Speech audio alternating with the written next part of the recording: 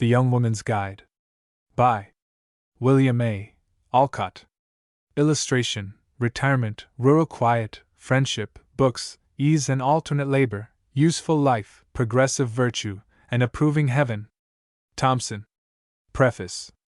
This work was begun soon after the appearance of The Young Man's Guide, and was partially announced to the public. For reasons, however, which I have not room to give in this place, it was thought proper to defer its publication till the appearance of several other volumes in the same spirit, involving more particularly the relative duties. I wish to have it distinctly understood that I do not propose to give a complete manual of the social and moral duties of young women. Every one has his own way of looking at things, and I have mine. Some of the duties of young women have appeared to me to receive from other writers less attention than their comparative importance demands, and others, especially those which are connected with the great subject of temperance in all things, I have believed to be treated, in several respects, erroneously. Permit me, however, to say that while I have not intended to follow the path, or repeat the ideas of any other writer, I have not attempted to avoid either the one or the other. If I have presented here and there a thought which had already come before the public from my own pen, I can only say that I did not intend it, although I did not take special pains to avoid it. The sum is this: I have presented my thoughts, without so much reference to what has already been said by myself or others, as to what I have supposed to be the necessities of those for whom I write. I have gone straight forward, asking no questions, and I trust I shall be dealt with in a manner equally direct. Chapter 1. Explanation of Terms. Defining terms. The word excellence here used is nearly synonymous with holiness. What is meant by calling the work a guide? The term woman, why preferable, as a general term, to lady? The class to whom this work is best adapted. Chapter 2. Female Responsibilities. Comparison of the responsibilities of young men and young women. Saying of Dr. Rush. Its application to young women. Definition of the term education. Bad and good education. Opinions of Solomon. Influence of a young woman in a family, in a school. Anecdotes of female influence. West, Alexander, Caesar, Franklin. Story of a domestic in Boston. The good she is doing. Special influence of young women in families, and as sisters. Female influence in the renovation of the world. Chapter 3. Self-education. Views of Agesilaus, king of Sparta, of Solomon, king of Israel. Mistake corrected. What the wisest and best parents cannot do. What, therefore, remains to the daughter. Necessity of self-education. The work of self-education, the work of life, a never-ending progress upward to the throne of God. Chapter 4. Love of improvement. Female capabilities. Doing everything in the best possible manner. Unending progress. Every person and every occupation susceptible of improvement, indefinitely. Doing well what is before us. Anecdote illustrative of this principle. Personal duties. Two great classes of persons described. Hopes of reaching the ears of the selfish. Chapter 5. Self-knowledge. Vast extent of the science of self-knowledge. Spurious self-knowledge. Knowledge of our physical frame, its laws and relations. Examples of the need of this knowledge. Instruments of obtaining it. The use of lectures. Study of our peculiarities. Study of mental philosophy. The Bible. How the Bible should be studied. Chapter 6. Conscientiousness. Is there any conscientiousness in the world? How far conscientiousness should extend. Tendency and power of habit. Evils of doing incessantly what we know to be wrong. Why we do this. Errors of early education. False standard of right and wrong. Bad method of family discipline. Palsy of the moral sensibilities. Particular direction in regard to the education of conscience. Results which may be expected. Chapter 7. Self-government. What self-government includes. Cheerfulness a duty. Discretion. Modesty. Diffidence. Courage. Vigilance. Thoughts and feelings. The affections. The temper. The appetites and passions. Chapter 8. Self-command. Presence of mind. Examples. Napoleon. Female example. Mrs. Merrill. Use of the anecdote. Self-command to be cultivated. In what manner? Consult the experience of others. Consult your own reason and good sense. Daily practice in the art of self-command. Chapter 9. Decision of character. Decision of character as important to young women as to others. Why it is so. Illustration of the subject by a scripture anecdote. Misery and danger of indecision. How to reform. Perseverance. Errors of modern education. Chapter 10. Self-dependence. Fashionable education. Why there is so little self-dependence in the world. Why orphans sometimes make out well in the world. Error corrected. What young women once were. What they are now. The best character formed under difficulties. Cause of the present helpless condition of females. 3 or 4 to get breakfast. Modes of breaking up these habits. Anecdote of an independent young woman. Appeal to the reader. Chapter 11. Reasoning and originality. Females not expected to be reasoners. Effects of modern education on the reasoning powers. Education of former days, illustrated by an anecdote of an octogenarian. Extracts from her correspondence. Difficulty in getting the ears of mankind. The reasoning powers in man susceptible of cultivation indefinitely. Reflections on the importance of maternal effort and female education. Chapter 12. Invention. Why woman has invented so few things. Abundant room for the exercise of her inventive powers. Hints. Particular need of a reform in cookery. Appeal to young women on this subject. Chapter 13. Observation and reflection. Advice of Dr. Dwight. Other counsels to the young. Some persons of both sexes are always seeing, but never reflecting. An object deserving of pity. Zimmerman's views. Reading to get rid of reflection. Worse things still. Chapter 14. Detraction and scandal. Universal prevalence of detraction and slander. Proofs. Shakespeare. Burns the poet. Self-knowledge, how much to be desired. Reference to the work of Mrs. Opie, to our own hearts, to the Bible. Chapter 15. The right use of time. Great value of moments. An old maxim. Wasting shreds of time. Time more valuable than money. What are the most useful charities? Doing good by proxy. Value of time for reflection. Doing nothing. Rendering an account of our time at the last tribunal. Chapter 16. Love of domestic concerns. Reasons for loving domestic life. 1. Young women should have some avocation. Labor regarded as drudgery. 2. Domestic employment healthy. 3. It is pleasant.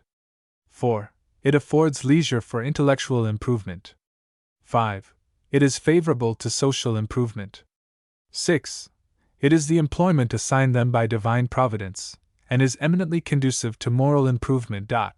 The moral lessons of domestic life. A well-ordered home a miniature of heaven. Chapter 17. Frugality and economy. Economy becoming old-fashioned. The Creator's example. Frugality and economy should be early inculcated. Spending 2 pence to save 1, not always wrong. Examples of disregarding economy. Wasting small things. Good habits as well as bad ones go by companies. This chapter particularly necessary to the young. Frugality and economy of our grandmothers. Chapter 18. System. General neglect of system in families. Successful efforts of a few schools. Why the effects they produce are not permanent. Importance of right education. Here and there system may be found. Blessedness of having a mother who is systematic. Let no person ever despair of reformation. How to begin the work. Chapter 19. Punctuality. Evil of being 1 minute too late. Examples to illustrate the importance of punctuality. Case of a mother at Lowell. Her adventure. General habits which led to such a disaster. Condition of a family trained to despise punctuality. Chapter 20. Exercise. The muscles, or moving power of the body. Their number and character. Philosophy and necessity of exercise. Why young women should study these. Various kinds of exercise. 1. Walking. 2. Gardening and agriculture. 3. Housekeeping. 4. Writing. 5. Local exercises. Difficulty of drawing the public attention to this subject. The slavery of fashion. Consequences of the fashionable neglect of exercise. A common but shocking sight. Chapter 21. Rest and sleep. Why rest and sleep are neglected. Sleep a condition. We should sleep in the night. Moral tendency of not doing so. Is there any moral character in such things? Of rest without sleep. Good habits as regard to sleep. Apartments for sleep. Air. Bed. Covering. Temperature. Night clothing. Advice of Macnish on the number of persons to a bed. Preparation for sleep. Suppers. The more unindulgent sleep, the more sleep we seem to require. The reader urged to study the laws of rest and sleep. An appeal. Chapter 22. Industry. Education to industry. Man naturally a lazy animal. Indolence in females. Hibernation. Every young woman ought to be trained to support herself, should necessity require it, and to aid in supporting others. She should, at least, be always industrious. Kinds of labor. Mental labor as truly valuable as bodily. Chapter 23. Visiting. Is there no time for relaxation? May there not be passive enjoyments? Passive enjoyments sometimes wrong. How Christian visits should be conducted. Duty and pleasure compatible. Passive visits useful to childhood. Folly of morning calls and evening parties. Bible doctrine of visiting. Abuse of visiting. Chapter 24. Manners. Miss Sedgwick on good manners. Her complaint. Just views of good manners. Good manners the natural accompaniment of an good heart. The Bible the best book on manners. Illustrations of the subject. Chapter 25. Health and Beauty. Dr. Bell's new work on health and beauty. Its value. Adam and Eve probably very beautiful.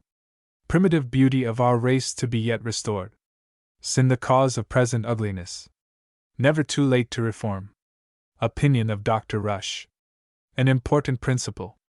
The doctrine of human perfectibility disavowed. Various causes of ugliness. Obedience to law, natural and moral, the true source of beauty. Indecency and immorality of neglecting cleanliness. Chapter 26. Neatness and cleanliness. Reasons for discussing these topics. Every person should undergo a thorough ablution once a day. Quotation from Mrs. Farrar. 2 important objects gained by cold bathing. Its value as an exercise. Various forms of bathing. Philosophy of this subject. Vast amount of dirt accumulating on the surface. Statement of Mr. Buckingham. Bathing necessary in all employments.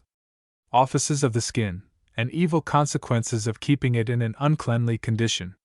Chapter 27. Dress and ornament. Legitimate purposes of dress, as a covering, a regulator of temperature, and a defense. Use of ornaments. Further thoughts on dress. How clothing keeps us warm. Errors in regard to the material, quality, and form of our dress. Tight lacing, its numerous evils. Improvement of the lungs by education. Objections to the use of personal ornaments. Chapter 28. Dosing and drugging. Tendency of young women to dosing and drugging. Nervousness. Qualms of the stomach. Eating between our meals, its mischiefs. Evils of more direct dosing. What organs are injured? Confectionery. The danger from quacks and quackery. Chapter 29. Taking care of the sick. The art of taking care of the sick should be a part of female education. 5 reasons for this. Doing good. Doing good by proxy. Great value of personal services. How can young women be trained to these services? Contagion. Breathing bad air. Aged nurses. Scientific instruction of nurses. Visiting and taking care of the sick a religious duty. Appeal to young women. Chapter 30. Intellectual improvement. Futility of the question whether woman is or is not inferior to man. Conversation as a means of improvement. Taciturnity and loquacity. 7 rules in regard to conversation. Reading and other means of mental progress. Thoughts on a perverted taste. Choosing the evil and refusing the good. Advice of parents, teachers, ministers, and c. Advice of a choice friend. Young people reluctant to be advised. Set hours for reading. Reading too much. Reading but a species of talking. Composition. Common mistakes about composing. Attempt to set the matter right. Journalizing. How a journal should be kept. Music. Vocal music something more than a mere accomplishment. Lectures and concerts. Studies. Keys of knowledge. Chapter 31. Social improvement. Improvement in a solitary state. The social relations. Mother and daughter. Father and daughter. Brother and sister. The elder sister. Brethren and sisters of the great human family. The family constitution. Character of Fidelia. Her resolutions of celibacy. In what cases the latter is a duty. A new and interesting relation. Selection with reference to it. Principles by which to be governed in making a selection. Evils of a hasty or ill-judged selection. Counselors. Anecdote of an unwise one. Great caution to be observed. Direction to be sought at the throne of grace. Chapter 32. Moral progress. Importance of progress. Physical improvement a means rather than an end. The same true of intellectual improvement. The general homage which is paid to inoffensiveness. Picture of a modern Christian family. Measuring ourselves by others. Our Savior the only true standard of comparison. Importance of self-denial and self-sacrifice. Blessedness of communicating. Young women urged to emancipate themselves from the bondage of fashion and custom and selfishness. The Young Woman's Guide. Chapter 1. Explanation of terms. Defining terms. The word excellence here used is nearly synonym with holiness. What is meant by calling the work a guide? The term woman, why preferable, as a general term, to lady? The class to whom this work is best adapted. It has been said, and with no little truth, that a large proportion of the disputes in the world might have been avoided, had the disputants first settled the meaning of the terms they respectively used. In like manner might a large share of the misapprehension and error in the world be avoided, if those who attempt to teach would first explain their terms. This work is called The Young Woman's Guide to Excellence, because it is believed that excellence, rather than happiness, should be the leading aim of every human being. I am not ignorant that happiness, present and future, is proposed as our being's end and aim, not only by as distinguished a poet as Alexander Pope, but also by as distinguished a philosopher as William Paley. But these men did not learn in the school of Christ that our being's end and aim is happiness, present or future. The Christian religion, no less than Christian philosophy and sound common sense, teaches that holiness or excellence should be the leading aim of mankind. Not that the recompense of reward, to which the best men of the world have had regard in all their conduct, is to be wholly overlooked, but only that it should not be too prominent in the mind's eye, and too exclusively the soul's aim, since it would thus be but a more refined and more elevated selfishness. Real excellence brings happiness along with it. Like godliness, which, indeed, is the same thing, it has the promise of the life that now is, and of that which is to come. And that happiness which is attainable without personal excellence or holiness, is either undeserved or spurious. The world, I know, very generally seek after it, whether deserved or undeserved, and whether willing or not to pay the price. My object is to assist, if I can, in removing from our world the error of seeking happiness as a primary object. Let us but pursue excellence, and happiness will almost inevitably follow. I address this exhortation to young women, in particular, for reasons which will be seen when I come, in the next chapter, to speak of female responsibilities. Let every young woman aspire to high degrees of purity and excellence. Let her great aim be, to be personally holy, like God her Savior. To this end and with this aim, let her be ready to set aside, if necessary, father and mother, and brother and sister, yes, and her own life also, assured that if she does it with a sacred regard to God and duty, all will be well. Let her but follow Christ according to the gospel plan, if it lead her to prison and to death. But it will not thus lead her. For every self-denial or self-sacrifice it involves, she will secure, as a general rule, manifold more in this present life, and in the world to come, life everlasting. This book is not called The Young Woman's Guide, with the expectation that she will consider it her only or even her principal guide. The Bible should be the principal guide of every person, young or old, male or female. Parents, also, are invaluable as guides. I offer it only as the best guide which my reflections upon those subjects, connected with the welfare of young women, that come within the department of my study and observation, enable me to give. May it prove a guide indeed.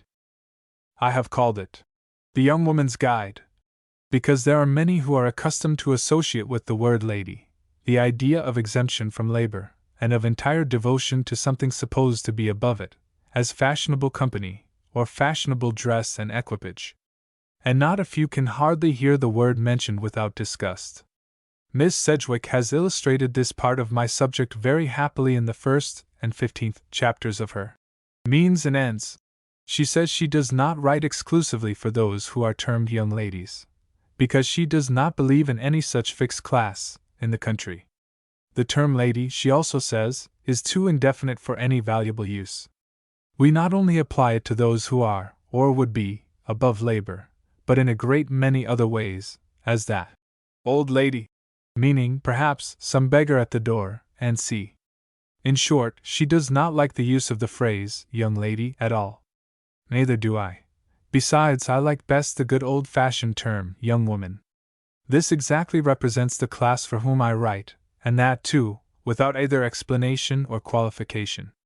It will be mistaken by no one, nor will it be likely to give or cause any offense.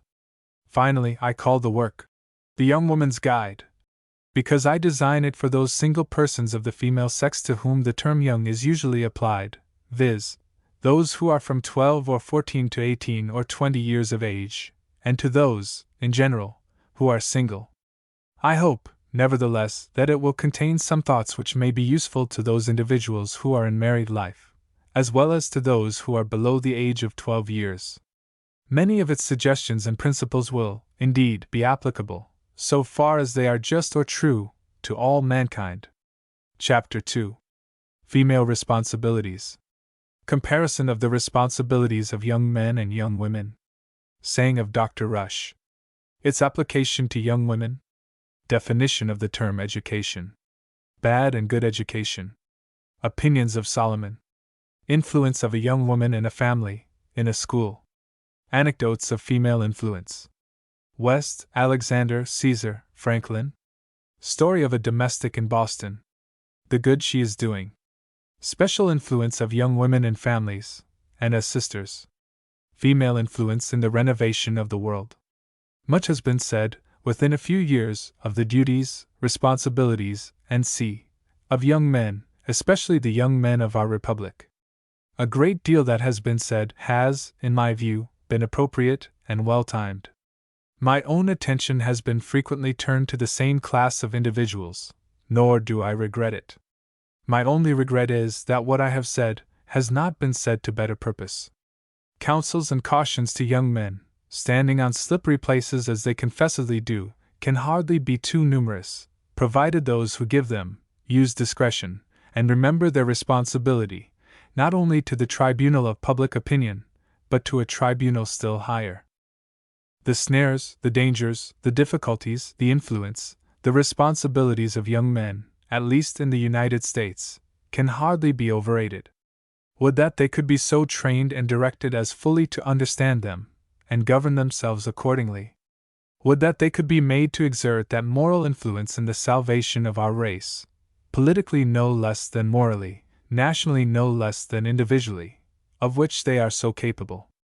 Yet, after every concession of this kind, I am compelled to believe that the responsibilities and influence of young women, to say nothing at present of their dangers, are much more weighty than those of young men. I am decidedly of opinion that the future holiness and happiness of the world in which we live depend much more on the character of the rising generation of the female sex than on the character of our young men. It was said by Dr. Rush, long ago, that mothers and schoolmasters plant the seeds of nearly all the good and evil in our world. Presuming that by schoolmasters he meant teachers of both sexes, will any one doubt the truth of his assertion?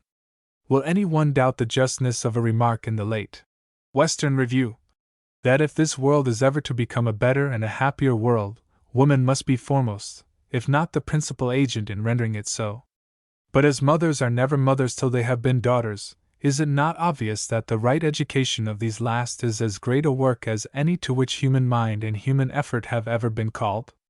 If woman moves the world, intellectually, morally, and even, in effect, politically, as no doubt she does, is it not of primary importance that she be taught, as well as teach herself, to move it right? Can it be necessary to advert, in this place, to the well-known and acknowledged fact that almost every man of extensive influence, for good or for evil, whom the world has produced, became what he was through maternal influence?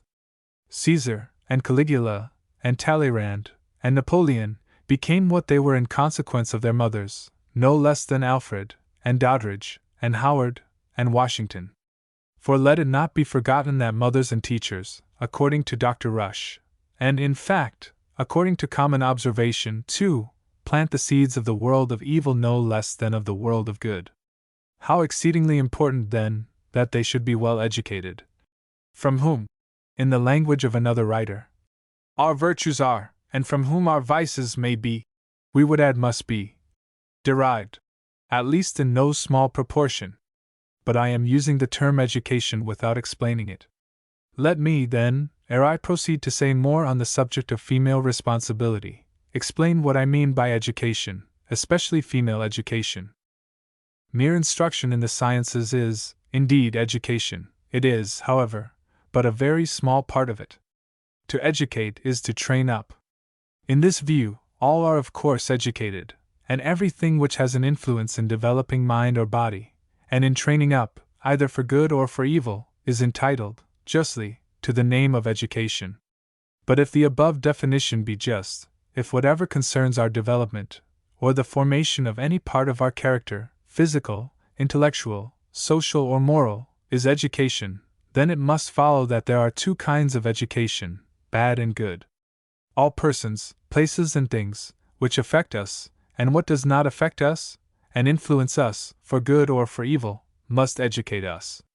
I am aware that this definition is not new, still, it is not generally received, or if received, not generally acted upon. There is still an almost universal clinging to the old, inadequate, incorrect idea that the principal part of education consists in the cultivation of the intellect, and that, too, by set lessons, received, for the most part, at the schools. The true idea of education, therefore, must be continually enforced, till it becomes common property, and until mankind act as if they believed what they profess in regard to it. When Solomon says, "Train up a child in the way he should go," he is talking of what I call education, and the kind of education which he is there recommending is good education. I do not believe he had the schools in his mind, the infant school, the Sabbath school, the common school, the high school, or the university. Far be it from me to attempt to detract from the value of our schools. On the contrary, I regard them as of inestimable worth, when duly attended to.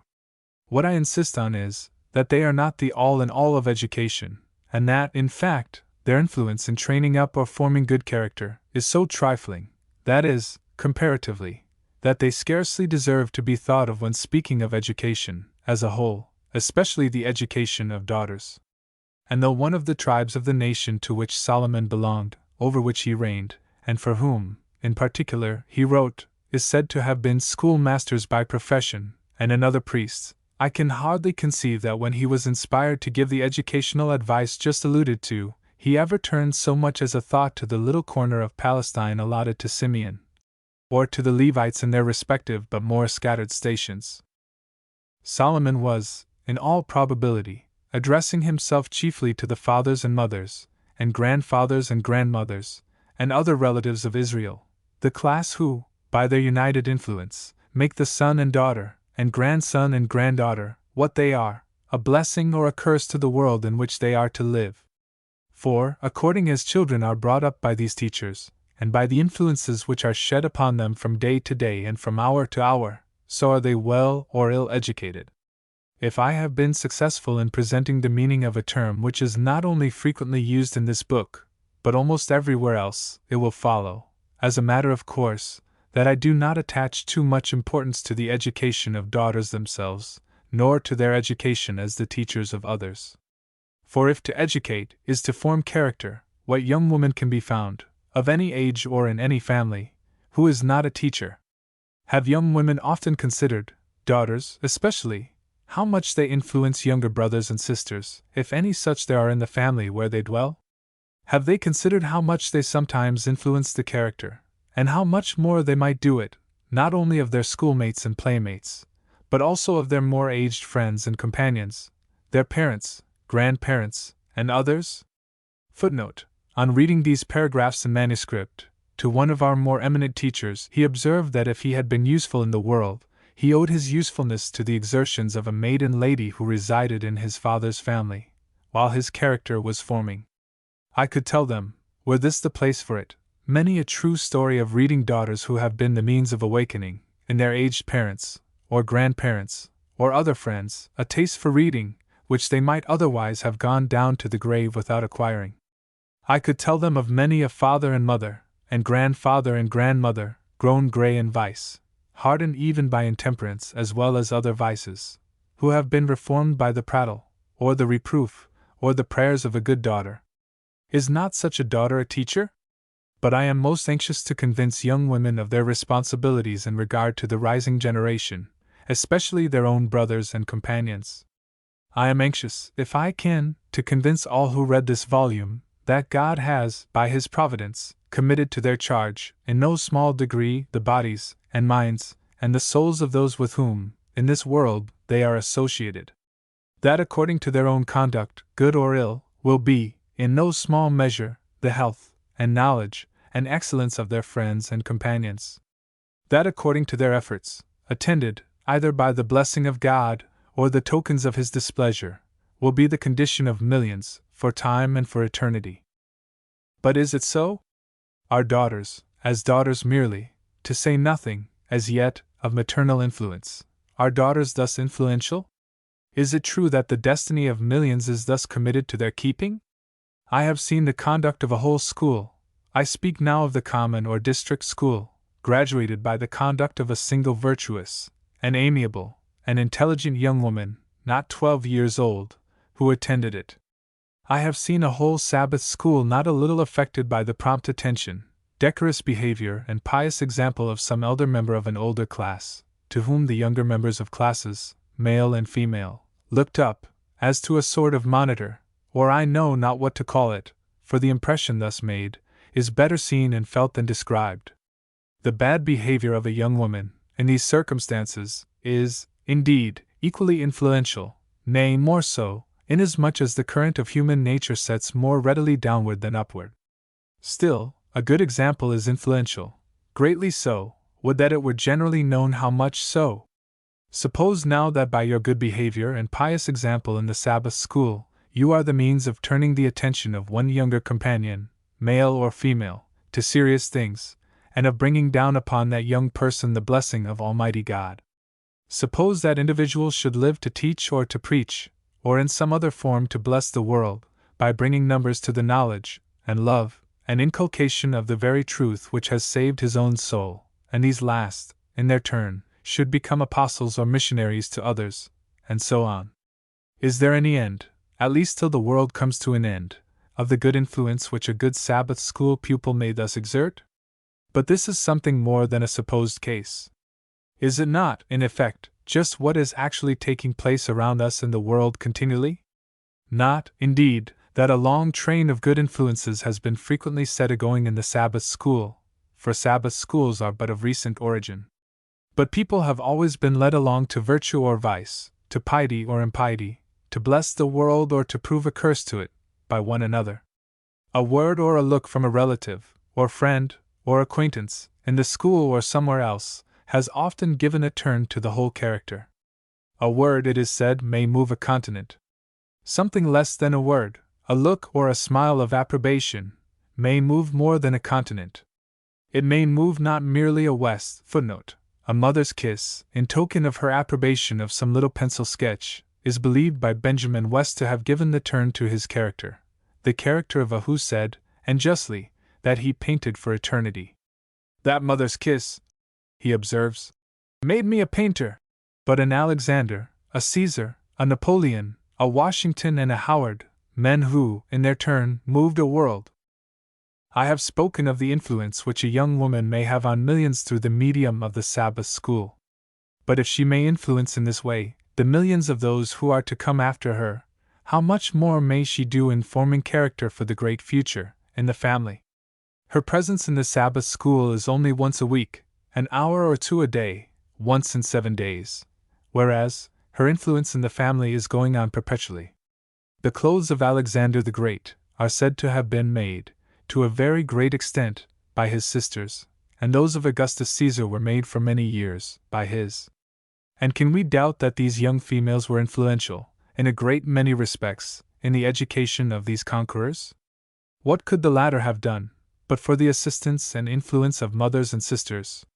And can we have any Alexanders and Caesars, at the present day, to carry on the moral and intellectual conquests which are so necessary in the world, without the aid and cooperation of mothers and sisters? Sisters little know, it is almost impossible for them ever to know, how much they do to bring about results, to educate their brothers and friends, for the work which they perform, whether good or evil. The sisters of Franklin little knew what they were doing for young Benny, as they called him, while they assisted their mother in taking care of his clothes, in preparing his food, and in ministering to his other physical wants, yes, and to the wants of his mind, too. Who can say that Benjamin Franklin would ever have been what Benjamin Franklin was, without their aid, joined to the efforts of their mother? Many a young female, having caught, in some degree, the spirit of doing good, has sighed for opportunities. What can I do? She has seemed to say. Here at home.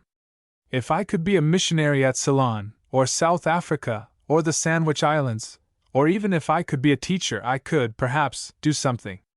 But as it is, I must remain a mere cipher in the world. I would do good, but I have no opportunities. She who says this is undoubtedly sincere. She is, however, greatly mistaken. Her opportunities for doing good, for exerting an influence to bless her race, are either few nor small. There is, indeed, a difference, a very great difference, in human conditions and circumstances, and yet I am persuaded no female is so secluded as not to be able to fulfill, towards her race, a most important mission. I know of an excellent female who is often heard lamenting her want of opportunity for usefulness. She has the spirit of doing good as she supposes, and as I fully believe. And yet she is miserable, she makes herself so, by repining continually at her want of ability to perform the good works which her heart meditates. She would rejoice to devote herself to the elevation of her race. She would gladly go to India, or the South Seas, if her age and uncultivated intellect did not exclude her from being a candidate. Now, without saying a word in disparagement of foreign missions, for the success of which I would gladly contribute largely, not only by prayers, but by pecuniary contributions, truth compels me to say of this female, that I am by no means sure she could do more for humanity, or more, in fact, for the cause of Christ, by a foreign mission, than she is now doing by a domestic one. A domestic mission hers indeed is, in the fullest sense of the term. She is an ordinary domestic, and no more, in the family to which she belongs. But what is the condition of that family?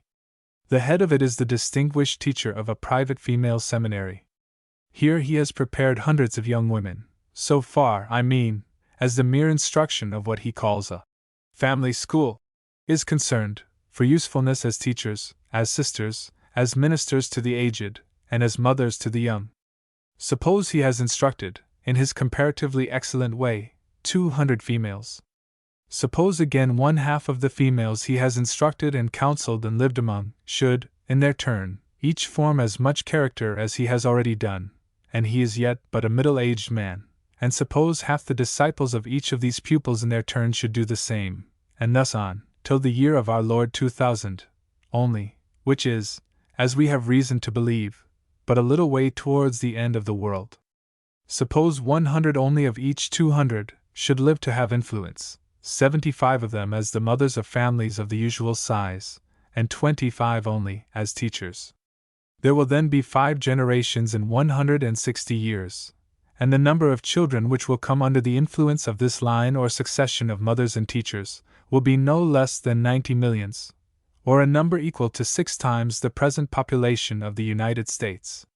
Now, what I have here supposed is by no means beyond the pale of possibility. 200 pupils is not a large number for one teacher to instruct during his whole life. Nor is 25 a large proportion of 200 to become teachers. Nor is 75 a large number in 200 to live to have families. Nor 2 children in each family, upon an average, a very large number to come to maturity and have families in their turn. Besides, I have reckoned but 4 generations in 160 years, exclusive of that now educating, so that I have kept my estimates within due bounds in every respect. Do you ask what the domestic of whom I have spoken has to do with all this? I answer, much, very much indeed. Has she not rendered to the teacher in whose employ she has been that kind of services, without which he could not have followed his occupation? And if 90 millions, or even 1/10 that number of citizens should, in the course of the next 2 centuries, reap the benefit of his labors, and become lights in the world, is it too much to say that she has been an important aid in accomplishing the work? Nay, is it even too much to affirm that unless the part which she has acted had been performed by her or somebody else, the school could not have gone on, and 200 young women could not have received the teacher's instructions? Why, then, is not this humble domestic to whom I allude a benefactor to her race, if a benefaction it is, to raise up and qualify for usefulness 200 females, as well as he who has the whole credit of it? I will not, indeed, say that anything like as much credit is due to her as to him, but I may say, and with truth, that she was an important auxiliary in producing the results that have been mentioned.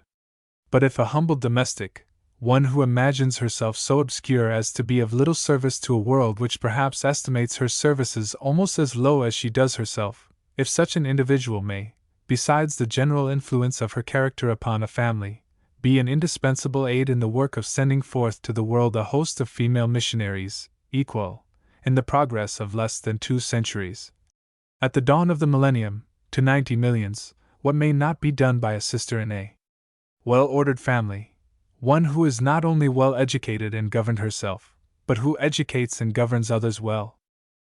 It may indeed be said that a domestic, in the family of a distinguished teacher, may indirectly influence, by her labors in the way I have mentioned, a far greater number of her race than most sisters are able to do.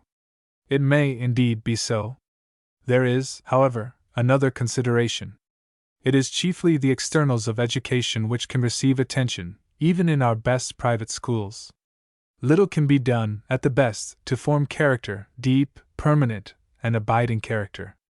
Blessings indeed, great blessings, such schools are, but in proportion as their numbers are increased beyond those of our larger families, in the same proportion is the influence which might be exerted by the teacher, scattered and weakened, whereas, if the number be small, the influence of those who teach by example and by precept is concentrated and rendered efficient. There is no certainty that the feeble influence which is exerted on 90 millions might not do more good by being concentrated on 1/10 or 1/20 that number. In other words, if the same amount of pains were taken by mothers and sisters, and the same amount of labor bestowed for the purpose, there is no certainty that the world might not as soon be rendered what it should be through the medium of family education alone, as with the aid of other influences. Christianity, when brought to bear upon the family by the united exertions of father, mother, brothers, and sisters, will probably have an influence on the regeneration of the world, of which no human mind, uninspired at least, has ever yet conceived. Would that our young females, sisters especially, had but an imperfect conception of the power they possessed to labor in the cause of human improvement. Would that they had but an imperfect idea of female responsibility. My remarks are applicable to all young women, but they are particularly so to elder sisters. To them is given in special charge the happiness and the destiny of all younger brothers and sisters, be they ever so numerous. As the desires of Abel were to be expressed to Cain, and the latter was appointed to rule over the former, so is the elder daughter appointed to rule over those whom God has, in the same manner, committed to her trust. Happy is she who has right views of her weighty responsibilities, but thrice happy is she who not only understands her duty, but does it. But if the moral character, much more than the physical and intellectual well-being of the family, is given in charge to elder sisters, and even to all sisters, it is scarcely possible for them to form a correct idea of the weight of their influence, in this respect at least, till they are past the age when that influence is most necessary, most persuasive, and most effectual. I have seldom found a young man who had strayed long and widely from the path of virtue, who had enjoyed the society and influence of a wise, and virtuous, and attentive sister. On the contrary, I have almost uniformly found such individuals to have been in families where there were no sisters, or where the sisters were not what they ought to have been, or to have been kept at schools where there were none but our sex. I beseech every young female reader to make herself acquainted, as far as she possibly can, with the nature of her influence, and the consequent responsibilities which devolve upon her.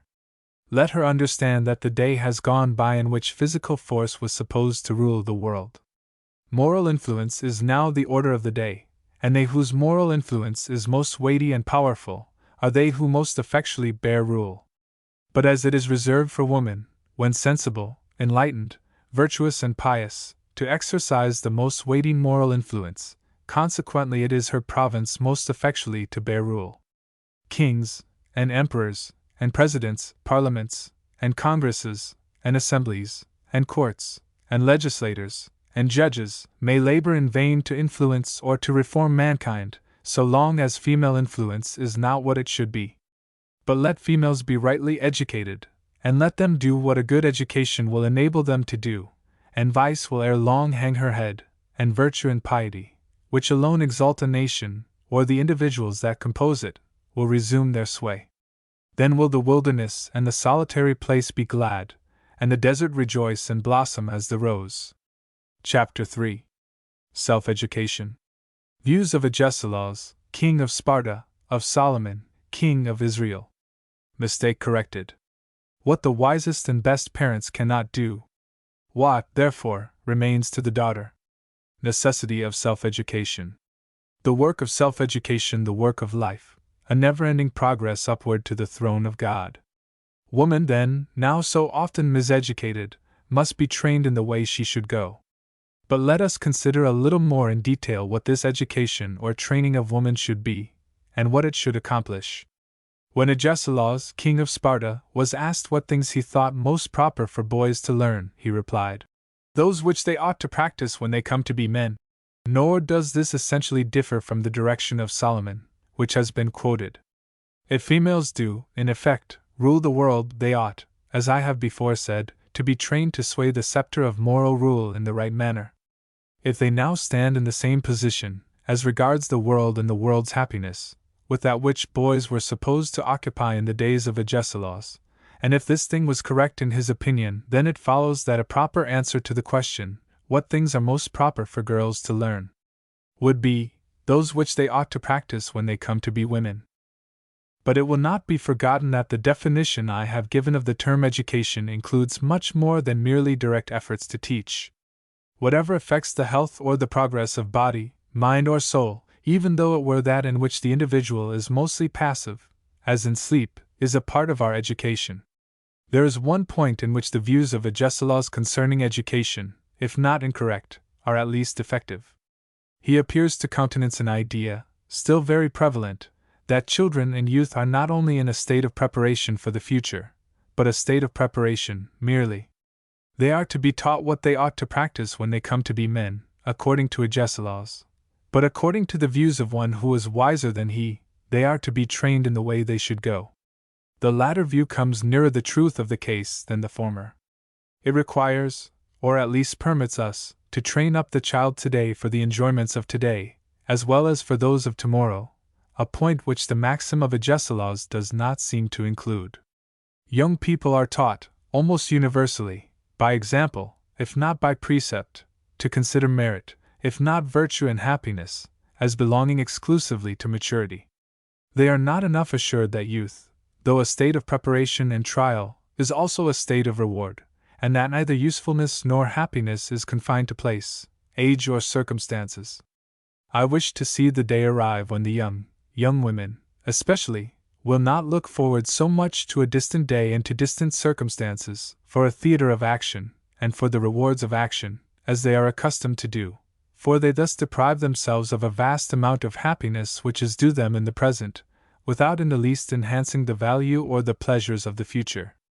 I wish to see them so educated that they will not only be what they should be, when they come to adult age, but also what they should be now. They have or should have a character to acquire now, a reputation to secure and maintain now, and a sphere of personal usefulness and happiness to occupy now. It is true, indeed, that childhood and youth are more specially seasons of preparation, and less specially seasons of reward, than maturer and later life. But it is also equally true that every stage of life, not excepting its very evening, is little more than a preparation for a still higher state, where reward will predominate in a degree which will make all previous preparations seem to dwindle almost to nothing.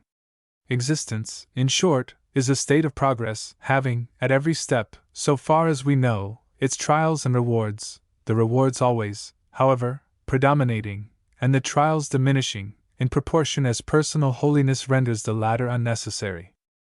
It will happen, unavoidably, that many young women to whom this little volume may come will have been trained up, to the time of casting their eyes on these pages, in the old-fashioned belief to which I have alluded, viz., that they can neither do nor be much in the world, except to submit passively to certain processes which have received the name of education, till their arrival at a certain size or age.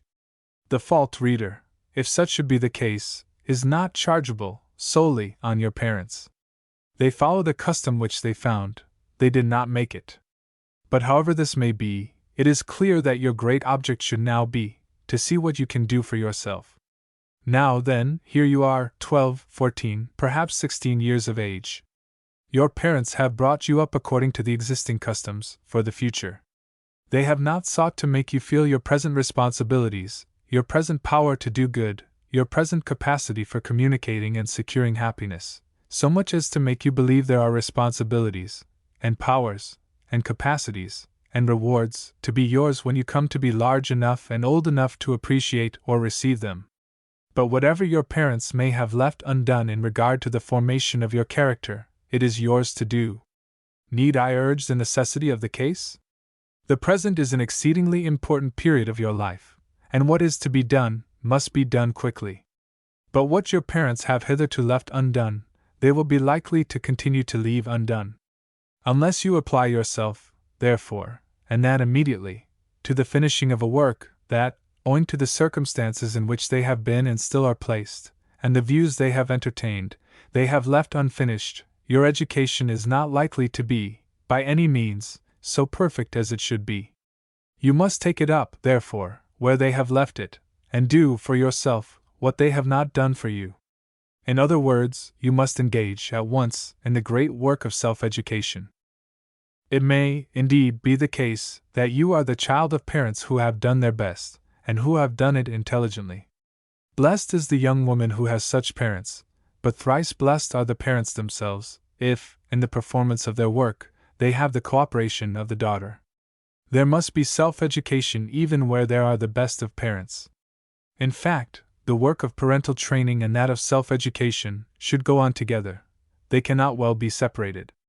Parental effort will produce but half its legitimate results, when not seconded by the efforts of infancy and childhood, and especially of youth. The reasons for this are so obvious that they hardly need to be repeated. No young woman can be constantly in the company of her mother. No mother can constantly watch over her daughter. In the best families there are hours of each day, when the child of every age, especially of youthful age and capacity, must be left to herself or to the influence of others. What, then, is to become of her? Is she to yield to that current of the world which everywhere sets downward? You will say, perhaps, that she has good habit on her side, together with the counsels of good and kind parents. If so, I say again, she is highly favored. But what if it happen to be otherwise? What if the parents happen not to be wise and discriminating, or seem unable to find time, in the bustle of a busy world, to do that which they know it were desirable to do? What then? I repeat the sentiment, then, if you have the best of parents, you are liable, at your age, to be thrown, day after day, into new and untried circumstances, such as it were next to impossible for parents to foresee. New feelings will arise unknown to yourself, and undiscoverable by them. New passions will make their appearance, new temptations will solicit, new trials will be allotted you. In spite of the best parental efforts at education, there will still remain to you a great work of self-effort. To assist you in it is the leading object of this little volume. It is not a substitute for parental counsels. It is not a substitute for your own reflections. If it prove not an aid to parents in their task, and if it encourage not the reflection and the self-efforts of the young, it will not accomplish its object. In the preceding chapter 1 have endeavored to give a general idea of education, as I understand and use the term. In this I have shown that no small part of the great work of education devolves, in the best circumstances, and much more in circumstances which are unfavorable, upon the daughter. I have shown that her whole life is a state of preparation, indeed, but also, in some measure, a state of reward. You perceive your own character and happiness, for time and for eternity, to be placed, in no small degree and measure, in your own hands, the efforts of parents, friends, and teachers to the contrary notwithstanding.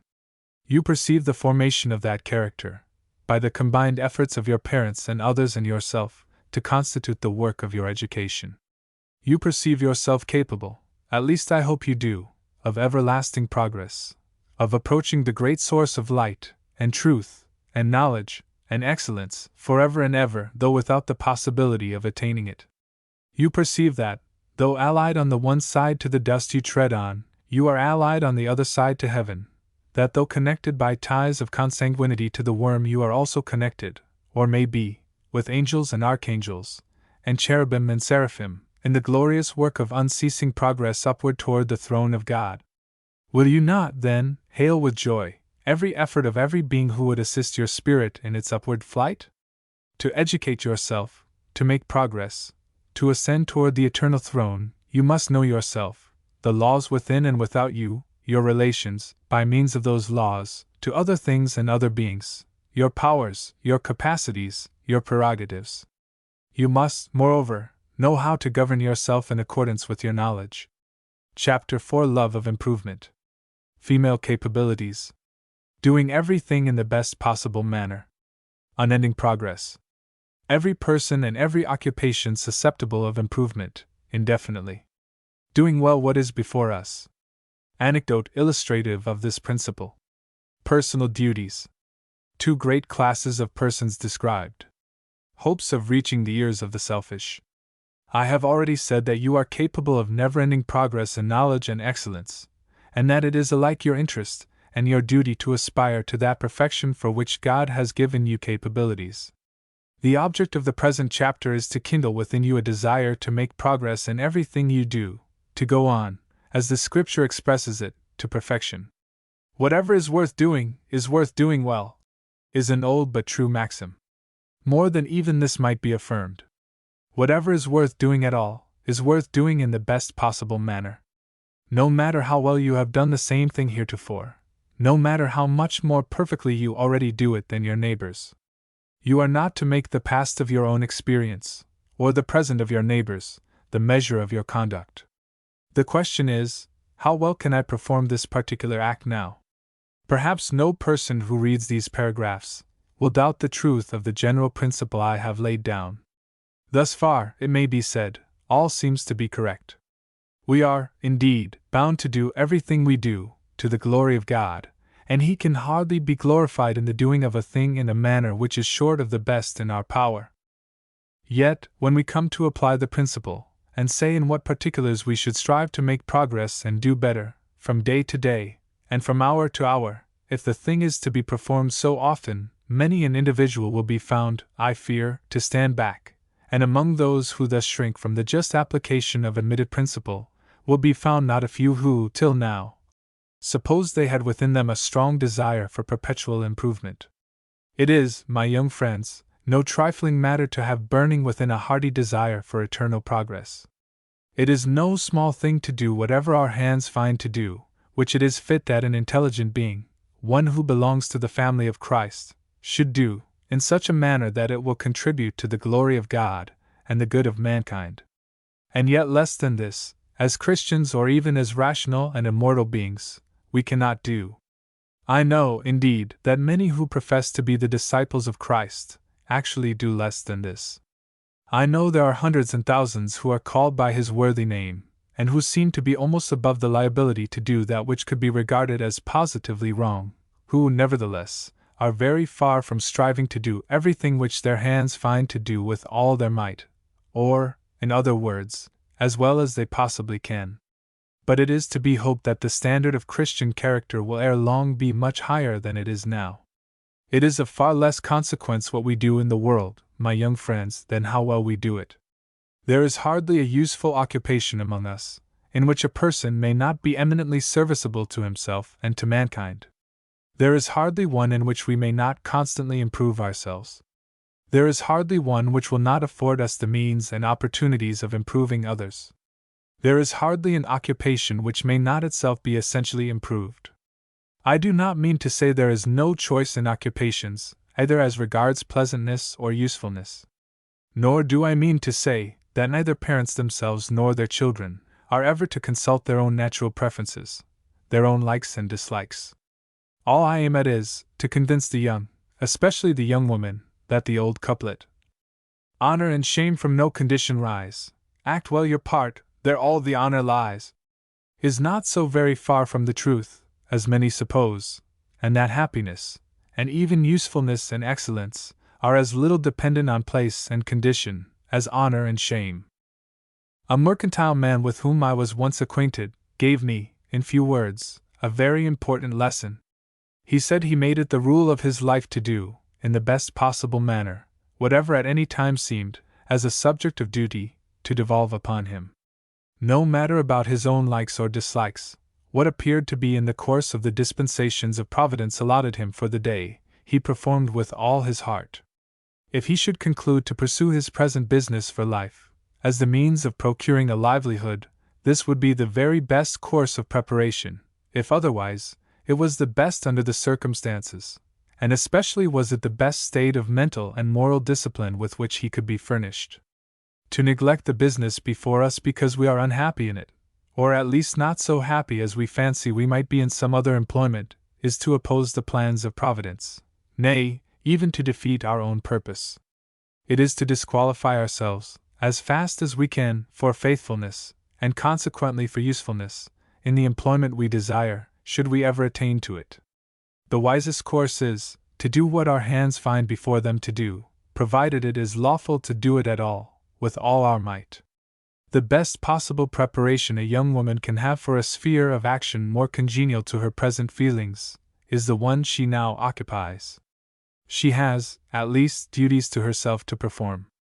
Let these, as they recur, be performed in the best possible manner, and let the utmost effort always be made to perform everything a little better than ever she performed it before, if it be but the washing of a few cups, or the making of a bed. What her personal duties are, generally, need not now be said first, because many of them are obvious; secondly, because they will be treated of in their respective places. But it should ever be borne in mind that there is nothing ever so trifling, which is worth doing at all, that may not be done better and better at every repetition of the act, and that there is no occupation which may not, in itself, be improved indefinitely. Rising in the morning, devotion, personal ablutions, dressing, breakfasting, exercise, employments, recreations, dining, conversation, reading, reflection, all these, and 1,000 other things which every one, as a general rule, attends to, may be performed in a manner to correspond more and more with the Scripture direction which has been illustrated. There are, in respect to what I am now mentioning, two classes of persons in the world, of females as well as males, and they differ from each other as widely, almost, as the world of happiness from the world of misery. One of these classes lives to receive, is selfish, supremely so. The other lives to communicate, more or less, to do good, to make the world around it better. The last class is benevolent. A person of either class is not necessarily indolent or inactive, but the end and aim of the labors of one are herself, while the other labors for God and mankind. The one procures honey from every flower, formed by other hands, but not a flower does she ever raise by the labor of her own hands, if she can possibly avoid it. The one lives only to enjoy, the other, to be the continual cause of joy, like her Creator. The latter has a source of happiness within, the former depends for her happiness on others. Leave her alone, or amid a frowning or even an indifferent world, and she is miserable. Would that I could reach the ears of that numerous class who are dependent on the world around them for their happiness, who never originated any good, and are becoming more and more useless every day. Would that I could make them believe that true happiness is not to be found externally, unless it first exists in their own bosoms. Would that I could convince them that the royal road to happiness, if there be one, is that which has been alluded to in the preceding paragraphs, in making all persons and things around us better, in transmuting, as it were, under the influence of the gospel, all coarser things around us to apples of gold and pictures of silver. I long exceedingly to see our young women filled with the desire of improvement, physical, social, intellectual, and moral. I long to see their souls glowing with the desire to go about doing good, like their Lord and Master. Not, indeed, literally, as I shall have occasion to say in another place. But I long to have their hearts expand to overflowing with love to the world for whom Christ died, and I wish to have some of the tears of their compassion fall on those over whom God has given them an amazing, and often an unlimited influence. Could I hope to reach a dozen minds, and warm a dozen hearts, which had otherwise remained congealed, or at most received passively the little stream of happiness which a naked, external world affords them, without any corresponding efforts to form a world of their own, could I be the means of enkindling in them that love for everlasting progress towards perfection, which is so essential to the world's true happiness and their own. Could I thus aid in setting in motion an undercurrent which should, in due time, restore to us Eden, in all its primitive, unfallen beauty and excellence, how should I be repaid for these labors? I will dare to hope for the best. If I have the sacred fire burning in my own bosom, I will hope to be the means of enkindling it in the bosom of a few readers. If my own soul glows with love to a fallen world, I will dare to hope that a few, at least, of those whose souls are more particularly made for love and sympathy, will be led to the same source of blessedness. Chapter 5. Self-Knowledge. Vast extent of the science of self-knowledge. Spurious self-knowledge. Knowledge of our physical frame, its laws and relations. Examples of the need of this knowledge. Instruments of obtaining it. The use of lectures. Study of our peculiarities. Study of mental philosophy. The Bible. How the Bible should be studied. Self-knowledge is of the utmost importance to every human being. To no person, however, is it more important than to the young woman. It is the more necessary to urge the importance of self-knowledge, from the fact that it is a species of knowledge which every one claims, and which she would deem it almost a reflection upon her character to be supposed not to possess, while it is that very knowledge of which almost every one, of both sexes, is exceedingly ignorant.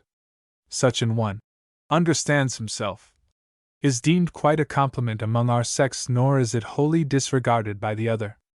But by this expression is too often meant no more than a knowledge of the petty acts and shifts, and I might say tricks, by means of which men and women contrive to pass current in the fashionable world. How much this kind of self-acquaintance is worth, is too obvious to need illustration. I have represented a just self-knowledge as of very great importance, but it is a science of vast extent, as well as of vast importance.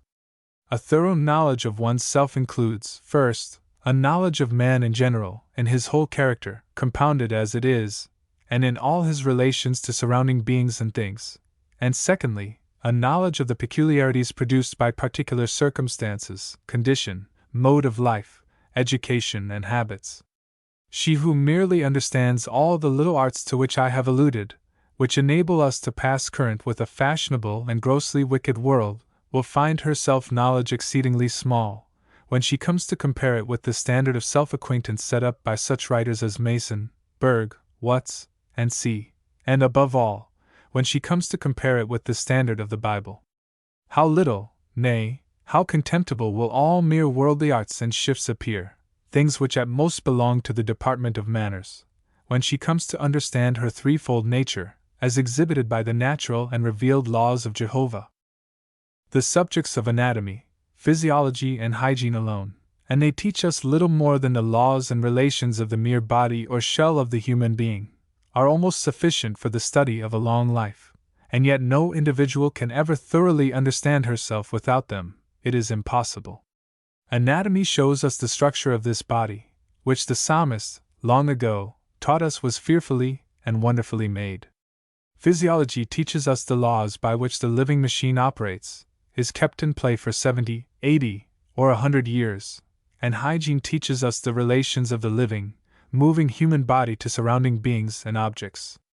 This, indeed, is a knowledge which few young women possess, and yet it is a knowledge which no young woman, who would do her utmost in the work of self-education, can dispense with.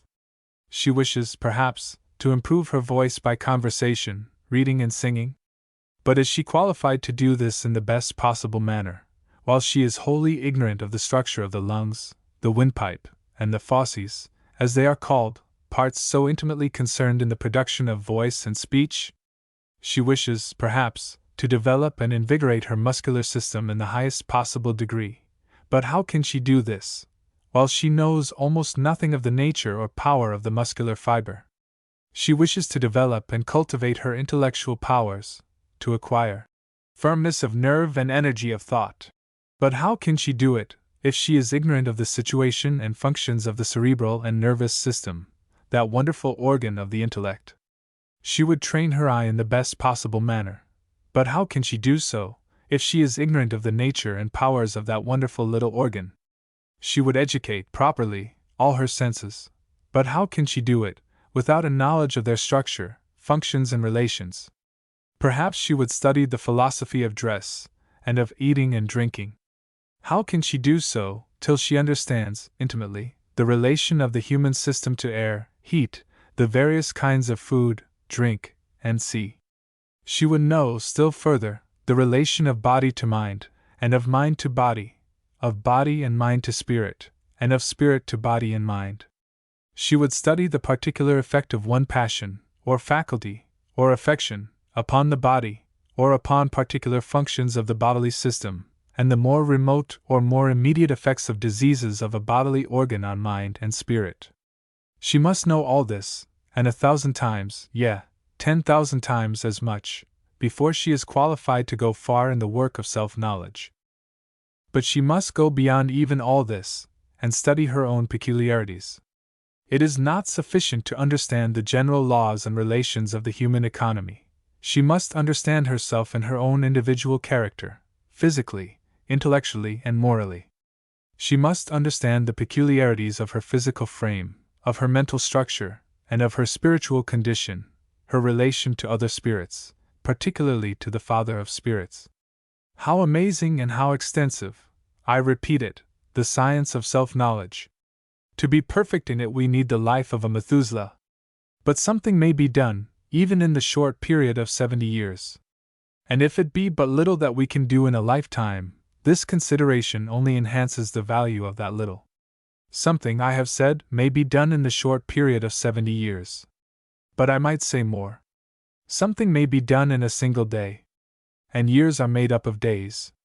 A little done, every day, amounts to much in a whole year. Let not the individual despair who can get but one new idea respecting herself, in a day. If she can sit down at quiet evening and say, I know something respecting myself which I did not know last night at this time, let her be assured the day is not lost.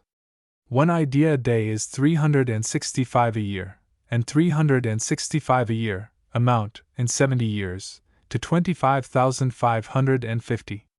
There are those who can hardly be said, at 70 years of age, to have 25,550 ideas in their heads. It is a matter of joy to every friend of self-knowledge that so many means have been, of late years, devised to facilitate the study of this science. The lectures which have been given to both sexes on the structure, laws and relations of their bodily constitution, and the books which have been written, have made a considerable change in the state of the public sentiment respecting this species of knowledge. For it is not they alone who have heard or read that have reaped the benefit of hearing and reading on this subject. Many a parent or teacher, aware that such instructions and books were abroad, has been encouraged to the performance of that which she might not have dared to do, had nothing been said or done to encourage her. Every young woman should, therefore, study these subjects for herself. Such books as those of Miss Sedgwick, her Poor Rich Man and Rich Poor Man, and her Means and Ends, will prepare the way, or will at least enkindle the desire, for the kind of knowledge of which I am speaking. She will then desire to read the works of the Combes, and perhaps, ere long, some of the other popular books of our day, which treat of physiology and hygiene.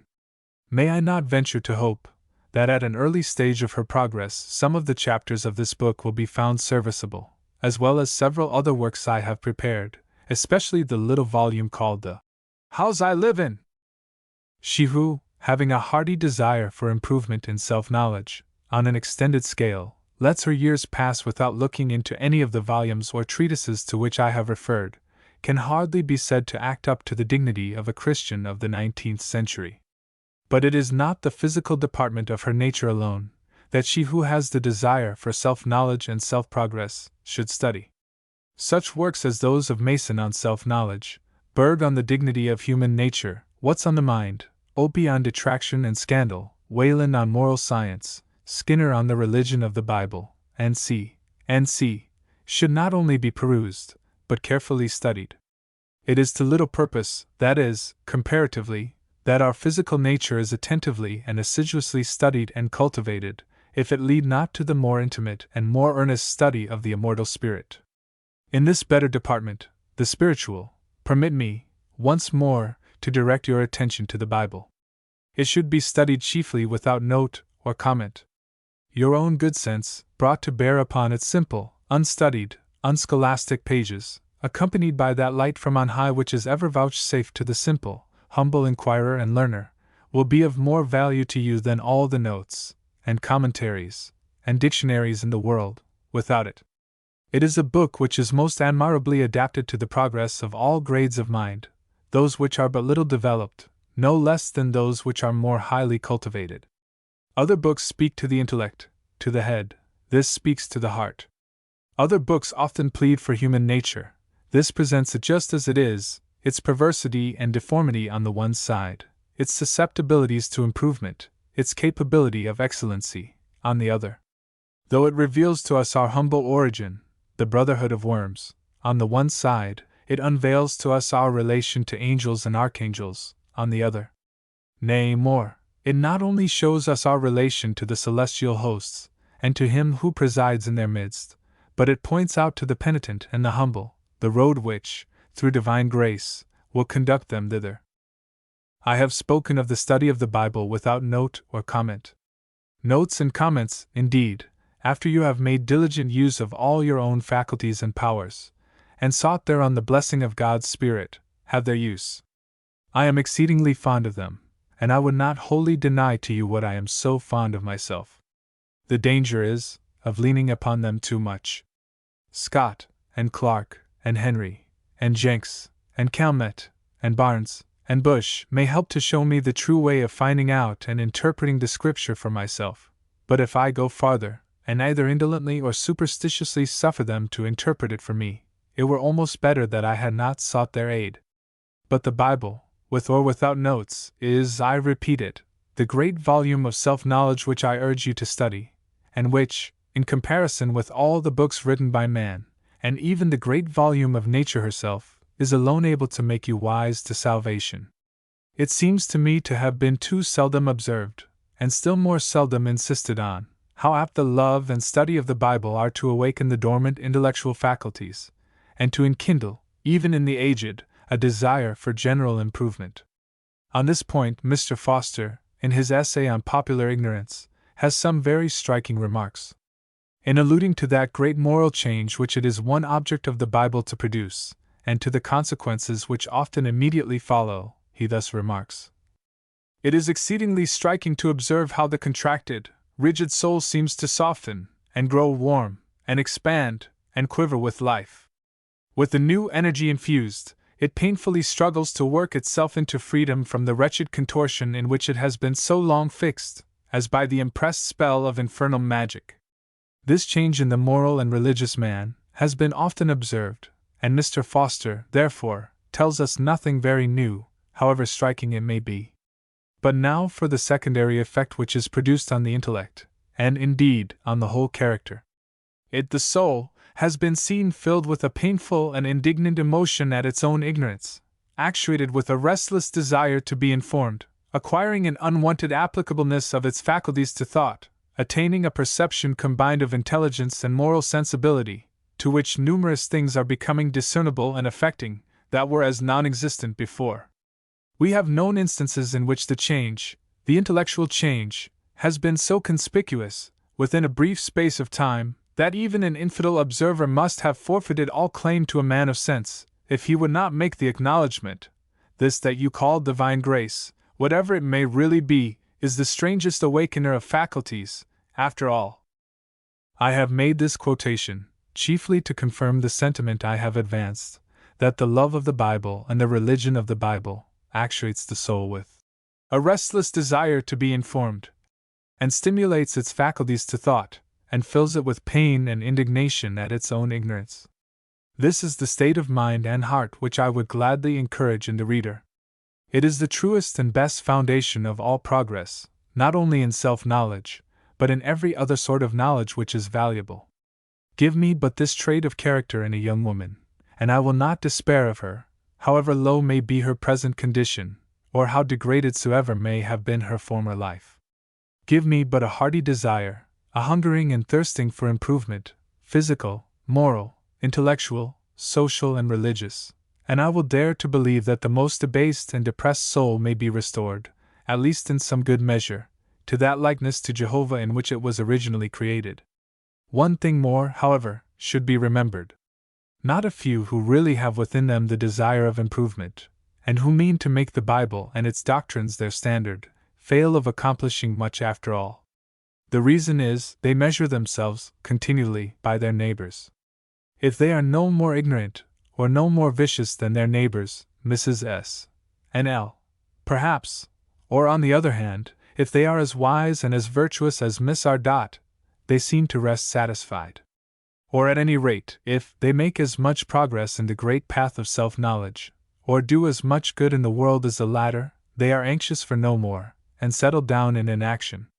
Now every such individual ought to know that the habit of measuring herself by others, in this way, will hang like a millstone about her neck, and if it do not drown her in the depths of ignorance and imbecility, will at least make her forever a child, in comparison with what she should be. It will keep her groveling on the earth's surface, when she ought to be exploring the highest heavens. It will keep her a near neighbor to the sisterhood of worms on which she treads, when she ought to be soaring towards those lofty heights which Gabriel once traversed, nay, which he even now traverses, fast by the throne of the Eternal. Let her not stop, then, to demean, and embarrass, and fetter herself by comparisons of herself with anything finite. She has no right to do this. The perfection which the Word of God requires is the standard or measure by which she should compare herself. She may, indeed, sometimes compare herself with herself, her present self with her past self, provided it be done with due humility, but let her beware of measuring herself by others. Such a course is as perilous as it is ignoble and unprofitable. Chapter 6. Conscientiousness. Is there any conscientiousness in the world? How far conscientiousness should extend. Tendency and power of habit, evils of doing incessantly what we know to be wrong. Why we do this. Errors of early education. False standard of right and wrong. Bad method of family discipline. Palsy of the moral sensibilities. particular direction in regard to the education of the conscience. Results which may be expected.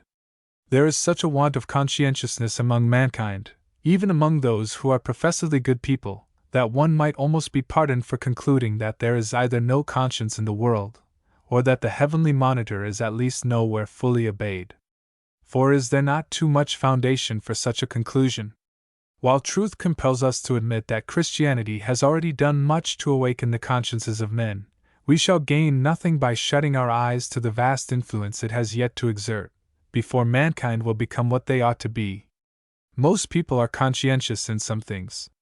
They may have been so trained, for instance, that they are quite tender in regard to the feelings of others, and even those of animals.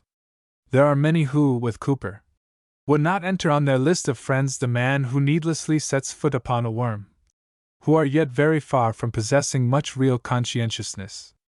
Their feeling is better entitled to the name of sympathy. I grant that many of these persons possess something more than mere tenderness or sympathy. Not a few of them are truly conscientious in what may be called the larger concerns of life, especially in external religion. They not only feel the force of conscience, but they obey her voice in some things. They would not fail to attend to all the outward rites of religion in the most faithful manner, on any account whatever, and if a failure should occur, would find their consciences reproaching them in the severest manner, for their departures from a known standard of duty. These persons regard, with a considerable degree of conscientiousness, the law of the land and the law of public opinion, or at least the law of fashion. In respect to anything which would subject them to the severity of public remark, or which would even be regarded by the coarse, public eye, as glaringly inconsistent with their religious character, they are never wanting in sensibility. Their consciences reproach them, when they have done or said anything which may cause them to be ill spoken of. Thus far, it cannot be denied that there is a great deal of conscientiousness in the world. But beyond limits something like these, it is much more rare than many suppose. To say that it does not exist beyond such narrow limits would be unjust, but it must be admitted that, taking the world at large, its existence is so rare as hardly to entitle it to the name of a living, moving, breathing principle of action. I do not suppose that young women are less conscientious than young men, nor that the young of either sex are less conscientious than their seniors. It would be a novel if not unheard of thing, to find the youth without conscience, merging, in due time, into the conscientious octogenarian. The contrary is the more common course. And yet how few are the young women who make it a matter of conscience to perform everything they do, the smaller no less than the larger matters of life, in such a way as to meet the approbation of an internal monitor. Do they not generally bow to the tribunal of a fashionable world? Do they generally care sufficiently, in the everyday actions, words, thoughts, and feelings of their lives, what God's vicegerent in the soul says about their conduct? Or if they do care, is it because it is right or wrong in the sight of God, or of man? A due regard to the authority of conscience would lead people, as it seems to me, to yield obedience to her dictates on every occasion. They who disregard her voice in one thing, are likely to do so in others. Who does not know the power of habit? Who will deny that the individual who habitually disregards the voice speaking within, on a particular subject will be likely, ere long, to extend the same habit of disregard to something else, and thus on to the end of the chapter, if any end there be to it? No one, it is believed, will doubt that I have rightly described the tendency of habit in large matters. He who would allow himself to steal from day to day, unmindful of the voice within which bids him beware, would not only, ere long, if unmolested, come to a point at which conscience would cease to reproach him, but would be likely to venture upon other kinds of wrong. I have seen those who would habitually steal small things, and yet would not tell a lie for the world. But I have known the habit of stealing continue till lying also gradually came to be a habit, and was scarcely thought of as offensive in the sight of God, or as positively wrong in the nature of things, any more than picking up a basket of pebbles. From lying, the natural transition is to profanity, and so on, till conscience, chased up and down like the last lonely deer of a forest, at length exhausted, faints and dies. Few, I say, will deny the tendency and power of habit, in regard to the larger matters of life. But is it sufficiently known that every act which can possibly be regarded as fraudulent in the smallest degree has the same tendency? There are 1,000 things that people do, which cannot be set down as absolutely criminal, in the view of human law, or human courts, and which are not forbidden in any particular chapter or verse of the divine law, which, notwithstanding, are forbidden by the spirit of both. Human law, no less than divine law, requires us to love our neighbor as ourselves. Is the law obeyed when we make the smallest approach to taking that advantage of a neighbor, which we would not like to have taken of us in similar circumstances? Those who admit and seem to understand the power of habit in larger matters are yet prone to forget the tendency of an habitual disregard of right and wrong in small matters. They are by no means ignorant that large rivers are made up of springs, and rills, and brooks, but they do not seem to consider that the larger stream of conscientiousness must also be fed by its 1,000 tributaries, or it will never flow, or once flowing, will be likely soon to cease. In other words, to be conscientious, truly so, in the larger and more important concerns of life, we must be habitually, and I had almost said religiously so, in smaller matters, in our most common and everyday concerns. Would that nothing worse were true than that people of all ranks and professions, and of all ages and conditions, habitually, and with less and less compunction or regret, do that which they know they ought not to do, and leave undone that which they very well know ought to be done. For they even seem to justify themselves in it. I know the right, and I approve it too, I know the wrong, and yet the wrong pursue, is the language of many an individual, even of some from whom we could hope better things, and not a few charge it upon the frailty of fallen nature, as that nature now is, independent of, and in spite of their own efforts. Strange infatuation! One way of solving this great riddle in human life and conduct, this incessant doing by mankind of that which they know they ought not to do, and neglecting to do that which they know ought to be done, may be found in the fact that so few are trained to regard, in everything, the sacred rights of conscience. They are referred to other and more questionable standards of authority. If you do so and so, you will never be a lady, says a mother who wishes to dissuade her young daughter from doing something to which she is inclined. If you behave so, everybody will laugh at you, says another. If you do not obey me, I shall punish you, says a third. If you don't do that, I shall tell mother, says a young brother or sister. If you do not do it, father will give you no sugar toys. When he comes home, the child is again told. If you don't mind me, the bears will come and eat you up, says the petulant nurse or maidservant. Thus, in one way or another, and at one time or another, every motive, love, fear, selfishness, pleasure, and is appealed to in the education of the young, except that which should be chiefly appealed to, viz., self-approbation, or the approbation of conscience. This is not all. There is with many of these people no settled rule as to which sort of actions are to be the subjects of praise or of blame. A thing which must not be done today, on penalty of the loss of the forthcoming sugar toys, is connived at, perhaps with a kiss, tomorrow. All in the child's mind is confusion. She knows not what to do, were she as docile and as obedient as an angel of light. There is a long series of actions, words, thoughts, and feelings, connected with right and wrong, of which nothing is ever said except to forbid them, by stern and absolute authority. That one is good, and another bad, except according to the whim or fancy of the parent or teacher, the child never suspects. Of this last class are almost all the actions of everyday life. The child alluded to is scolded, at times, for default in matters which pertain to rising, dressing, saying prayers, eating, drinking, playing, speaking, running, teasing, or soiling its clothes or books, and 1,000 things too familiar to every one to render it necessary to repeat. Perhaps she eats too much, or eats greedily, or she inclines to be slovenly, or indolent, or fretful. Now all these things are in general merely forbidden or rated, or at most, shown to be contrary to the will of the parents. They are seldom or never shown to be right or wrong in their own nature, nor is the child assured, upon the authority of the parent, that there is a natural right or wrong to them. Thus, what is not implanted does not, of course, grow.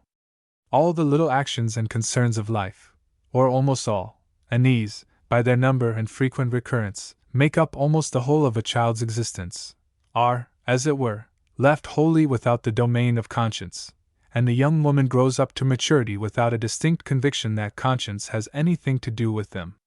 And what is bred in the bone, according to a vulgar maxim, stays long in the flesh. As is the child, so is the adult. It is one of the most difficult things in the world to make a person conscientious in all things, who has not been trained to be so. Hence the great difficulty in the way of making everyday Christians. Our religion is thought by some to have nothing to do with these ever-occurring small matters. And when we are told that we should do everything to the honor and glory of God, although we may assent to the proposition, it is hard to put it in practice. There is a sort of moral palsy prevailing in the community, and that, too, very extensively. No fatal error of early education could have seized more firmly, or palsied more effectually the moral sensibilities of the whole community, than this. And therefore it is certain that this is at least one principal reason why there is so little conscience in the world, and why it is so often a starveling wherever it is found to exist. I have heard an eminent teacher contend with much earnestness that there is a great multitude of the smaller actions of human life which are destitute of character. Wholly so. They are, he says, neither right nor wrong. But if so, then is there no responsibility attached to them, and consequently, no conscientiousness required in connection with their due performance. But what, in that case, is to become of the injunction of a distinguished apostle, when he says, "Whatever you do, do all to the glory of God"? If everything we do should be done to the glory of God, and not thus to do it, is to disobey a righteous precept, then there is a right and wrong in everything. Now which shall we believe, the human teacher or the divine? This origin of a common error, I have deemed it necessary for every young woman to understand, that she may know how to apply the correction, and where to begin. She should love and respect her parents, even if they belong to the class which has been described. She should consider the present imperfect state of human nature, and be thankful for the 1,000 benefits she has received at their hands, and the various means of improvement within her reach. If she has drank deeply of the desire for improvement, and if she wishes to know and to reform herself as fast as possible, let her begin by cultivating, to the highest possible degree, a sense of right and wrong, and an implicit and unwavering obedience to the right. Before closing this chapter, however, I wish to present a few illustrations of my meaning, when I say that everything should be done in a conscientious manner. Perhaps, indeed, I am already sufficiently understood, but lest I should not be by all, I subjoin the following. Suppose a young woman is in the habit of lying in bed late in the morning. In view of her varied responsibilities and of the vast importance of rising early, and with a strong desire for continual improvement, she sets herself to change the habit. Now, to aid her in her task, for it is no light one, let her endeavor to consider the whole matter. God gives us sleep, she will perhaps say to herself, for the restoration of our bodies and minds, and all the time really necessary for this is well employed. But I have found that I feel better, and actually enjoy myself better, for the whole day following, when, by accident or by any other means, I have slept an hour less than I am accustomed to do. I usually sleep 9 hours or more, whereas I am quite sure 8 are sufficient for every reasonable purpose. Moreover, if I sleep an hour too much, that hour is wasted. Have I a right to waste it? It is God's gift, is it not slighting His gift to spend it in sleep? Is it not a sin? And to do so day after day and year after year, is it not to make myself exceedingly guilty in His sight? 1 hour daily saved for the purpose of reading or study, after a person has really slept enough, is equal, in 16 years, to the addition of a full year to one's life. Can it be that I waste, in sleep, in 15 or 16 years, a whole year of time? I must do so no longer. It injures my complexion, it injures my health, it is an indolent practice, but above all, it is a sin against God. I am resolved to redeem my time. And to aid me in this work, I am determined, if I fail in any instance, to remember this decision, and the grounds on which it was made. She carries out her decision. She finds herself waking too late, occasionally it is true. However, she not only hurries out of bed the instant she wakes, but recalls her former view of the sinfulness of her conduct. She is no sooner dressed than she asks pardon for her transgression, and prays that she may transgress no more. This course she continues, and thus her convictions of the sinfulness of her former indolent habit and waste of time are deepened. At length, by her persevering efforts and the assistance of God, she gains the victory, and a new and better habit is completely established. Just so should it be with any other bad habit. Every young woman should consider it as a sin against God, and should begin the work of reformation as a duty, not only to herself and to others, but also and more especially to God. If it be nothing but the error of eating too much, which, by the way, is not so small an error as many seem to suppose, let her try to regard it in its true light, as a transgression against the laws of God. Let it be so regarded, not merely once or twice, but habitually. In this way it will soon become, as in the case of early rising, a matter of conscience. The close of the day, however, is a specially important season for cultivating the habit of conscientiousness. Sleep is the image of death, as some have said, and if so, we may consider ourselves at bedtime, as standing on the borders of the grave, where all things should look serious. The cool of the day is peculiarly adapted to reflection. Let every one, at this time, recall the circumstances of the day, and consider wherein things have been wrong. It was a sacred rule among the Pythagoreans, every evening, to run thrice over, in their minds, the events of the day. And shall Christians do less than heathen? The Pythagoreans did more than cultivate a habit of recalling their errors. They asked themselves what good they had done. So should we. We should remember that it is not only sinful to do wrong, but that it is also sinful to omit to do right. The young woman who fears she has said something in regard to a fellow being in a certain place, or in certain company, which she ought not to have said, as it may do that person injury, should remember that not to have said something, when a favorable opportunity offered, which might have done a companion or neighbor good, was also equally wrong.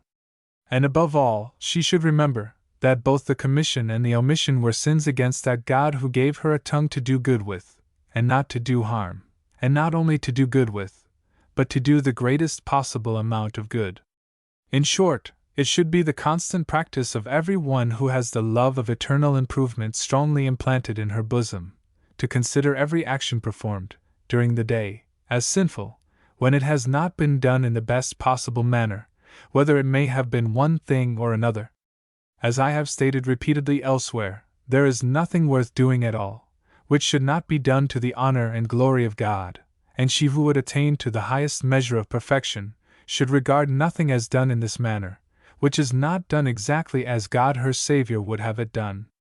It is desirable not only to avoid benumbing or searing over the conscience, but that we should cultivate it to the highest possible tenderness. True, these tender consciences are rather troublesome, but is it not better that they should torture us a little now, than a great deal hereafter? I have said that some good people, that is, those who are comparatively good, fall short in this matter. A young woman is a teacher, perhaps, in a Sabbath school. She knows, full well, the importance of attending promptly at the appointed hour, and she makes it a point thus to attend. At last she fails, on a single occasion, not from necessity, but from negligence, or at least from want of due care, and her conscience at once reproaches her for her conduct. But ere long, the offense is repeated. The reproaches of her conscience, though still felt, have become less keen. The offense is repeated, again and again, till conscience is almost seared over, and the omission of what had at first given great pain almost ceases to be troublesome. And thus the conscience, having been blunted in one respect, is more liable to be so in others. Alas for the individual, who is thus, from day to day, growing worse, and yet from day to day becoming less sensible of it. But there is a worse case than I have yet mentioned. A young woman has risen rather late on Sunday morning, and having risen late, other things are liable to be late. The hour for church is at length near, the bell is even ringing. Something in the way of dress, not very necessary except to comply with fashion, and yet on the whole desirable, remains to be done during the remaining 5 minutes. But what is more important still, the habit of secret prayer for 5 minutes before going to church, is uncomplied with. One of these, the closet or the dress, must be neglected for want of time. Does anyone doubt which it will be? Does anyone doubt that the dress will receive the desired attention, and that the closet will be neglected? But does anyone suppose that conscientiousness can live and flourish where it is not only not cultivated, but habitually violated, in regard to the most sacred matters? Secret prayer is one of the most sacred duties, and they who habitually neglect or violate it, for the salve of doing that which is of secondary importance, knowing it to be so, are not only taking the sure course to eradicate all conscientiousness from their bosoms, but are most manifestly preferring the world to God, and the love and service of the world to the love and service of its glorious Creator and Redeemer. Let me say, in concluding this chapter, that if the conscience is cultivated from day to day, it will, in time, acquire a degree of tenderness and accuracy to which most of the world are entire strangers. There is, however, one thing more: conscience will not only become more tender and faithful, but her domain will be much enlarged by the study of the Bible, and in many cases as which this heavenly monitor was once silent, she will now utter her warning voice. Conscience is not unalterable, as some suppose. She is susceptible of elevation as long as we live, and happy is the individual who elevates her to her rightful throne. Happy is the individual who sees things most nearly as God sees them, and whose conscience condemns her in everything which is contrary to the divine will. Chapter 7. Self-government. What self-government includes: cheerfulness a duty, discretion, modesty, diffidence, courage, vigilance, thoughts and feelings, the affections, the temper, the appetites and passions. This is so broad a subject that I shall present my thoughts concerning it under several different heads. It includes, in my estimation, the government of the thoughts, the imagination, the temper, the affections, and the appetites. The young woman who truly governs herself will be at once cheerful, discreet, modest, diffident, vigilant, courageous, active, temperate, and happy. Cheerfulness. Is cheerfulness within our power? Some may be inclined to ask. I certainly regard it so. That there are moments of our lives, nay, even considerable seasons, when cheerfulness is not required may indeed be true. Our friends sicken and die, and we mourn for them. This is a law of our nature. Even our Savior was, at times, a man of sorrows and acquainted with grief, though of all individuals in the universe cheerfulness was his right. But he bore more than his own sorrows, and in so far as his example is, in this respect, binding upon us, it is only when we bear the sorrows of others. Those should, indeed, often be borne, and in proportion as they are borne, in proportion as we are wounded for the transgressions, and bruised for the iniquities of others, it may not be possible for us to be continually cheerful. As for our own sorrows, the sufferings, the pangs, the bereavements of our own existence, we should never cease to regard them, in some measure, at least, as the chastisements of an Almighty Father. Smitten friends, according to the sentiment of a distinguished poet, are messengers of mercy to us, are sent on errands full of love. For us they sicken, and for us they die. We should be at least resigned, even under such chastisements, when we remember they are inflicted by a Father's hand. But setting aside occasions of this kind, is there not a demand on our whole nature for general cheerfulness? It is not only the sunshine of the soul, but that of the body. The truly cheerful are not only happier in their minds and spirits, but also in their very bodies. The brain and nervous system play their part in the great drama of physical life better. The heart, and stomach, and lungs work better. Indeed, all is better throughout. Is not that a duty which is productive of so much happiness? But can that be a duty which it is not in our power to perform? It were surely an impeachment of the wisdom and goodness of God did He require us, in His providence or in His word, by His natural or His revealed law, to do that of which we are incapable. I consider cheerfulness, then, as a matter of duty, and of course, as in a great measure in our power. It makes us happier ourselves. It enables us to reflect more happiness on others. I consider it especially as a duty of the young, who have it in their power to communicate happiness thereby in such large measure. Let them, let young women especially strive to cultivate it. It is in its nature a perennial plant, and if it is not such at the present time, it is because it has degenerated in a degenerate world. Let it be restored to its pristine beauty, and let the world thereby, in connection with other means tending to the same end, be restored to what it was before the loss of Eden. Discretion. This is a virtue with which, it is supposed by some, the young have little if anything to do. I cannot assent to such an opinion. I believe that the young are to be trained in the way they should go, and as discretion is prominently a virtue of middle and later life, I deem it desirable that we should see at least the germs of it in the young. Above all, do I like to see the young woman discreet. Discretion not only heightens the pleasures of her existence, but adds greatly to her reputation in the just estimation of the wise. Coupled with modesty, of which I am to speak presently, it more than doubles her charms. Let discretion then be studied. Let it be studied, too, for its immediate as well as remote benefits. It will, indeed, bear fruit more abundantly in later life, but it will not be without its value in youth. It is a plant which it were worth while to cultivate, if human existence were more frail, and life more uncertain of continuance than it now is. Modesty. Of all the qualities appropriate to young women, I know of none which is more universally esteemed than modesty. And what has been, by common consent, so highly esteemed, I cannot find it in my heart to undervalue. Indeed, I do not think it has ever been overvalued, or that it can be. I have been somewhat amused, not to say instructed, by the following remarks on this trait of female character, from the pen of one who is, not only a philosopher, but a physiologist. Footnote: Alexander Walker, the author of several British works connected with the subject of physical education and physical improvement. They are not the more interesting, perhaps, because they are somewhat new, but neither are they less so. As I have nothing else to say on this topic, which has not been said 1,000 times, I transcribe the more freely the thoughts of the author to whom I refer. Modesty establishes an equilibrium between the superiority of man and the delicacy of woman. It enables woman to ensure thereby for herself a supporter, a defender. And while man thus barters his protection for love, woman is a match for his power, and the weaker, to a great extent, governs the stronger.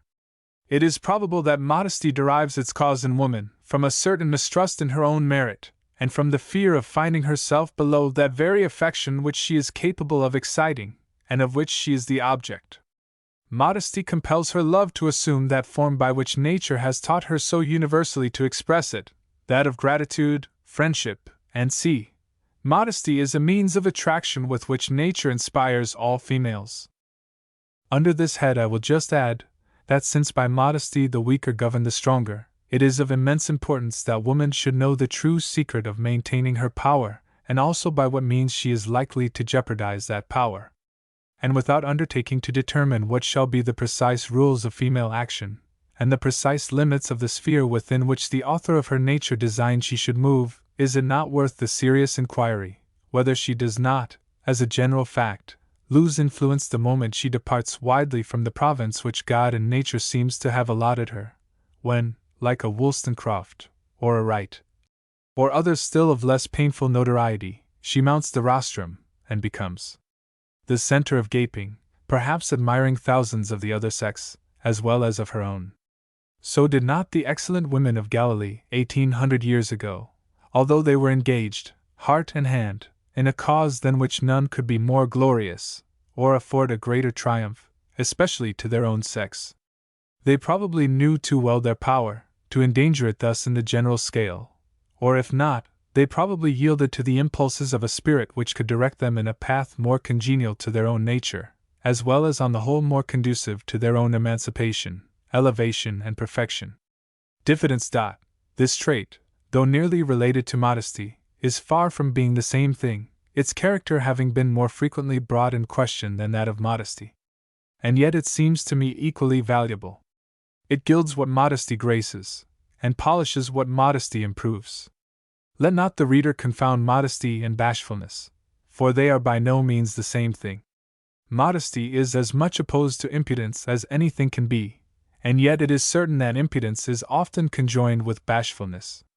Not so often, to be sure, in the female sex, as in our own, and yet such a phenomenon is occasionally witnessed, even in women. Bashfulness is usually the result of too low an estimate of ourselves, whereas true diffidence only leads us to value ourselves according to our real worth. Diffidence makes us humble, but bashfulness sometimes makes us mean. At least, there is danger of it. It is, at all events, of doubtful utility, and though I would not denounce or condemn it, I would urge the young to endeavor to rise far above it. But I repeat it, I would endeavor to cultivate and encourage everything which belongs to true diffidence. It will assist modesty in performing her angelic office, and the influence of both, united, may save from many a pang in this world, and perhaps prove a means, under God, of preventing the sentence of condemnation in the world to come. Courage. By courage I do not mean that trait for which man is constitutionally as much distinguished as woman is for the want of it. I mean not a courage to meet and surmount physical difficulties, and encounter outward and physical dangers. I mean, on the contrary, that moral courage which is neither confined to sex nor condition. Not that physical courage is to be despised, even by females. On the contrary, I think it is a trait of character which is quite too much neglected in female education. It is not only lamentable, but pitiable, to see a female of 20, 30, or 50 years of age shrinking at the sight of a spider or a toad, even when there is not the smallest prospect of its coming within 3 yards of her. Nor is it as it should be, when a young woman, already 18 or 20 years of age, has such a dread of pigs and cows, as to scream aloud at the sight of one in a field, so well enclosed that it is not possible her safety could be endangered were the animal ever so malicious. Such unreasonable and foolish fears ought by no means to be encouraged. On the contrary, she who finds herself a slave to them ought to suppress them as fast as possible. This is, indeed, an important but much neglected part of female education, and she who is a sufferer therefrom will do well to derive a hint from these pages. The unreasonable fears of which I speak are by no means confined to the sight of toads, or spiders, or pigs, or cows. We find them more or less frequently, and in some form or other, in nearly every family. Some are unreasonably afraid of dogs and horses, others, of cats or snakes, others, again, of the dark, or of being alone by night or by day. Let me not be understood as saying that no tears are to be indulged, in regard to any of these things. It is only an unreasonable and foolish degree of fear that should be guarded against. A cow or a horse feeding quietly in a pasture, and separated from you by a stout fence, which no animal in any ordinary circumstances is wont to leap, is not a proper object of fear with a rational person over 12 years of age. If a cow or horse is running at large in the highway, and appears fearless of man, or furious, or if mad dogs are about, enough of fear may reasonably be indulged to keep you from the streets, and confine you to your home, unless you have suitable protection. But as I have already said, it is moral courage that I would inspire in the young woman. She has patience, and perseverance, and fortitude. Why then may she not add to these, moral courage? What man has done, man may do, has been 1,000 times said, and the remark is not less applicable to woman than to man. What woman has done, woman may do. But woman, in numerous instances, has possessed moral courage. She has been known, more than once, to face a frowning world, or to oppose some of its tyrant fashions. I could mention more than one who has thus evinced true moral courage, and set her sex a glorious example, which not a few of my readers might do well to follow. Let woman dare to do right, whether fashionable or unfashionable. Let her dare to do so in the smaller no less than in the larger matters of life. Let her dare to obey God, and the laws of God, both natural and revealed, both within and around her, rather than the laws of any man or set of men.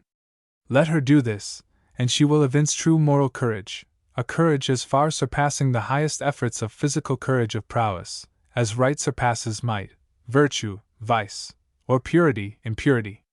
Vigilance. The young woman who truly understands and practices the art of self-government will not only train herself to be at once cheerful, discreet, modest, diffident, and courageous, she will also be vigilant.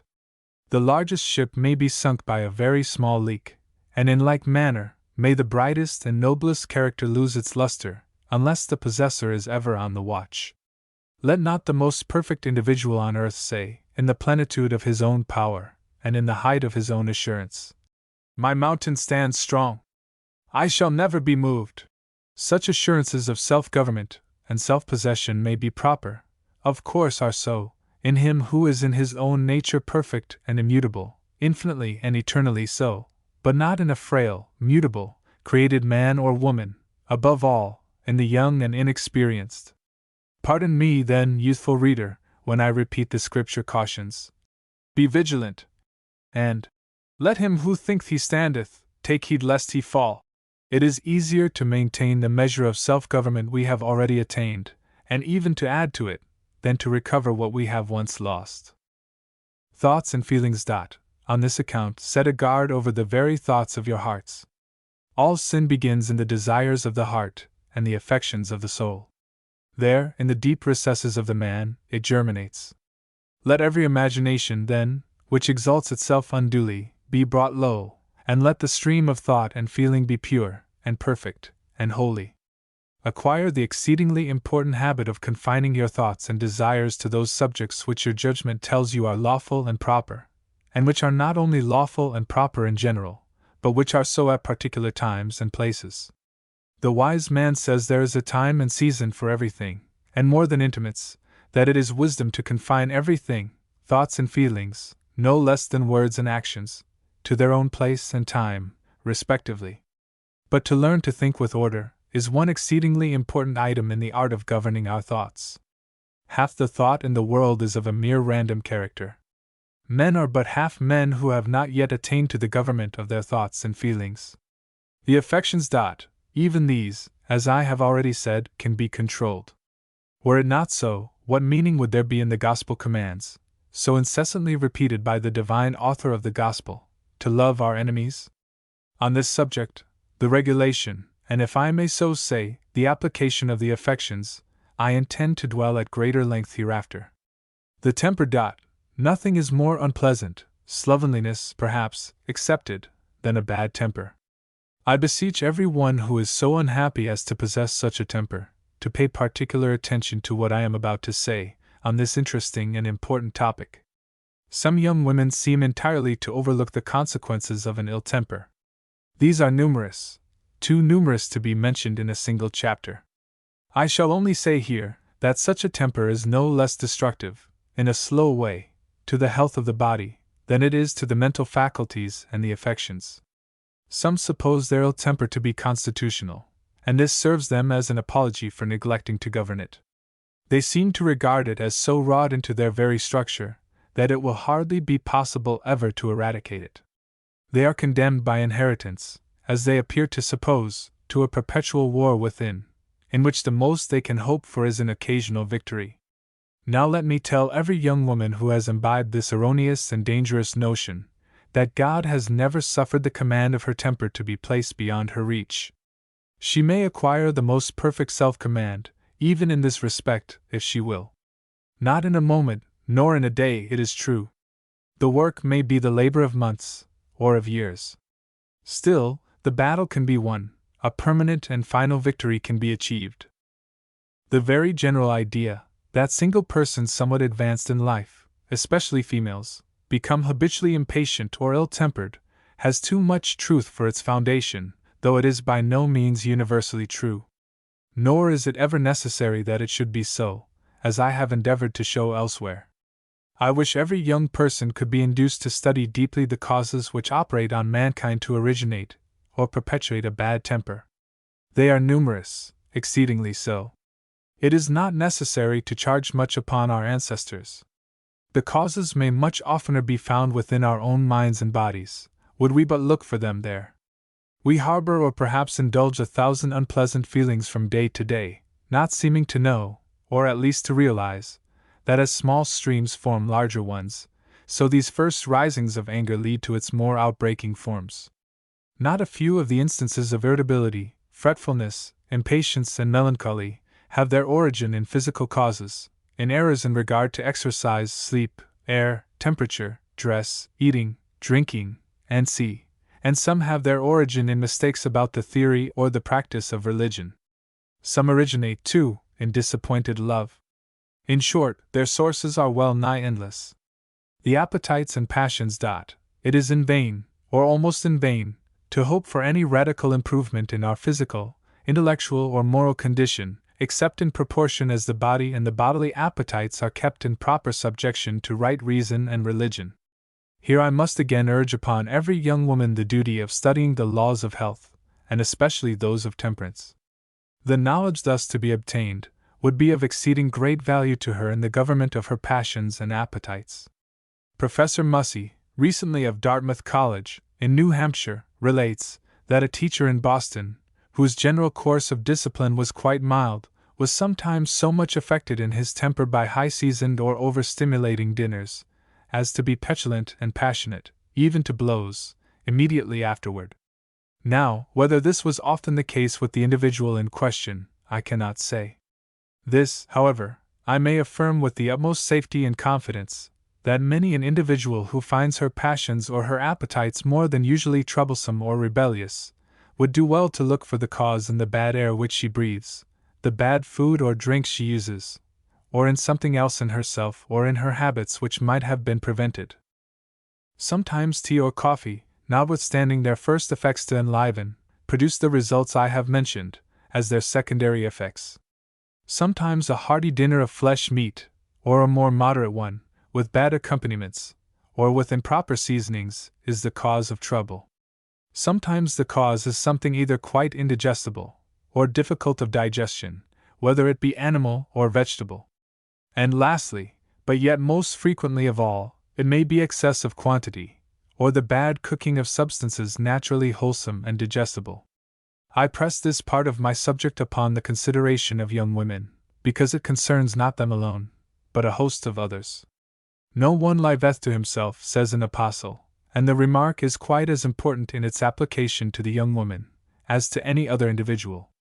One reason why I urge it is, because we are almost universally referred to moral means and moral considerations alone, in order to keep in subjection the body, its passions and appetites, and seldom, if ever, to a proper attention to our food or our drink, our air, our exercise, or our sleep.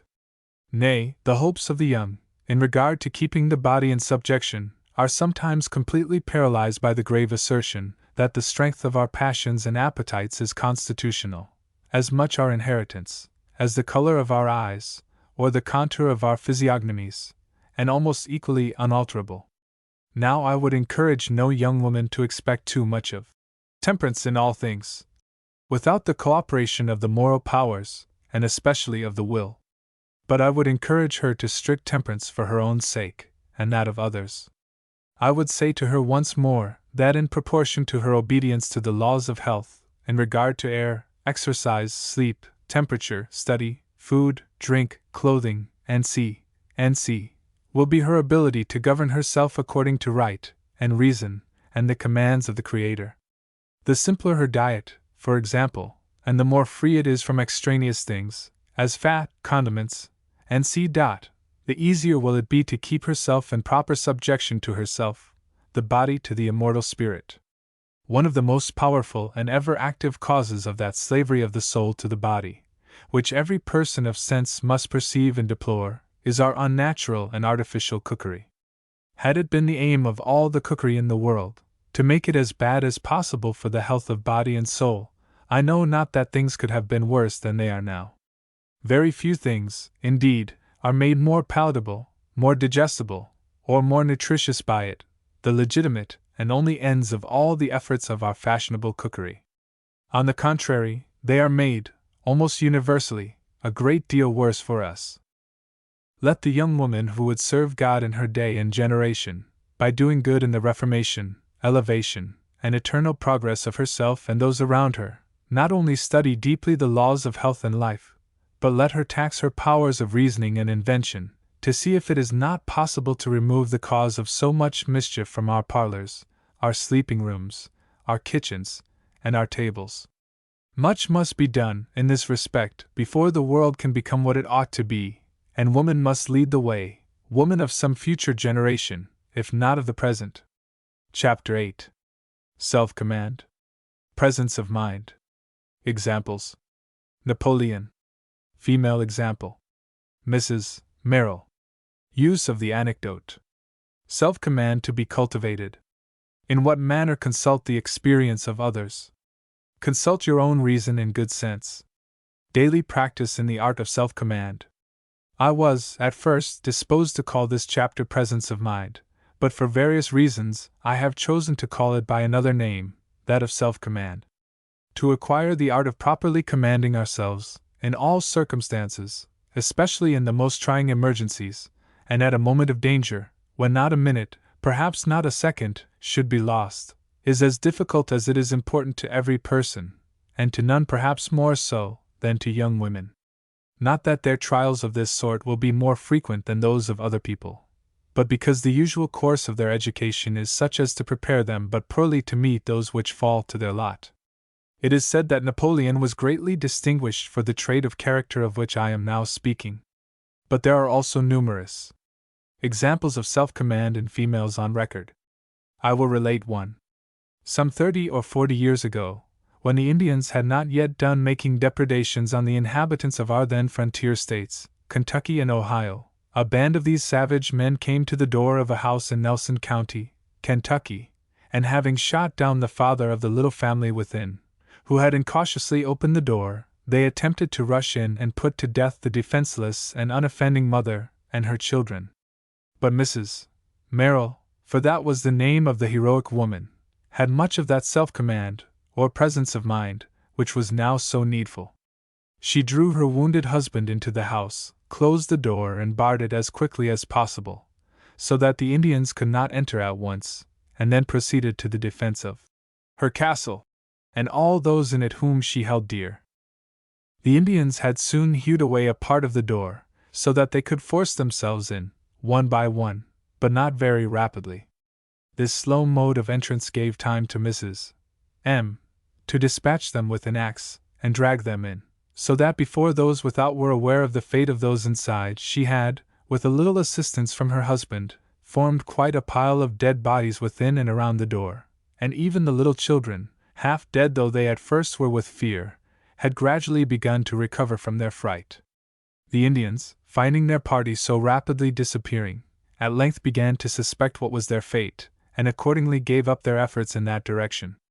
They now attempted to descend into the house by way of the chimney.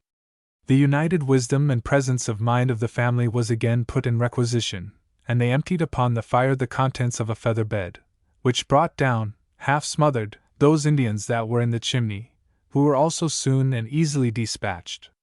The remainder of the party, now very much reduced in numbers, became quite discouraged, and concluded it was best to retire. I have not related this story because I suppose any of my readers will ever be tried in this particular manner. Many of them, however, may be placed in circumstances exceedingly trying, and their lives and those of others may depend on a little presence of mind. Suppose, now, that Mrs. M., instead of dragging her wounded husband into the house and fastening the door, had stood still and screamed, or suppose she had fainted, or run away, what would have been the result? We do not know, it is true, but we know enough of the Indian mode of warfare to see that no condition could well be more perilous. It cannot be denied that the large share of nervous sensibility which is allotted to the female constitution peculiarly unfits woman for scenes of blood, like that to which I have alluded. And yet we see what can be done, as a last resort.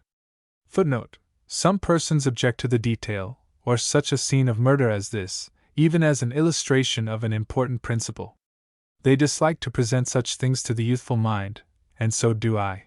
But it should be remembered that this book is not for mere children, but rather for young women, and is therefore less objectionable than if it were written for persons much younger. But if most females were fitted for trying emergencies, as I doubt not they could be, how much better they could meet the more common accidents and dangers to which human existence is daily more or less liable.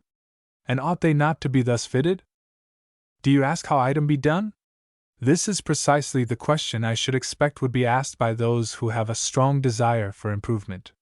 It is a work that is at present chiefly left undone, both by parents and teachers, and yet hundreds of lives are lost every year for the want of it, and hundreds of others are likely to be lost in the same way every year for many years to come, unless the work is taken up as a work of importance, and studied with as much zeal as grammar, or geography, or botany, or mathematics.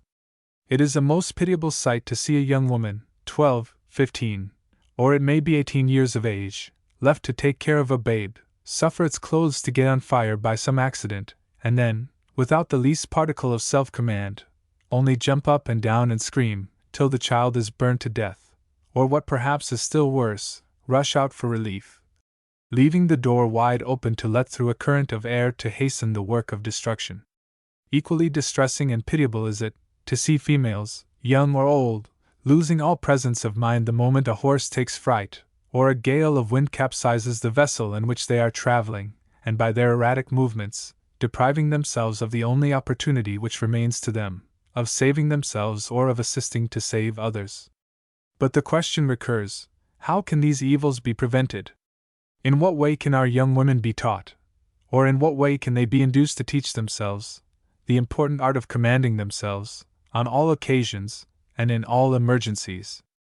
An aged but excellent minister of the gospel with whom I had the honor and the pleasure of being intimately acquainted, once said that the only way of being prepared for the sudden accidents of life, by being able to keep cool and possess our souls in peace, was to think on the subject often, and consider what we would do, should such and such accidents occur. Thus we should consider often what we ought to do, if a horse in a carriage should run away with us, if we should awake and find the house on fire over our heads, what to be done, if we were in this room or in that, and see, if our clothes should take fire, if we should be burnt or scalded, what to be done, if scalded with water, and what, if with milk, oil, or any other substance. Footnote. A very small portion of chemical knowledge is sufficient to teach any person that the falling of a quantity of boiling oil or fat on any part of the body will cause a deeper and more dangerous burn than the same quantity of boiling water applied in the same manner, and consequently will require very different treatment. Water boils at 212 degrees of Fahrenheit, oil at about 600. I have entered minutely into this subject in my work entitled The Mother and Her Family, chapters 24, 25, and 26. If a child should fall into a well, be kicked by a horse, be seized by convulsions, or break or dislocate a limb, and see. It will be asked, I know, of what avail it is to think over and over what should be done, without the instructions, either of experience or science. But we can have these instructions, to some extent, whenever we seek after them. The great trouble is, we are not in the habit of seeking for them, and what we do not seek, we rarely, if ever, find. There are around every young woman those whose judgment is worth something in this matter. It is not always the old, though it is more generally such. There are those who live in the world almost half a century without learning anything, and there are also those who become wise in a quarter of a century. The wise, whatever may be their age, are the persons for you to consult, and the older such persons are, the better, because the greater is likely to be their wisdom. The truly wise are always growing wiser. It is the fool alone who remains stationary. Wise and observing friends will probably tell you, or at least relate anecdotes to you, from which you may gather the conclusion that when the clothes of a child have caught fire, you may often smother the flame by wrapping him instantly in a thick woolen blanket, that it is seldom entirely safe to open the doors into an adjoining room, at least without great caution, when the house which we are in is discovered to be on fire. But the best way, as a general rule, is to escape by the scuttle, if there be one, or by a ladder, or by letting ourselves down to the ground, if the distance is not too great, through the windows. This last is often the best way, though not always the most expeditious one. Many sleep with a rope in their bedrooms to tie to the bedpost, as a means of letting themselves down, should there be occasion, while others rely on the bedclothes, to make a rope of them by tying several articles together. But it was no part of my purpose, in this work, to direct to the appropriate methods of saving ourselves or our friends from harm, in case of accidents or emergencies, but only to point to the subject, and leave the reader to pursue it. The intelligent young woman who sets about gaining the habit of self-command will not only consult the experience of others, but observe, and reflect, and reason on the case, herself. She will often originate plans and means of escape, in places and circumstances of danger, which she would not gain from others in 100 or 1,000 years. There is one other means of improvement in the art of self-command, on which I do not know that any writer on the subject has dwelt with much earnestness. And yet it is as plain and simple as can be. It is to make the most of every little accident or emergency that actually overtakes or surprises us. I know from personal experience that a great deal may be done in this way. There are those who, though they were formerly frightened half out of their senses at the sudden sight of a harmless snake, have brought themselves, by dint of long effort, to so much presence of mind as only to start a little at first, and to be as calm, and composed, and self-possessed, in a few seconds afterward, as if nothing had happened. And the same presence of mind may be obtained in other surprises or emergencies. Besides, she who is learning to command herself at sight of a snake, or a dog, is at the same time acquiring the power to command herself in any other circumstances where self-command may be necessary. I wish the principle indicated by the last statement were more generally perceived. I wish it were distinctly understood that what we want is to gain the habit of self-command in all circumstances, rather than to be able to work ourselves up to a proper state of feeling in particular cases, and that this habit is to be acquired by frequent familiar conversation on the subject, and by daily practice in the continually recurring small matters of life. It is, indeed, in governing ourselves in these small matters, which recur so frequently, and are regarded as so trifling as to have not only no moral character in themselves, but no influence in the formation of character, that the art to which I am now directing your attention is to be chiefly acquired. They who defer the work till some larger or more striking emergency arrives will not be likely to make much progress, for they begin at the wrong end of the matter. They begin exactly where they ought to end. Chapter 9. Decision of Character. Decision of character as important to young women as to others. Why it is so.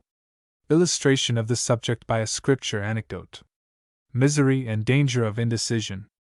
How to reform. Perseverance. Errors of modern education.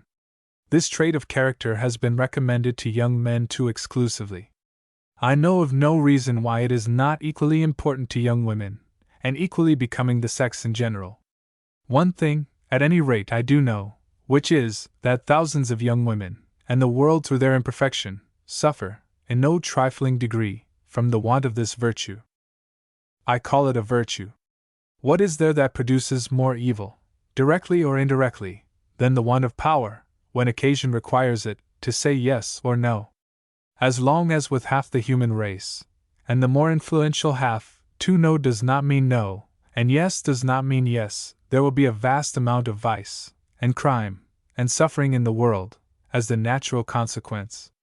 And is not that which is the cause of so much evil nearly akin to vice? And is anything more entitled to the name of virtue than its opposite?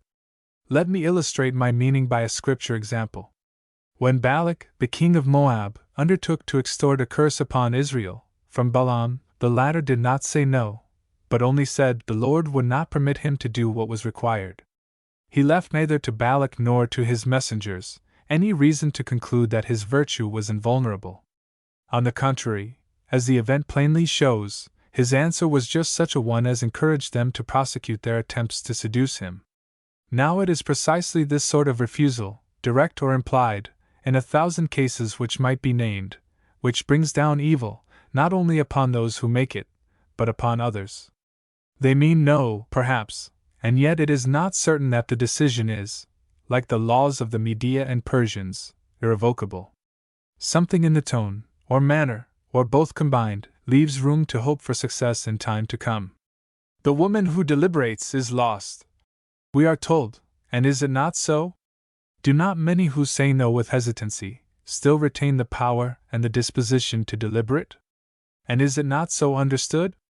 It is, I repeat it, a great misfortune, a very great one, not to know how and when to say no. Indeed, the undecided are more than unfortunate, they are very unsafe.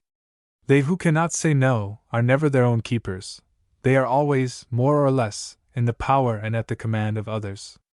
They may form 1,000 resolutions a day, to withstand in the hour of temptation, and yet, if the temptation comes, and they have not acquired decision of character, it is 10-1 but they will yield to it. Is it too much to say that half the world are miserable on this account, miserable themselves, and a source of misery to others? Is it too much to say that decision of character is more important to young women than to any other class of persons whatever?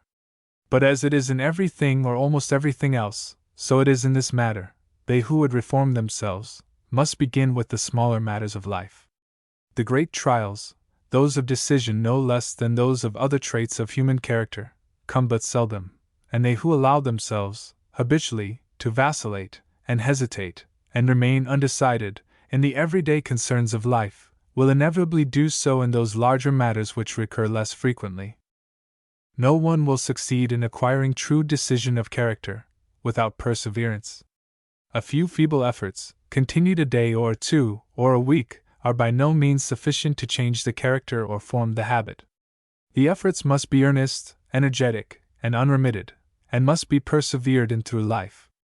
I am not ignorant that many philosophers and physiologists have denied that woman possesses the power of perseverance in what she undertakes, in any eminent degree. A British writer distinguished for his boldness, if not for his metaphysical acuteness, maintains with much earnestness that woman, by her vital organization, is much wanting in perseverance. This notion may or may not be true.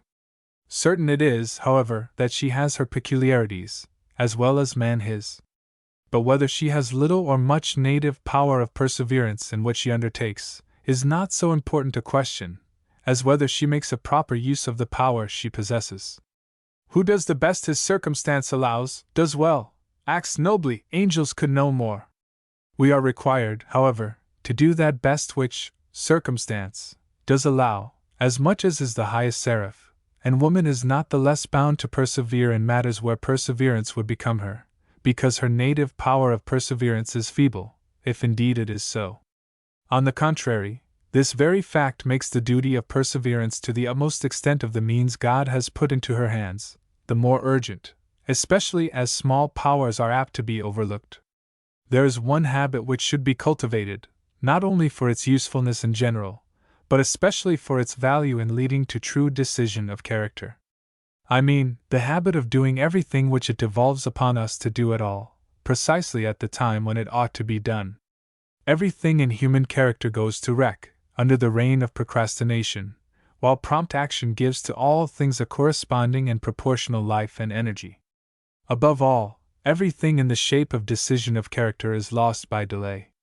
It should be a sacred rule with every individual who lives in the world for any higher purpose than merely to live, never to put off, for a single moment, a thing which ought to be done immediately, if it be no more than the cleaning or changing of a garment.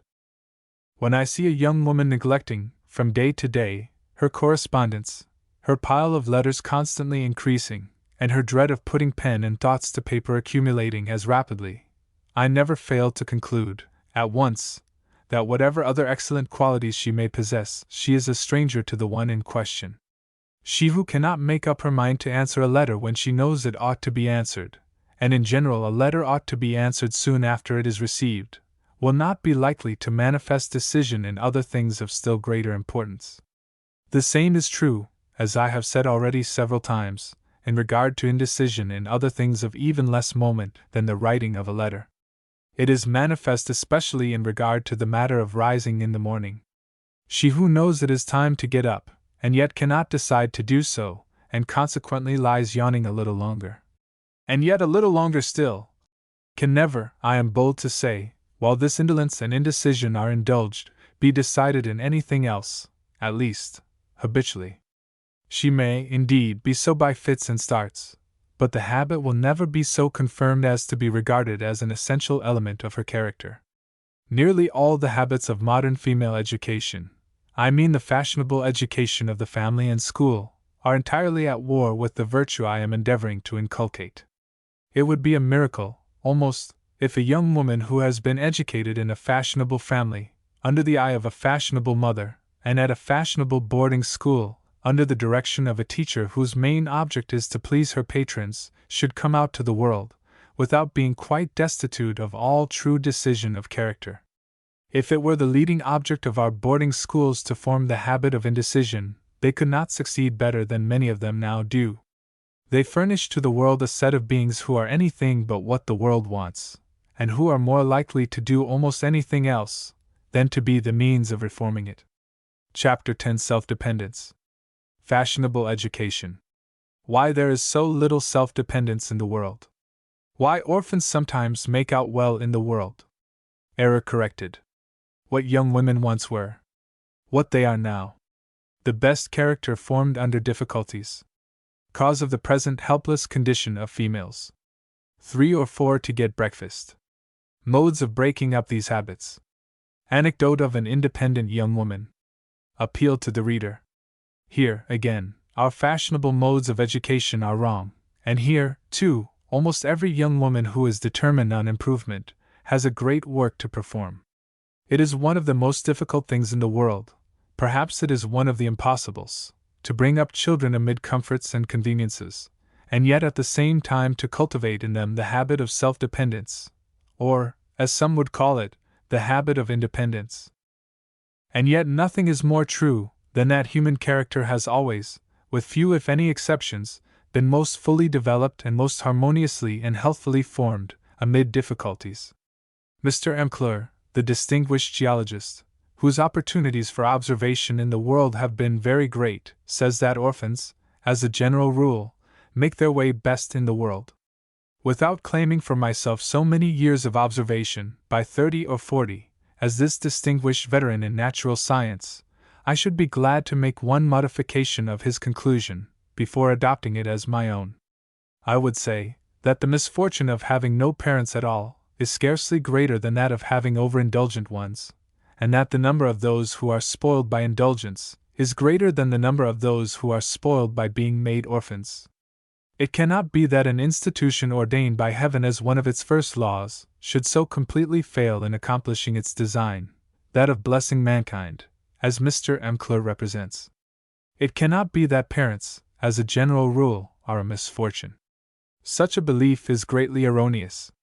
The truth is that when we look about us and see so many spoiled, who appear to be well-bred, our attention is so exclusively directed to these strange, but, in a dense population, frequently occurring cases, that we begin, ere long, to fancy the exception to be the general rule.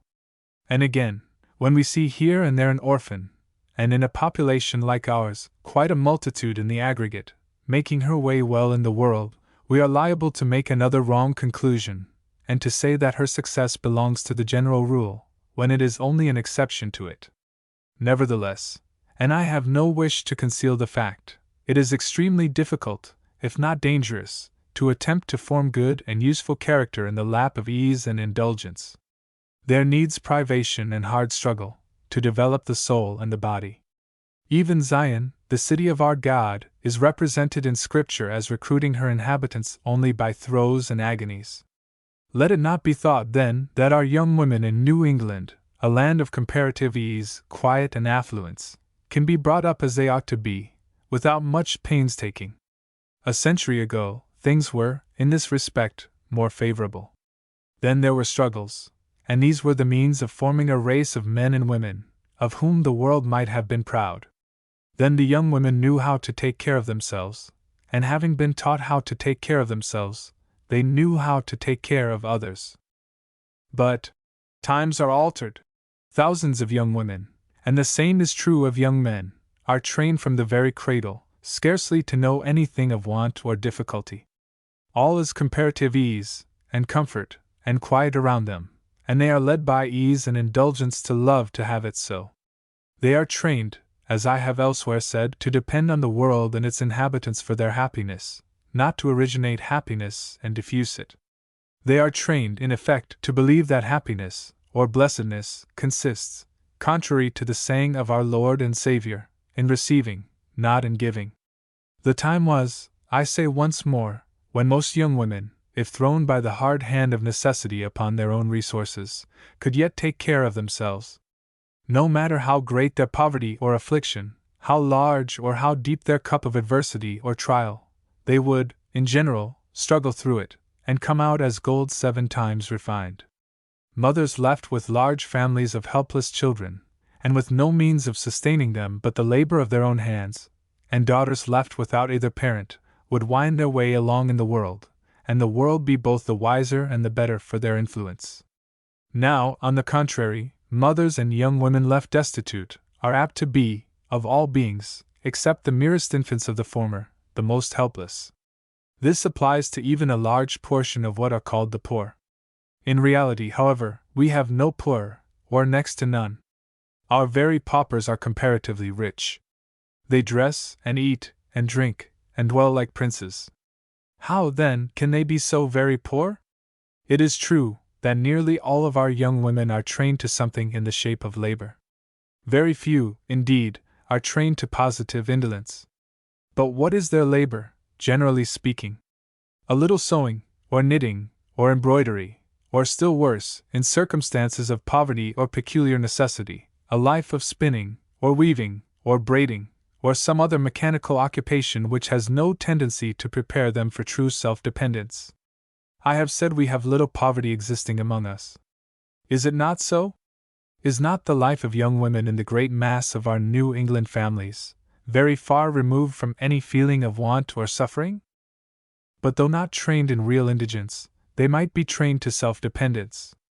They might be, and always ought to be, trained to make their own beds, make and mend their own garments, make bread, and, in fact, to attend to the whole usual routine of duties involved in the care of themselves and a family. But is it so?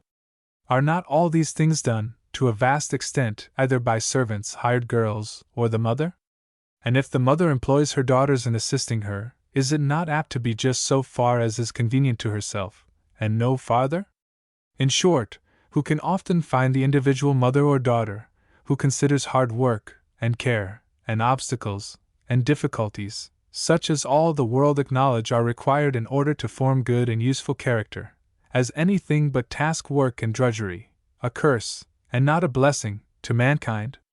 True it is, and greatly to be lamented, that many of our young women are not well able, for want of physical vigor and energy, to encounter poverty, and hardship, and obstacles, and suffering. But this deteriorated condition of female character in New England is owing, in no small degree, to the very kind of education, miseducation, rather, of which I am now complaining. Would mothers do their duty, could they do it, I mean, in the midst of abundance, the state of things would be very much altered for the better. It is not uncommon in the schools of Europe, especially the female schools, to assign to each older pupil the care of some younger one, for whom she is more or less responsible, particularly as to behavior. This leads, in no small degree, to self-effort and self-dependence, and might be practiced in families as well as in schools, with equally good effects. But there is another course which is better still, in many respects. It is not unusual in our New England families, where there are several daughters, when they are employed at all, I mean about household concerns, to have them all employed at the same thing at once. Thus, if breakfast is to be prepared, all are to engage in it. One goes this way, another that, and another that, and it sometimes happens that they cross each other's path and come into actual conflict. One goes for one thing, another for another, and so on, and it is not uncommon for 2 or 3 to go for the same article. That 3 or 4 females may thus spend all their time for an hour or more in getting breakfast, when one alone would do it much more quietly and a great deal better, and in little more time than is occupied by the whole of them, is not the worst of the evil. The great trouble is, that no one is acquiring the habit of self-dependence. On the contrary, they are acquiring so strong a habit of doing things in company, that they hardly know how to do them otherwise.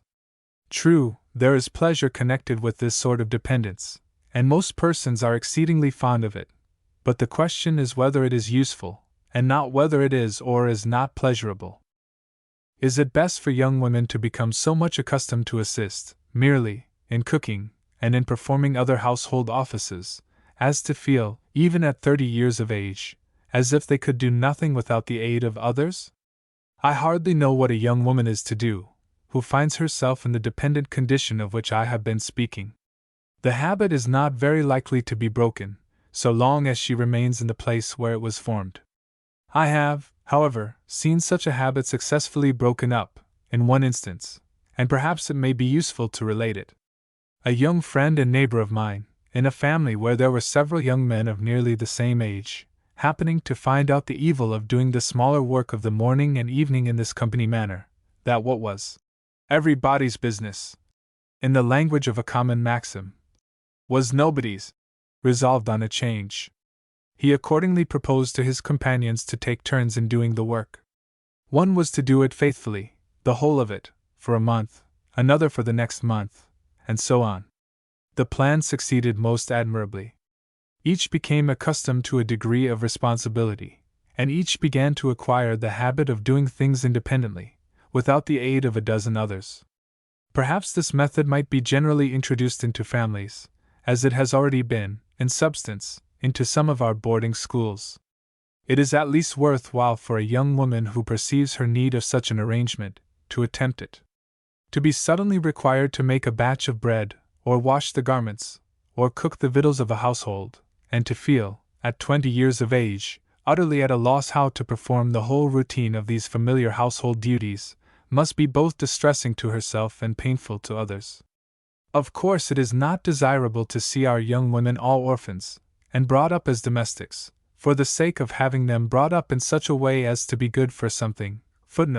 Nor can I wish to see young women trained to do the buying and selling, instead of men, in order to give energy to their character, although I do not doubt that such a course is often successful. It is related by Mr. Ennis, a highly credible traveler, that in Bali and Lombok, 2 islands lying eastward of Java, the females do all the buying and selling, even to the amount of thousands of dollars. This probably gives, he says, to the whole race of people a portion of that boldness and energy for which they are a little distinguished. But then, as he very honestly adds, it gives the women somewhat of a masculine character, a thing which should not by any means be encouraged. Instead of being the poor dependent beings they too commonly are, yet it were greatly to be desired, that without the disadvantages of orphans at service in families, they could have the energy and self-dependence of such persons. Allow me to relate, for your instruction, a few anecdotes respecting an individual, who was, to all intents and purposes, an orphan, but who was, nevertheless, more useful in life, and more truly happy, than 100 or 1,000 of some of those passive mortals who float through life on the streams of abundance, without feeling the agitation of tide or current, and only discover the misery of such a course when they fall into the gulf of insignificance. This individual had been abandoned by one of her parents very early in life, and had been also early separated by poverty from the other. She had lived in various families, and had been compelled to hard labor, and sometimes to menial services. At length she married a person as poor as herself, though not so independent. He had been bred in the midst of ease, and was, consequently, indolent. But she was determined on going ahead in the world, and her ambition at length roused her husband. The latter now engaged in hard labor, by the day or the month, among his neighbors, while the wife took care of the concerns at home. This continued for 15 or 16 years, before their joint labors procured land enough for the husband to work on, at home. In the meantime, however, they had a number of children, and the mother's cares and labors of course increased. For several of the first of these years, the husband was seldom at home to assist or encourage her, in the summer, except during the Sabbath and occasionally at evening, so that though this diminished the labor of cooking, it left her with her children wholly on her hands, and a great deal of unavoidable labor, such as washing and ironing. The latter work she did for her husband, as well as for her children and herself, and it was therefore an item of considerable moment, especially as she was obliged to bring water for this and all her domestic purposes in pails, the distance of 25 or 30 rods, a part of the year, and of 10 rods or so, the other part, besides which, she had to pick up much of her wood, for the 6 summer months, in the woods nearly a quarter of a mile distant, carry it home in her arms, and to cut it for the fireplace. Added to all this, was the labor of brewing once or twice a week, for in those days, when poverty denied cider to a family, the beer barrel was regarded as indispensable. Nor were her domestic concerns, properly so called, her only labors. She spun and wove cloth for the use of her family, besides weaving for some of her neighbors. She also spun and wove a great deal of coarse cloth, at shares, and thus purchased a large part of the smaller necessaries of the family, and not a little of the clothing. She continued this course, I say, something like 15 years.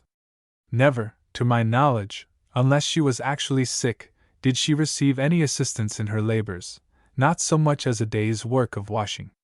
And yet, under all these disadvantages, she reared, almost without help even from the children themselves, as the difference between the oldest and the youngest was only about 8 years, a family of 4 children.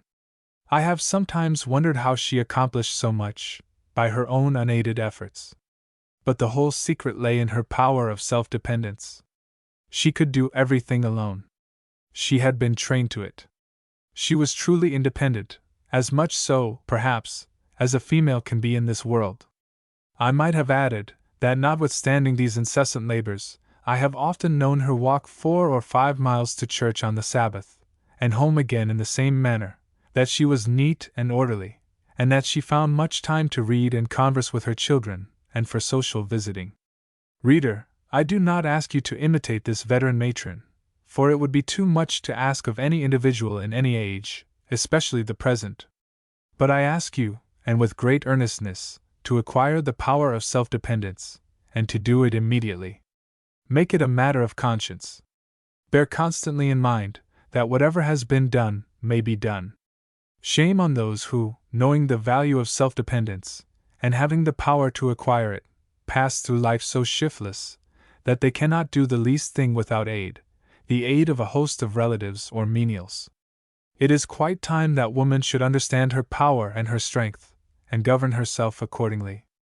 It is quite time for her to stand upright in her native, heaven-born dignity, and show to the world, and to angels, even, as well as to men, for what woman was made, and wherein consists her true excellence. Chapter 11. Reasoning and Originality. Females not expected to be reasoners. Effects of modern education on the reasoning powers. Education of former days, illustrated by an anecdote of as octogenarian. Extracts from her correspondence. Difficulty in getting the ears of mankind. The reasoning powers in man susceptible of cultivation indefinitely. Reflections on the importance of maternal effort and female education. I know not why a young woman should not reason correctly as well as a young man. And yet I must confess that, somehow or other, a masculine seems to be often attached to the thought of strong reasoning powers in the female sex. To say of such or such a young woman, she is a bold and powerful reasoner, would it not be a little uncommon? Would it be received as a compliment? Would it not be regarded as a little out of the way, and, to coin a term, as rather unfeminine? Perhaps the habit of boldly tracing effects up to their causes, and of reasoning upon them, is a little more uncommon among the young misses of our boarding schools and our more fashionable families, both of city and country, than among those of the plainer sort of people. Certain it is, at all events, that the former would be regarded as reasoning persons with much more reluctance than the latter. And yet the former has probably been taught mathematics, and all those sciences which are supposed to develop and strengthen the mental faculties, and give energy to the reasoning powers. For myself, I have many doubts whether we are really, whether the sex themselves are, I mean, so much the gainers by the superficial knowledge of modern days, which tends to the exclusion, in the result, of that good old-fashioned education to housework, which was given by the mothers of New England, in the days of her primitive beauty and glory. Then were our young women, for the times, reasoning women, then were they good for something. A few of those precious relics of a comparatively golden age have come down nearly to our own times. I have even seen several of them since the beginning of the 19th century. There is one of this description, more than 80 years of age, now living with a son of hers in one of the Middle States. Her sphere of action, however, in the days of her activity, lay not there, but on one of those delightful hills which are found at the termination of the Green Mountain Range, in New England. There, in her secluded country residence, among plain people, and with only plain means, with her husband absent much of the time, she educated, not instructed merely, nor brought up at school, but educated, a large family of children, most of whom lived to bless her memory and the world. So devoted was this woman to her household duties, and to the right education of her family, that for 11 of the first and hardest years of her life, she never for once left the hill on which she dwelt, a mile or so in extent. And yet this female was a woman of reasoning powers superior to those of most men. She understood, thoroughly, every ordinary topic of conversation, and could discuss well any subject which came within her grasp. She has been for a few years past one of my most regular and most valued correspondents, and nothing but her great age and great reluctance to put pen to paper would, I presume, prevent her from writing more frequently than she is accustomed to do. As a specimen of her style, I venture to insert a paragraph or two from her letters. The first was written when she was in her 80th year. I am glad to find you in the enjoyment of health, able to be busily and usefully employed for this and coming generations. I would like, if it was God's will, to be usefully employed in such ways too, but though I am so greatly favored as to be able to think as well as ever, I cannot work with my wonted facility and dispatch. I cannot labor with my hands so as to have to give to him that needeth, because my hands are weak and lame. Once I could fill 6 sheets of letter paper in a day, without weariness, but now, if I can fill this sheet decently in 2 days, I am ready to boast of it, as an achievement. When I look back and see my former activity, I wonder if that was myself, and am almost ready to doubt my identity. But everything in its course, first rising into life, then decaying. The world itself is not to stand forever, and of course the things animate and inanimate which are upon it must partake of its transitoriness. Again, when she was within a few weeks of 80 years of age, which was in January 1838, she wrote to me in the following vein of playfulness. As I can invent nothing new, I must utter such truisms as I have picked up by the way, in almost 80 years, for you say to me, write, and of course I obey, and scribble on. Now I say to you, and may I say it to Mrs. A. too, write. Write very sensibly, by the way, for old as I am a sharp critic. I read in my early days Lord Kames' Elements, and I have been working up these elements ever since, and if I cannot invent, I can understand what is fairly presented to me, so you will receive this as a caution. But don't be afraid. I'll tell you another thing, of which perhaps you are not aware. I had rather have 1 letter warm from the heart than a dozen from the head. I was delighted to think you were pleased with my philosophy, for I never dreamed I uttered any. As to my politics, I was pretty well drilled in the school of Washington, after seeing through the Revolutionary struggle, and that was no mean school, I assure you. Washington was a statesman. I see but few now, but when I do see one, I make him my best courtesy. And as to my theology, I learned that from the Pilgrim Fathers. Now whether those of my younger readers of a new generation, who, perhaps, almost despise both letter writing and reasoning, whether any of these, I say, will see either form or comeliness, anything inviting, in these paragraphs, I cannot say. But I can tell them, at once, that I do, and it sometimes seems to me that no greater human benefaction could be offered to mankind than the application of those principles and methods of female education, in family and school, which would produce such minds and bodies as those of which we have, in the case of this aged woman, an example. Perhaps, however, it is almost useless to hope for better times, at present, for reasons, among others, which are given in another place by my aged correspondent. The mischief nowadays, she says, is that every one is on a railroad, impelled by steam power, and cannot stop, so all speak at once, and none hear. What a state is this! But it is true of the world in general. I see but few who are self-possessed. I wonder when I see any one who is so, and I wonder if I am so myself. But we are not only unwilling to stay to hear, we are unwilling to stay to teach. It would be no hard matter for parents and teachers, especially by beginning early, to establish in the young of both sexes habits of right reasoning. I am afraid, however, that parents and teachers themselves do not perceive the value of such a habit, and that they are not likely to do so for some time to come. All, however, which remains for me to do, I must do. This is, to press upon the few whose ear I can gain, the importance of this part of self-education. Do not despise the idea of reasoning on subjects which come before you, nor think it masculine or old-fashioned. Not only accustom yourselves to reason, but to reason on everything. There is almost as great a difference between a young woman who takes all things upon trust, scarcely knowing that she can use her own powers in the investigation of truth, and one who has been, like my worthy and venerable correspondent, in the habit of observing and reasoning 70 or 80 years, as there is between a Sam Patch and a Bowditch, or a Hottentot and a Newton. Would that our young women knew this, and would conduct themselves accordingly!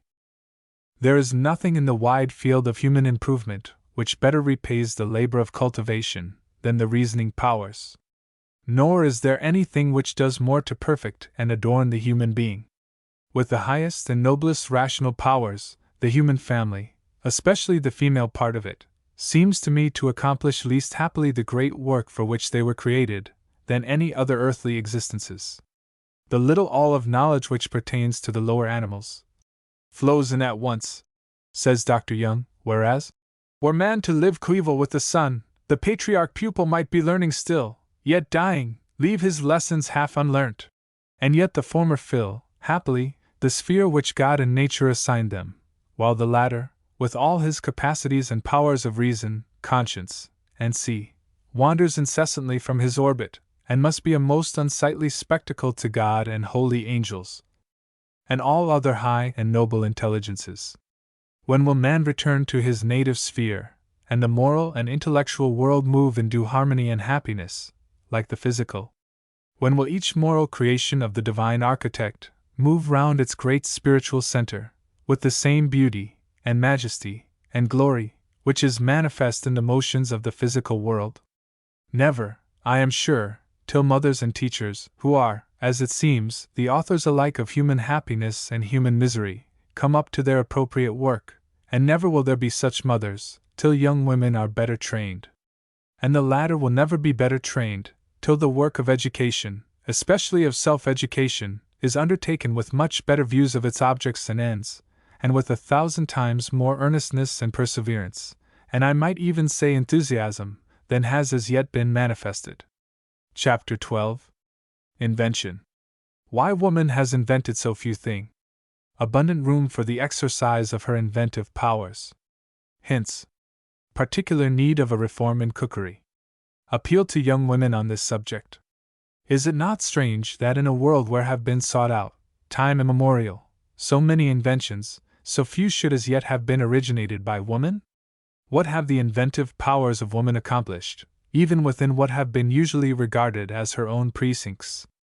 Has she invented many special improvements in the art of housekeeping? Have the labors of knitting, sewing, making, mending, washing, cooking, and been materially facilitated, or rendered more effective, by her ingenuity? Has she done much to advance the important art of bread-making towards perfection? Why has she not done more? Is genius confined to our sex? Nay, is there even no common ingenuity out of the range of our own walks?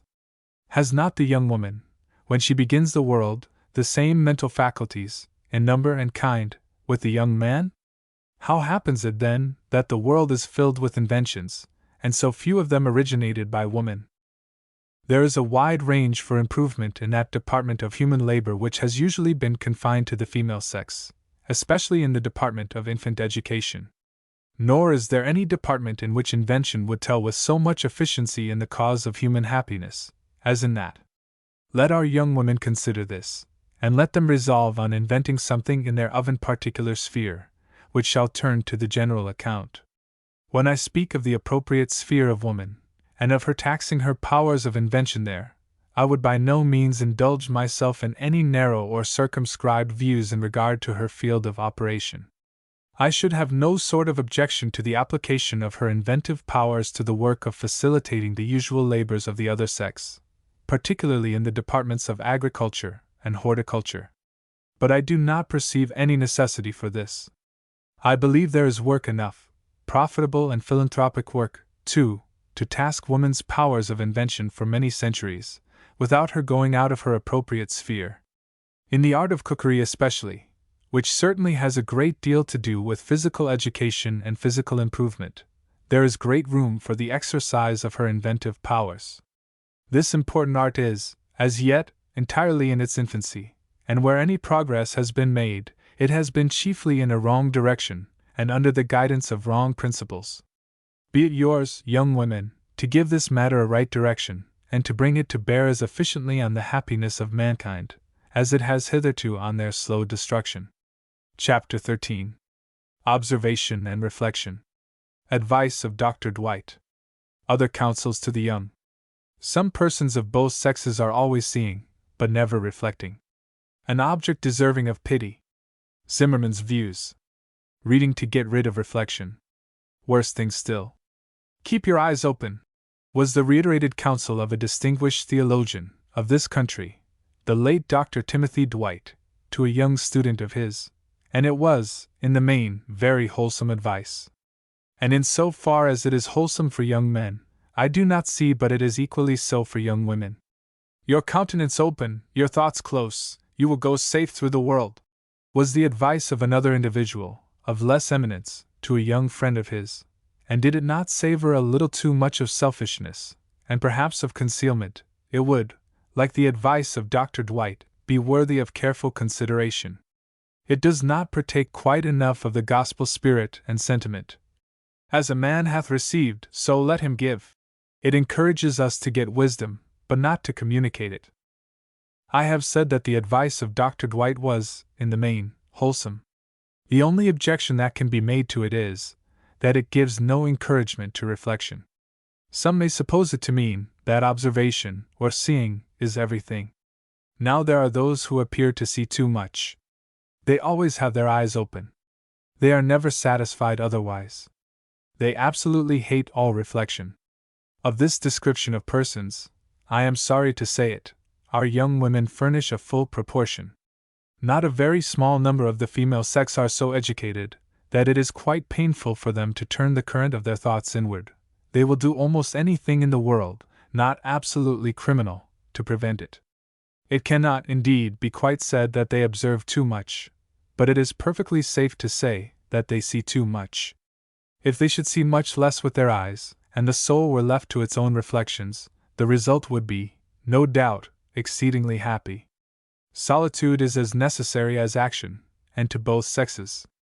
No person is more pitiable than the individual of either sex, and such individuals are by no means scarce in our own who cannot be easy unless perpetually running to see some new sight, or, like the Athenians of old, to hear or to tell some new thing, who is nowhere so happy as when in company, and nowhere so miserable as when alone.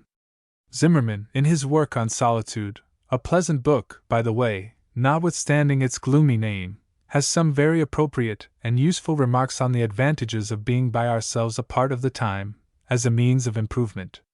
Should any of my young readers be sorely afflicted with the disease I have just mentioned, a dread of themselves, or of their own thoughts, rather, I beg them to read Zimmerman.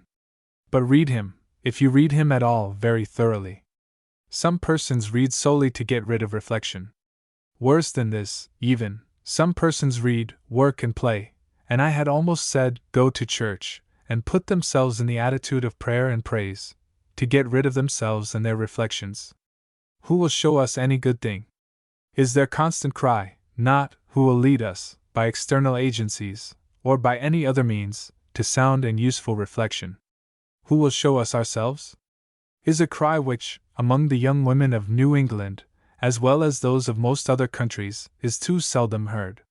The best advice I can give to such persons, next to that given in the Sermon on the Mount, where they are directed to enter into their closet, is, to read with great care, or rather to study, what's on the improvement of the mind. That is a work which has probably done as much good in the way of which I am now speaking, as any book, the Bible excepted, in the English language. Chapter 14. Detraction and Scandal. Universal prevalence of detraction and slander. Proofs Shakespeare. Burns the poet.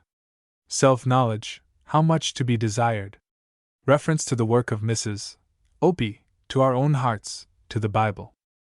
Let it not be supposed, for one moment, that I consider young women as more generally in the habit of detraction than other people, for I venture on no comparisons of the kind.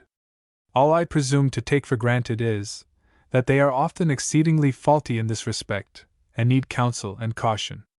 Were there any doubts on the latter point, one would think they might very readily be removed by reading the excellent work of Amelia Opie, entitled Detraction Displayed, or A Cure for Scandal.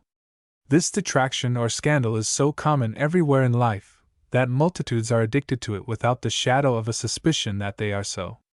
Thousands and thousands of young women whose hearts would recoil at the bare recital of deeds of butchery and blood, nay, who would faint at the sight of the severities, not to say cruelties, which, under the guise of parental discipline, or on the plea of authority, are often and hourly inflicted on the bodies of young and old, who will yet rob and murder their unoffending neighbors.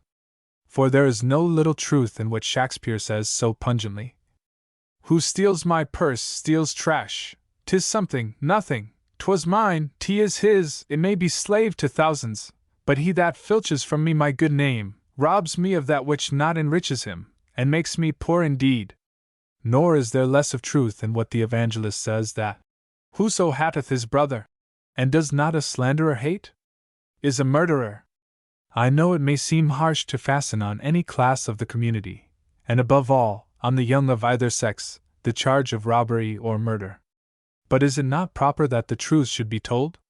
And if there is such a propensity in us to competition in its varied forms, that not only thoughts but words of detraction are, as it were, forever on our thoughtless tongues and lips, and we will not, though often warned, set a guard over the latter, is it not right that we should be represented as the robbers of reputation? And if there is such a disposition to try to be first in the community, and to compel those around us to take the second place, the lower seat, as generates envy and hatred, the seeds of murder, is it not right to warn the young of their danger?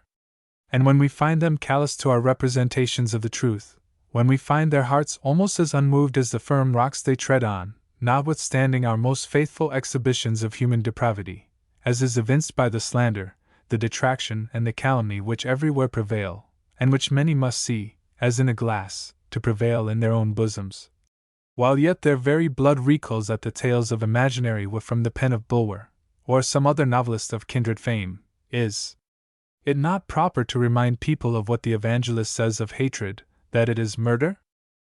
Burns, the poet, sought some power who would bestow on us the gift to see ourselves as others see us. Poor Burns! This was as high as he could be expected to go. But how much more to be desired is it, that we could see ourselves as God sees us? Not indeed at once, lest the very sight should sink us, forthwith, into everlasting night, but by degrees rather, as we may be able to endure it.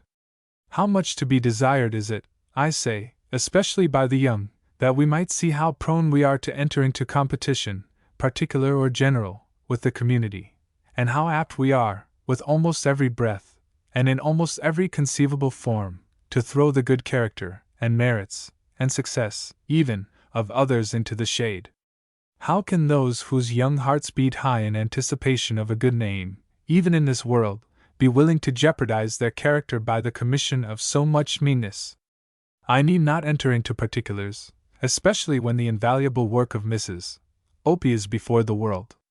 Let me refer those who entertain doubts whether, after all, I am not among the very sort of detractors whom I am censuring with so much severity, and whether, what I complain of in the individual, as abusive on here and there a neighbor or acquaintance, I am not pouring, by wholesale, and with a spirit not a whit better, upon a whole community. Let me refer all such, I say, to that invaluable work. Let me also refer them to themselves.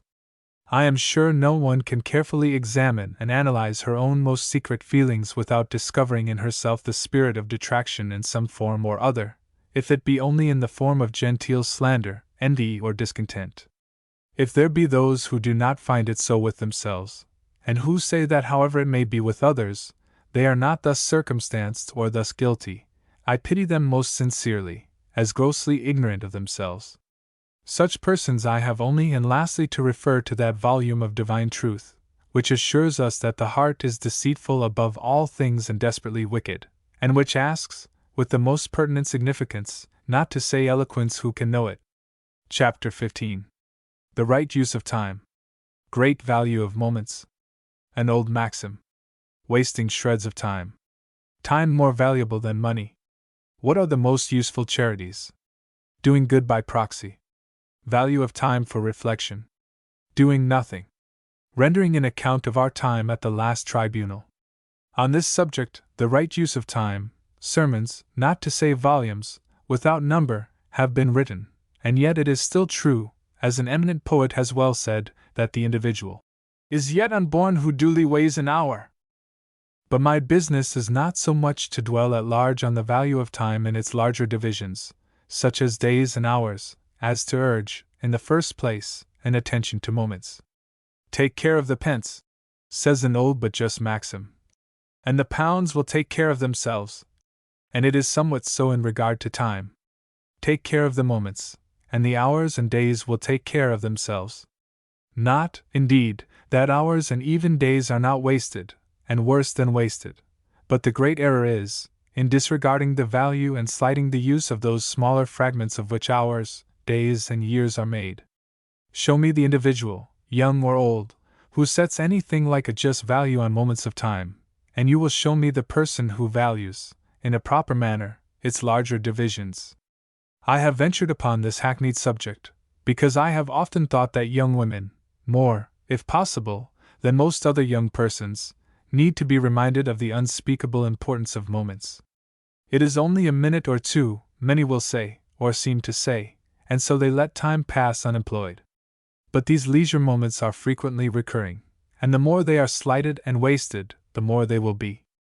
And what is worse, she who frequently says, "It is only a minute," and who makes this serve as an apology for wasting it, will soon extend the same apology to much larger portions of time. The current of human nature is ever downward. Let those who love improvement, and desire to be improved, remember it is so, and let them ever be mindful, in this respect, of their danger. There are thousands who suffer themselves to waste shreds of time which might be applied to the attainment of knowledge, valuable knowledge, or to the work of doing good in a world where so much good needs to be done, who would not be willing to waste the smallest sum of money. I would not speak lightly of the habit of wasting money, but it must be admitted by all, that she who wastes, without remorse of conscience, her precious moments which might be usefully employed, if not in action, at least in conversation, or reading, or reflection, and yet would not, on any account, waste a cent of money, is justly chargeable, in a moral point of view, with straining out a gnat, and swallowing a camel. For it should never be forgotten, that however valuable money may be, time is much more so. It is much more so, even as a means of doing good. There are very many persons, it is true, who seem to think otherwise. They seem not to think that they can do good with anything but money. Let us reflect, however, that no charity is more truly valuable than visiting and aiding the sick, encouraging the depressed, instructing the ignorant, and see, now is not she who does the latter more sure of doing good than she who only gives the former? In the latter case, she bestows the very thing which is truly needful. In the former case, she only bestows that which is a means of doing good. These means may or may not be properly applied. Of this the donor cannot be certain. But when, instead of giving money or doing good by proxy, she does it herself, the work is done, and done in her own way, and if not done well, she is responsible. She is not made, in that case, responsible for her neighbors. But is all time wasted that is not spent in action, as some of my remarks might seem to imply? By no means. I have already spoken, in this chapter, of the use of time for reflection, and in a preceding one, have dwelt more especially on the value of solitude at certain seasons. What I mean to urge is, the folly of trifling away time in absolutely doing nothing.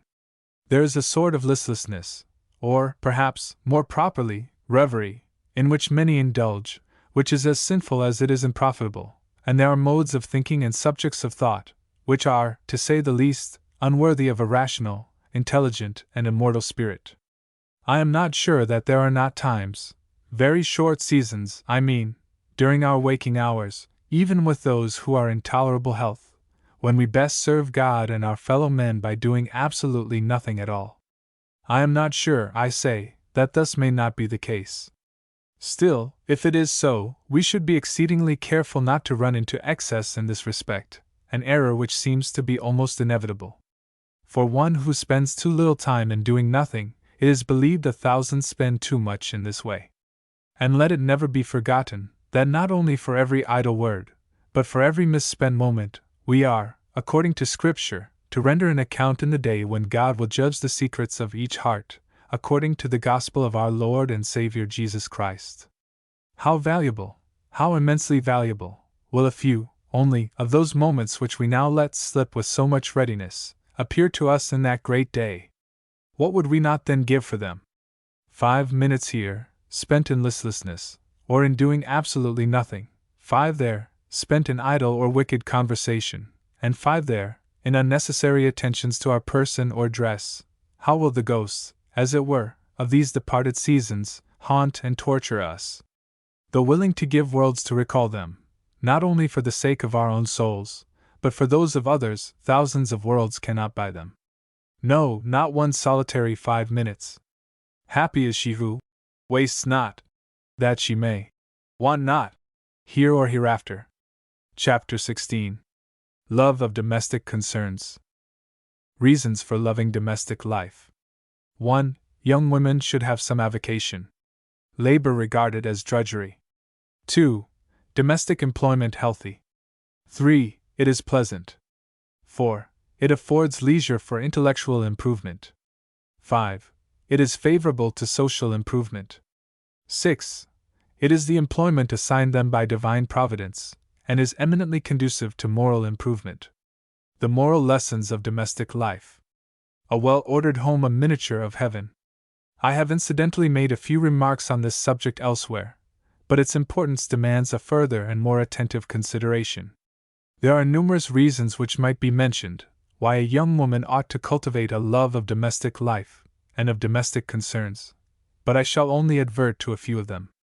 1. Every young woman should have some avocation or calling.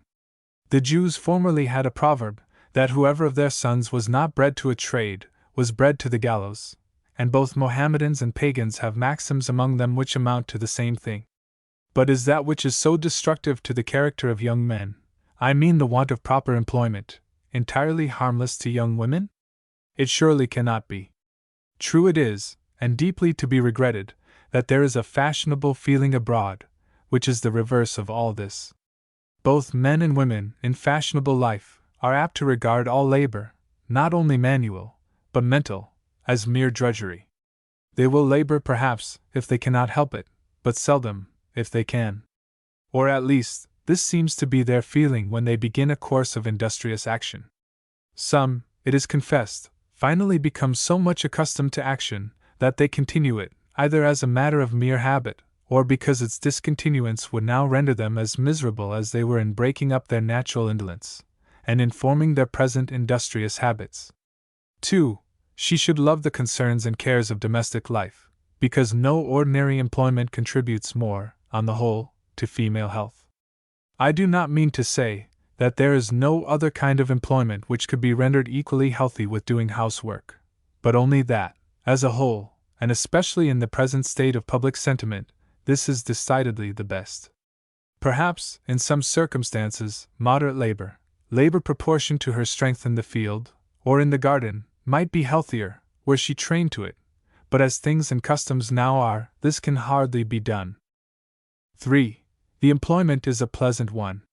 It has at once all the advantages of a shelter from the severe cold of the winter, and of seclusion from the sultry sun of summer, and the storms of winter and summer both.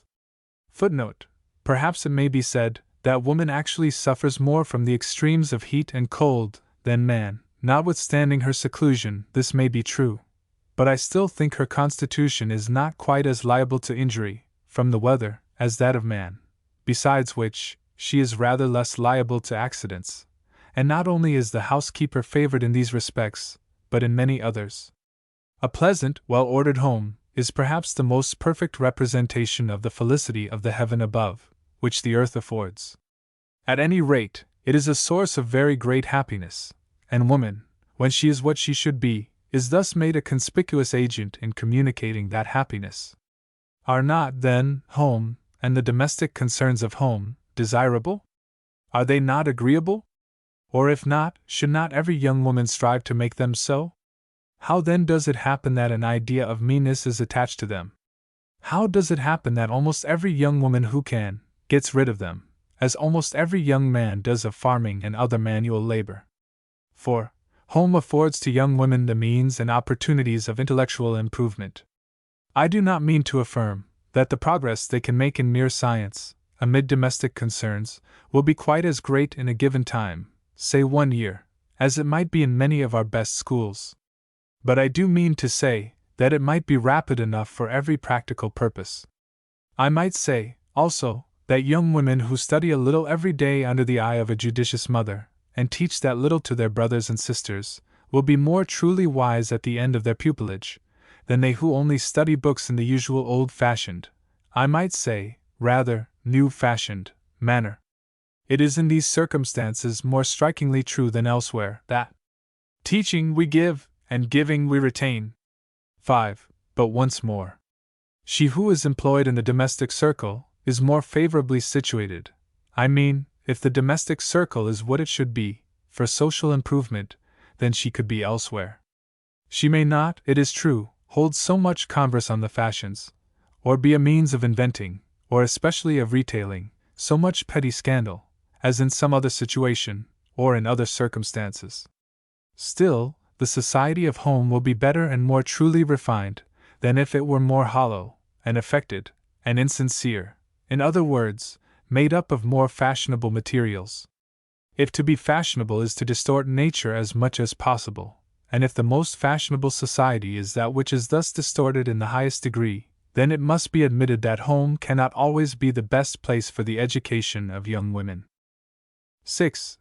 But lastly, young women should love domestic life, and the care and society of the young, because it is, without doubt, the intention of divine providence that they should do so, and because home, and the concerns of home, afford the best opportunities and means of moral improvement. The prerogative of woman, the peculiar province which God and nature has assigned her, has been already alluded to with sufficient distinctness.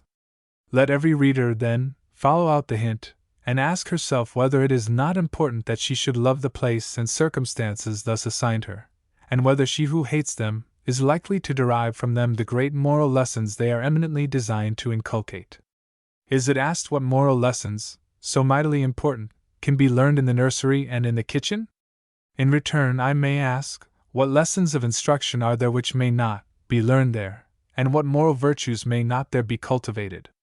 Each family is a world in miniature, and all the necessary trials of the temper and of the character are usually found within its circle. Are we the slaves of appetite? Here is the place for learning the art of self-government. Are we fretful? Here we may learn patience, for a great fund of patience is often demanded, and the more so as we are apt, here, to be off our guard, and to yield to our unhappy feelings.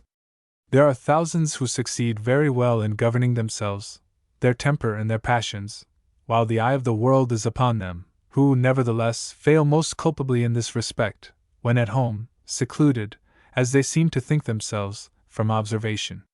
Hence the importance of great effort to keep ourselves in subjection in these circumstances, and hence, too, the value of a well-ordered and happy home. Are we overfond of excitement? Home is a sufficient cure for this, or may be made so to those who ardently desire that it should be. Are we desirous of forming our character upon the model of heaven? We are assured, from the author of Holy Writ, that the kingdom of heaven consists in that simplicity, confidence, faith, and love, which distinguish the child. In short, to repeat the sentence, there is no place on earth so nearly resembling the heaven above, as a well-ordered and happy family. If your lot is cast in such a family, young reader, be thankful for the favor, and strive to make the most of it. Not merely as a preparation for standing at the head of such a family yourself, not merely as a preparation for the work of teaching, although for this avocation I know of nothing better, not merely because it is your duty, and you feel that you must do it, but because it is for your happiness, yes, even for your life. All character is formed in the school of trial, all good or valuable character, especially. And, I repeat the sentiment, in no place or department of this school are circumstances so favorable for such a purpose, as what may, emphatically, be termed the home department. The family and the church are God's own institutions. All else is more or less of human origin, not, therefore, of necessity useless, but more or less imperfect. She who would obey the will of God in forming herself according to the divine mode, must learn to value those institutions, in some measure, as they are valued by Him, and love them with a degree of the same love wherewith He loves them. It will here be seen that I value domestic avocations so highly, giving them, as I do, the preference over all other female employments, not as an end, but as a means. It is because they secure, far better, other things being alike, the grand result at which every female should perpetually aim, the attainment of excellence. It is because they educate us far better, physically, socially, and morally, and with proper pains and right management, they might do so intellectually, than any other employment, for the great future, towards which we are every day hastening. This home school is, after all which has been said of schools and education, not only the first and best school, especially for females, but emphatically the school. It is the nursery from which are to be transplanted, by and by, the plants which are to fill, and beautify, and perfect, if any perfection in the matter is attained, all our gardens and fields, and render them the fields and gardens of the Lord. Too much has not been, too much cannot be said, it appears to me, in favor of this home department of female education, especially as a means of religious improvement.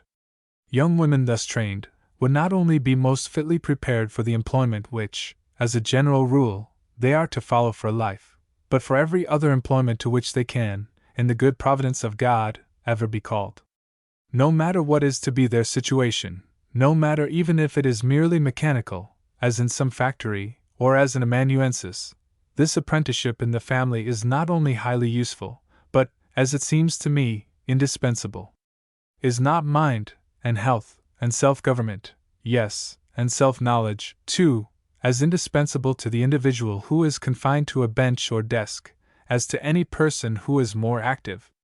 Nay, are they not even much more so, since sedentary employments have, in themselves, as respects mind and character, a downward, and narrowing, and contracting tendency? Chapter 17. Frugality and Economy. Economy becoming old-fashioned.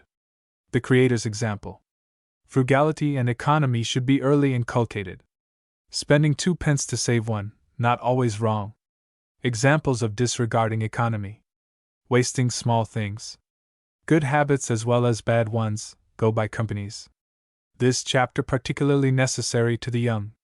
Frugality and economy of our grandmothers. Economy is another old-fashioned word, which, like the thing for which it stands, is fast going into disrepute, and in these days, it will require no little moral courage in him who has anything of reputation at stake, to commend it, and above all, to commend it to young women. What have they to do with economy? Thousands might be disposed to ask, were the subject urged upon their attention. Is there not something connected with the idea of economy, which tends, necessarily, to narrow the mind and contract the heart? This question, too, is often asked, even by those whom age and experience should have taught better things. I am pained to find the rising generation so prone to discard both frugality and economy, and to regard them as synonymous with narrowness, and meanness, and stinginess. There cannot possibly be a greater mistake. May I not ask, without incurring the charge of irreverence, if there is anything more obvious, in the works of the Creator, than His wonderful frugality and good economy? Where, in His domain, is anything wasted? Where, indeed, is not everything saved and appropriated to the best possible purpose? And will any one presume to regard His operations as narrow, or mean, or stingy? What can be more abundant, for example, than air and water? Yet, is there one particle too much of either of them? Is there one particle more than is just necessary to render the earth what it was designed to be? Such a thing may be said, I acknowledge, by the ignorant, and short-sighted, and incautious. They vent their occasional complaints, even against the ruler of the skies, because the windows of heaven are, for a time, shut up, and the rain falls not, and yet these very persons are constrained to admit, in their more sober moments, that all is ordered about right. Be this as it may, however, there can be no doubt that a just measure of frugality and economy is a cardinal virtue, and should be early inculcated, even though it cost us some time and effort. A great deal has been said, and no small number of words wasted, in endeavoring to show the folly of spending 2 pence to save one, whereas to do so, in some circumstances, may be our highest wisdom.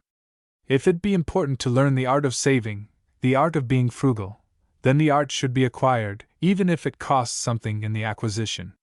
No one thinks of reaping the full reward of adult labor in any occupation, the moment he begins to put his hand to it, as a mere apprentice. Does he not thus, in learning his occupation or trade, especially during the first years, spend 2 pence to save one? Does not all preparation for the future obviously involve the same necessity? I do not, certainly, undertake to say that it is always proper, or indeed, that it is often so, to spend more, in order to save less. I only contend that it is sometimes so, and that to do so may not only be a matter of propriety, but also a duty. Let me give an example. Young women are sometimes apt to acquire a habit of being wasteful in regard to small things, such as pins, needles, and yet to teach them, in these days of refinement, always to pick up pins when they see them lying before them on the floor or elsewhere, and put them into a pincushion, or in some suitable place, would no doubt be considered as quite unreasonable. But would not such a habit be exceedingly useful? Am I to be told that it would be a great waste, since the value of the time consumed in thus picking up pins and needles would be more than twice the value of the articles saved? Am I to be told that this is not only spending 2 pence to save one, but that it is actually wicked? If so, by what art shall a wasteful young woman be taught good habits? I would certainly urge a young girl who is careless about pins, needles, and to form the habit of picking up every one she found. I would do so, to prevent her prodigal habits from extending to other matters, and affecting and injuring her whole character. But I would also do so, to cure the bad habit already existing.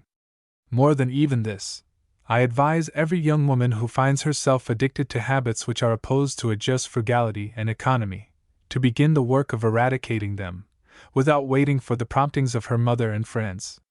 Nor let her, for a moment, fear the imputation of meanness. It is sufficient for her that she is doing what she knows to be right. Good habits, as well as bad ones, like virtues and vices, are apt to go in company. If one is allowed, others are apt to follow. First, those most nearly related, next, those more remotely so, and finally, perhaps, the whole company. I would not dwell long on a subject like this, in a book for young women, were I not assured that the case requires it. I see young women everywhere, especially among the middling and higher classes, and in great numbers too, exceedingly improvident, and not a few of them, wasteful. The world seems to be regarded as a great storehouse which can never be exhausted, let them be as extravagant as they may. They forget, entirely, the vulgar but correct adage that always taking out of the meal tub, and never putting in, soon comes to the bottom, and seem to take it for granted there is no bottom to their resources. Our grandmothers, our great-grandmothers rather, were not ashamed of frugality or economy. They were either afraid nor unwilling to do what they knew to be right, simply because it happened to be unfashionable. I am not, indeed, either constitutionally or by age, one of those who place the golden age exclusively in the past. I can see errors in the conduct of our grandmothers. But I also see in them excellencies, many virtues of the sterner, more sober sort, which have been bartered for modern customs, not to say vices, at a very great loss by the exchange. What we have thus lost, I should be glad, were it possible, to restore. Chapter 18. System. General neglect of system in families. Successful efforts of a few schools. Why the effects they produce are not permanent. Importance of right education. Here and there system may be found. Blessedness of having a mother who's systematic. Let no person ever despair of reformation. How to begin the work. There is hardly anything which the majority of our young women hate, frugality and economy, and the study of themselves, perhaps, excepted, so much as system. In this respect a few of our best schools have, within a few years, attempted something, and, in a few instances, with success. I could mention several schools for females, whose teachers have done much more good by the habits of order and system they have inculcated and endeavored to form, than by the sciences they have taught. The tendency of this excellent feature of a few of our institutions is, however, pretty effectually counteracted by the general feeling of the public, that the school is but a place of painful though necessary restraint, and that when it is over, study is over, and with it, all the system which had been either inculcated or practiced. And though not a few who have been thus compelled to live by system, for 2 or 3 years, see plainly its excellent effects, and both they and their parents acknowledge them, still the school is no sooner terminated, than everything of the kind is very likely to become as though it had never been. So long, however, as home is home, and all the associations therewith are as delightful as they now are, and so long as the greater number of our families live at random, regarding order as constraint, and method and system as slavery, just so long will the feelings of the young of each rising generation revolt at everything like order and system, and though for the sake of peace, as well as other and various reasons, they may be willing to conform to both, for a time, yet will they sigh internally for the hour when their bondage shall cease, and the day of their emancipation arrive.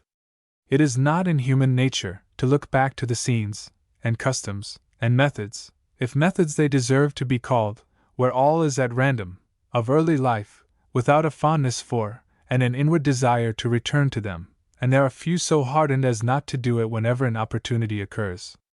How important, then, how supremely so, is right education! How important to sow, in the earliest years, the seeds of a love of order and system! How important to young women, especially, that this work should not be deferred, since if it is so, it is most likely to be deferred forever. I know, full well, that here and there a housekeeper, convinced in her conscience that she can do vastly more for herself and others, as well as do it better by means of system, than without it, attempts something like innovation upon the usual random course which prevails about her. She resolves to have her hours of labor, her hours of recreation, and her hours of reading and visiting. She believes life is long enough for all the purposes of life.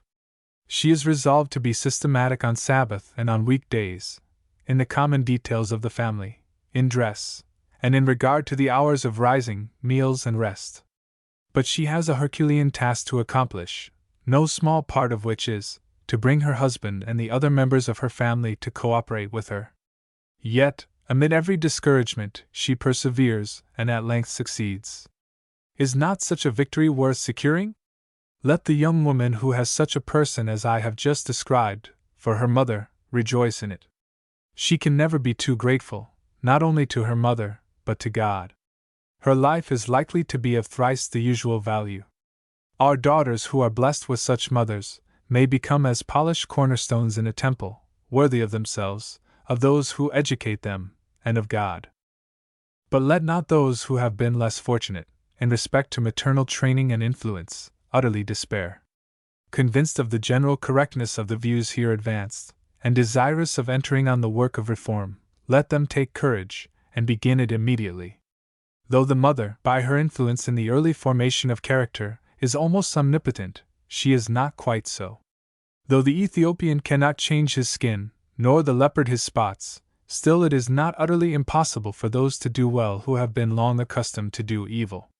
What has been done, you know, can be done. Make this maxim your motto, and go forward in the work of self-education. But remember to begin, in the first place, with the smaller matters of life, and to conquer in one point or place of action, before you begin with another. And lastly, remember not to rely wholly on your own strength. You are, indeed, to work, and to work with all your might, but it is always God that worketh in you, when anything effectual is accomplished, in the way of improvement. Chapter 19. Punctuality. Evil of being 1 minute too late. Examples to illustrate the importance of punctuality. Case of a mother at Lowell. Her adventure. General habits which led to such a disaster. Condition of a family trained to despise punctuality.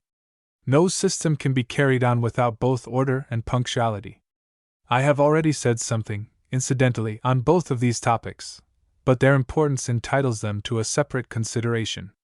The importance of strict punctuality could be shown by appealing to hundreds of authorities, but I prefer an appeal to the good sense of my readers.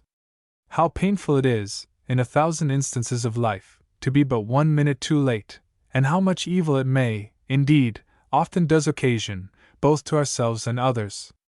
Think of the difference, says a spirited writer, between arriving with a letter 1 minute before the post office is closed, and arriving 1 minute after, between being at the stage office a quarter of an hour too soon, and reaching there a quarter of an hour too late, between shaking a friend heartily by the hand as he steps on board his vessel bound to the Indies, and arriving at the pier when the vessel is under way, and stretching her wide canvas to the winds. Think of this, and 1,000 such instances, and be determined, through life, to be in time.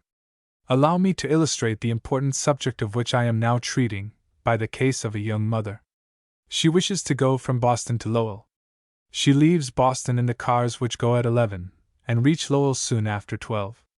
She goes to spend the afternoon with a sick friend there, resolving to return at 5, the hour when the last cars leave Lowell for Boston. Her infant is left, for the time, in the hands of a maiden sister, the husband being engaged in his shop, and hardly knowing of her departure. She spends the afternoon with her friend, and her services are very acceptable. But ere she is aware, the bell at the railroad depot rings for passengers to Boston. A few moments are spent in getting ready and in exchanging the parting salutation with those friends who, though aware of the danger of her being left, have not the honest plainness to urge her to make speed. She is, at length, under way, but on arriving at the depot, lo! The cars have started, and are 20 or 30 rods distant. What can she do? Time and tide, and railroad cars, wait for none. It is in vain that she waves her handkerchief. The swift-footed vehicles move on, and are soon out of sight. She returns, much distressed, to the house of her sick friend, unfit to render her any further service, to say nothing of the mischief she is likely to do by exciting her painful sympathies. But how and when is she to get home?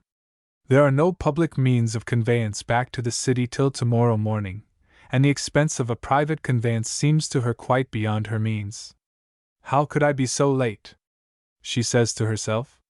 How could I run the risk of being thus left? Why was I not in season? What will my husband think, especially as I came off without saying anything to him about coming? But this, though much to distress her, is not all, nor the most. Her poor babe. What will become of that? Her friends endeavor to soothe her by diverting her mind, but to no purpose, or nearly none. She is half distracted, and can do nothing but mourn over her folly in being so late. But the weather is mild, and all is propitious without, except that it is likely to be rather dark, and by means of the efforts of thoughtful friends, a coach is fitted out with a careful driver, to carry her home this very evening. It will take 5 hours in all, and as it is now 6, she will reach home at about 11. The infant will not greatly suffer before that time. Finding herself fairly on the road, her feelings are somewhat composed, and she just now begins to think what her husband will do, when he comes from the shop at 7, and finds she has not arrived. She is afraid he will be at the extra pains and expense to come after her, and perhaps in the darkness pass by her, and go on to Lowell. And her fears are partly realized. After much anxiety and some complaining, which, however, I will not undertake to justify, the husband is on the road with a vehicle, going to Lowell to assist her in getting home. They meet about halfway from place to place, and the drivers recognize each other, though rather more than, in the darkness, could have been expected. The coach from Lowell returns, and that from Boston, taking in both passengers, wheels them back in haste to their home. In their joy to find matters no worse, they forget to recriminate each other, and think only of the timid sister with whom the infant was left in charge, for in the hurry of getting off, the husband had made no provision for quieting her fears of being alone. She passes the time, however, in much less mental agitation than might have been expected, and takes as good care as she can of a fretful, crying, half-starved babe. As the clock strikes 1, the family are all quiet in bed, and endeavoring to sleep. How much uneasiness is here caused by being just about 1 minute, and no more, too late! And whence came it? Not by her not knowing she was running a risk by being tardy. Not that she had no apprehensions of evil. Not because her conscience was uneducated, or unfaithful. It was neither, nor any of these. There was, in the first place, a little want of decision. She suffered herself to vacillate between a sense of duty and the inclination to say a few words more, or bestow another parting kiss. And in the second place, it was the wretched habit she had always indulged, of delaying and deferring everything she put her head or her hand to, till the very last moment. I will give you a brief but correct account of her general habits. Not that the picture is a very uncommon one, but that you may view it in connection with the anecdote I have related, and thus get a tolerable idea of the inconveniences to which the wretched habit of which I have spoken is continually exposing her. She makes it a rule. No, I will not say that, for she has no rules, but she has a sort of expectation on the subject, to rise at 5 o'clock. Yet I do not suppose she is up at 5-6 times in the year. She is never awake at that time or but seldom, unless she is awakened. Her husband, indeed, makes it a sort of rule to wake her at that hour, but he, alas, poor man, has no rules for himself or others, and if he undertakes to awaken her at 5, it is usually 10 or 15 minutes afterward, and if she is let alone, she is often in bed till 5:30, oftener, indeed, than up earlier. The breakfast hour is 6, but I never knew the family to sit down at 6. It is 10 minutes, 15 minutes, 30 minutes, and sometimes 45 minutes after 6, before the breakfast is on the table. The fire will not burn, and the tea is not ready, or the milk or cream for the latter has not arrived, or something or other is the matter, so she says, and so she believes, and indeed sometimes so it is. The dinner time is 12:30, that is, professedly so, but it is not once in 20 times that they sit down much before 1 o'clock, and I have known it to be even later. So it is with supper, and I might add, with everything else. If an engagement is made, directly or indirectly, positively or only implied, it is never fulfilled at the time. She is never in her seat at church, till almost everybody else is in, and the services have commenced, although the kind, but too indulgent parson waits some 5 or 10 minutes for his whole congregation, whom, alas, he has unwittingly trained to delay. In short, she does nothing, and performs nothing, punctually, not even going to bed, for this is deferred to a very late hour, sometimes till near midnight. Now herein is the secret, the foundation, rather, of her trouble at Lowell. Had she been trained to punctuality in other things, she would, in all probability, have been punctual there. The misfortune which I have described is but a specimen of what is ever and anon occurring in the history of her life. Nor are her sufferings, though they are severe, from her unhappy habit, the end of the matter. I have already more than intimated that her companion has caught the disease, but it is still more visible in the conduct of her sons and daughters. They, like herself, seldom do anything at the proper time. They are never punctual in their engagements, nor decided in their conduct. I know not, however, what the daughters may yet do, several of them being quite young. If they should chance to meet with better instructions than they are accustomed to receive, should take warning, and do all they can in the way of self-improvement, they may be able to break the chains of an inveterate and almost unconquerable habit, and make themselves useful in their day and generation. I do think most sincerely that if all the rest of the world were disorderly, or fell short in matters of punctuality, the young woman should not do so. Let her, in every duty, learn to be in time. Let her resolve to do everything a little before the time arrives, nothing, a moment after it. The keeper of a boarding house, who is at the same time the principal of one of our most flourishing schools for both males and females, makes it a point to have every one of his boarders in their seats at dinner, when the clock strikes 12, which is the appointed hour. And the late principal of a very highly distinguished female school in Boston used to have every exercise regulated by a clock kept in the room, and whatever else was going on, whether it was finished or unfinished, whenever the hour for another exercise arrived, it was attended to. The whole school, as if with one impulse, seemed to obey the hour, rather than the teacher. Such order and punctuality, everywhere and in everything, constitute the beauty of life, and I was going to say, the beauty of heaven, of which this life should be a sort of emblem. Heaven, in any event, is not only a world of order, but of punctuality also, and she who goes there must be prepared to observe both, or it will be no heaven to her. As I have strongly insisted in respect to the formation of other important habits, so in regard to this, it must be commenced in the smaller matters of life. Let the young woman be in time, that is, be punctual, in the performance of what she regards as trifles, and when she becomes a matron, she will seldom be tardy in what are deemed the weightier matters. I have spoken of the importance of punctuality, and have strongly insisted that whatever is worth doing at all is worth doing well. I am now about to insist, with equal earnestness, that what is worth beginning and performing well is worth doing thoroughly, or finishing.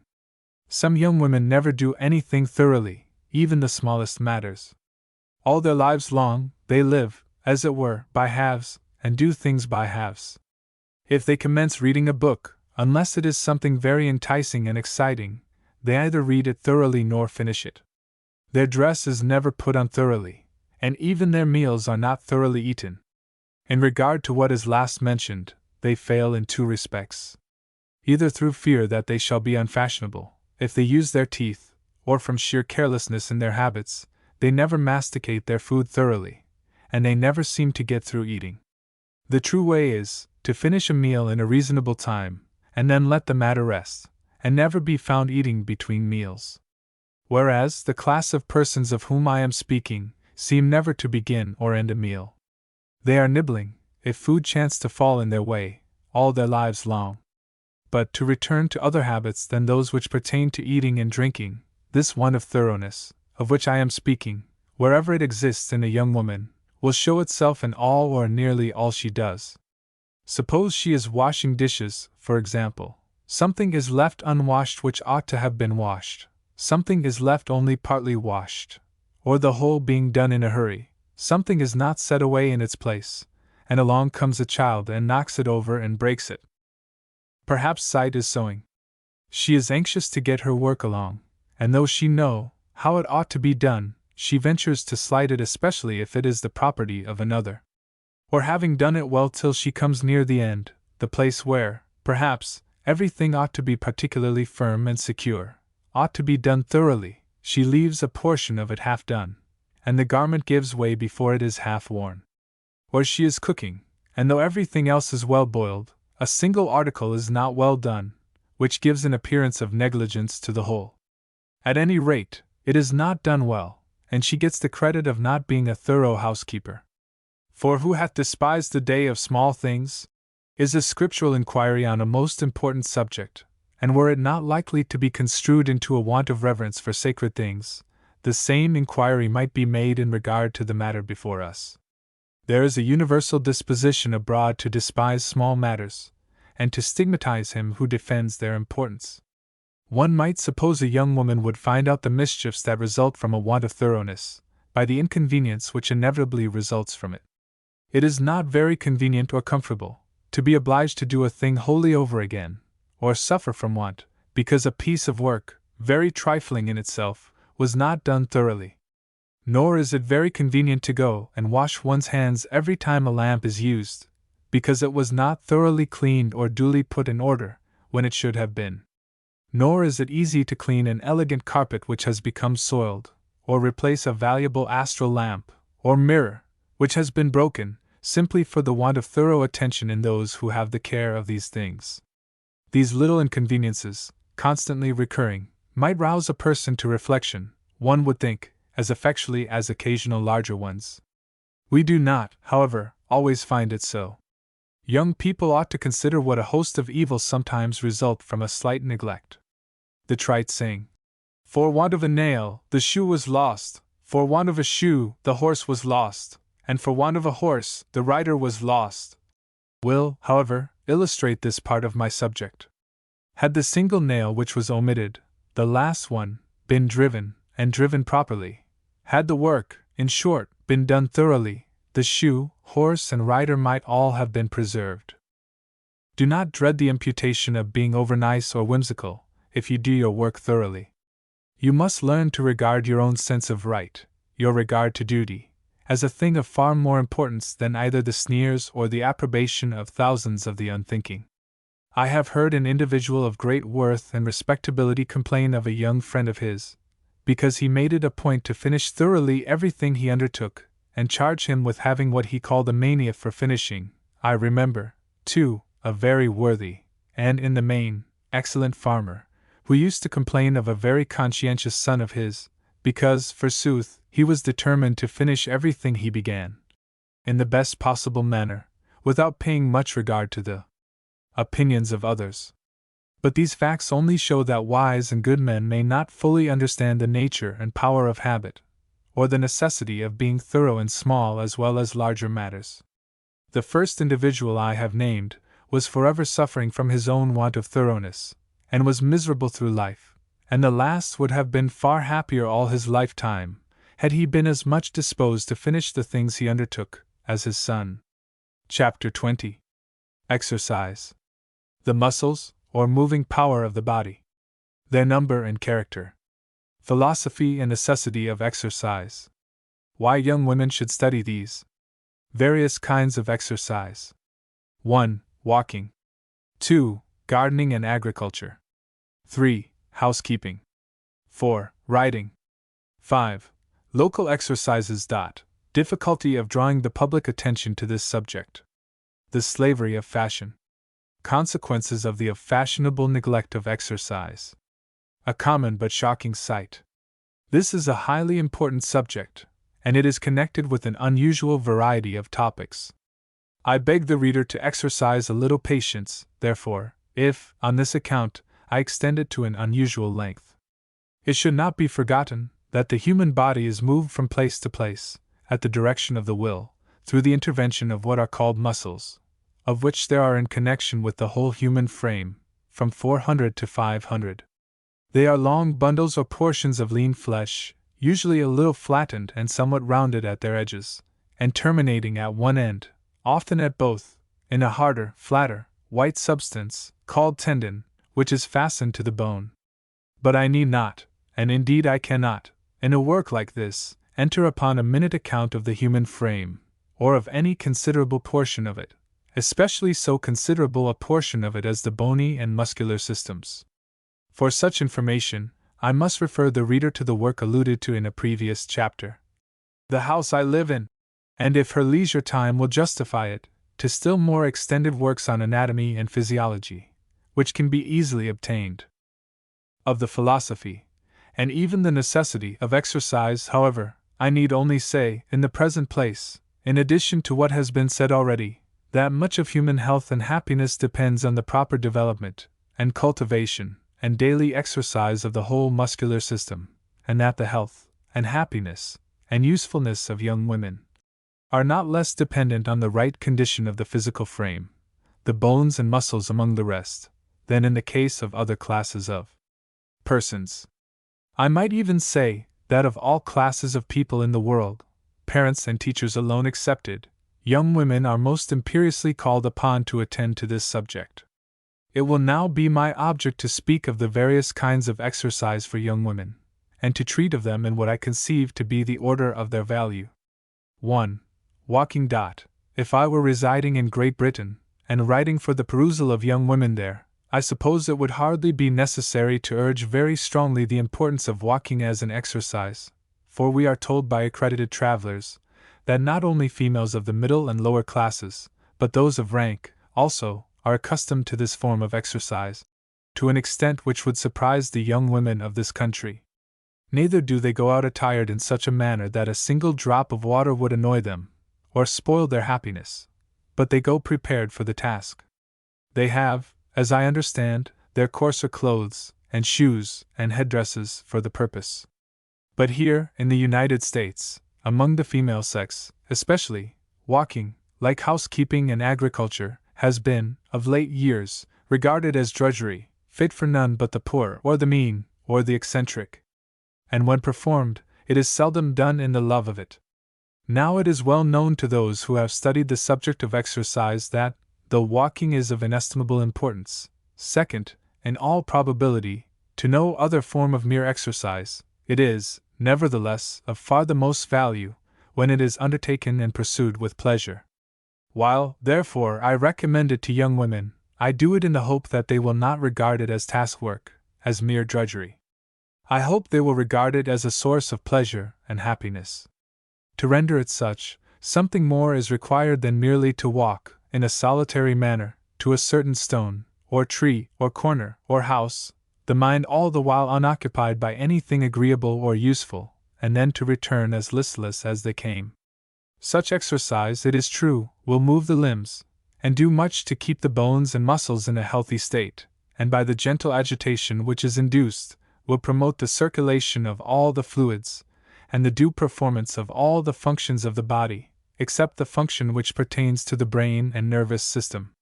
It will do all this, I say, but it will not do it so well, if the exercise is performed as a piece of task work, as it would if it were done cheerfully and voluntarily. I counsel the young woman, therefore, who wishes to derive the utmost possible benefit from walking, to contrive to make the exercise as agreeable as possible. To this end, she should endeavor to have before her, I mean before her mind, an agreeable object, or at least she should be accompanied by an agreeable companion. Both are desirable, but one of the two is indispensable. As to the kind of object which should be held in view, I cannot, of course, say much, nor need I, for it makes but little difference, so far as the physical benefit to be derived from it is concerned. In regard to the moral and intellectual advantages, however, which are to be derived from it, to herself and to others, it makes a very great difference indeed. She who goes in company with one or two, or a small number of companions, on some benevolent errand, some work of mercy to the ignorant, the sick, or the distressed, at once secures all the physical, the intellectual, and the moral advantages to be derived by herself, and confers inestimable blessings on others. Let it not be said that it is not the duty of young women to go on such errands of mercy. I know of no neighborhood, containing the small number of 20 families, in which there are not individuals who need to be fed, clothed, enlightened, encouraged, warmed, or elevated. The more elevated their present condition, as a general rule, the more can be done to raise them still higher. The destruction of the poor is their poverty, and in like manner, the destruction of the ignorant is their ignorance. People must know something, in order to know more, and in like manner, must they possess something, in order to value our charities, and make a wise use of them. If it should be urged, that in speaking of the advantages of walking, I have hitherto addressed myself to a small class of the community, only, that those who are compelled to labor, have not the time necessary for walks of love, instruction, or charity, I reply, that this does not lessen the importance of what has been said to those individuals to whom it is applicable. Walking is nature's own exercise, and will always be her best, when it can be performed. Nor would many in New England think themselves so poor as to be unable to afford it, were they aware of a 10th part of its general importance, and did they but know how to live orderly and systematically. 2 hours of active walking a day are worth a great deal, and no one who can walk briskly and cheerfully, and without very great fatigue, 3 hours, need to complain of want of exercise. I must omit, of course, in a work like this, intended for young women, the mention of any motion more rapid than walking. Running, to those who have passed into their teens, would be unfashionable, and who could endure the charge of disregarding the fashions? Who could risk the danger of being regarded as a romp? I am informed by a traveler of the most undoubted veracity, that females of the highest classes, in some parts of Europe, the daughters of Fellenberg, the Swiss educator, for example, do not hesitate, at times, to engage in the athletic and healthy exercises of skating and coasting. I have even been told that the same remark might be applied, to some extent, to the females of the state of Maine. 2. Gardening and agriculture. Here again I shall be treading on dangerous ground, as I am fully aware. As in the former ease, however, so in the present, I shall not be wholly alone. There are those who have dared to jeopardize their reputation by insisting on light agricultural and horticultural employments for females, young and old, who cannot, or who suppose they cannot find time for walking, and to the list of this sort of unfashionables, my name, I suppose, must be added. To those who do not and cannot enjoy the benefit of active and pleasurable walking abroad, these employments are unquestionably the best substitutes. When these are wholly depended upon for exercise, however, they should be pursued at least from 2 to 4 hours in a day, and the constitutions of some will require much more than even 4 hours. Let not the hardy, healthy young woman alone, be employed in this manner.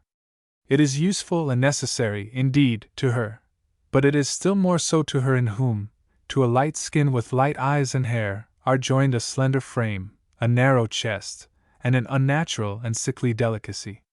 Whether this delicacy is the result of staying in the house, almost entirely secluded from light, air, and the extremes of heat and cold, or is inherited, makes very little difference. She who has it needs a great deal of exercise. 3. Housekeeping. Next to walking, and agricultural and horticultural exercise, housekeeping, or, as it is familiarly called, housework, is probably the most healthy, and ought to be the most agreeable. And yet the bare statement of the fact will be enough to induce many a fair reader, as I doubt not, to turn aside with pain and disgust. The reasons why this employment is so healthy are many and various.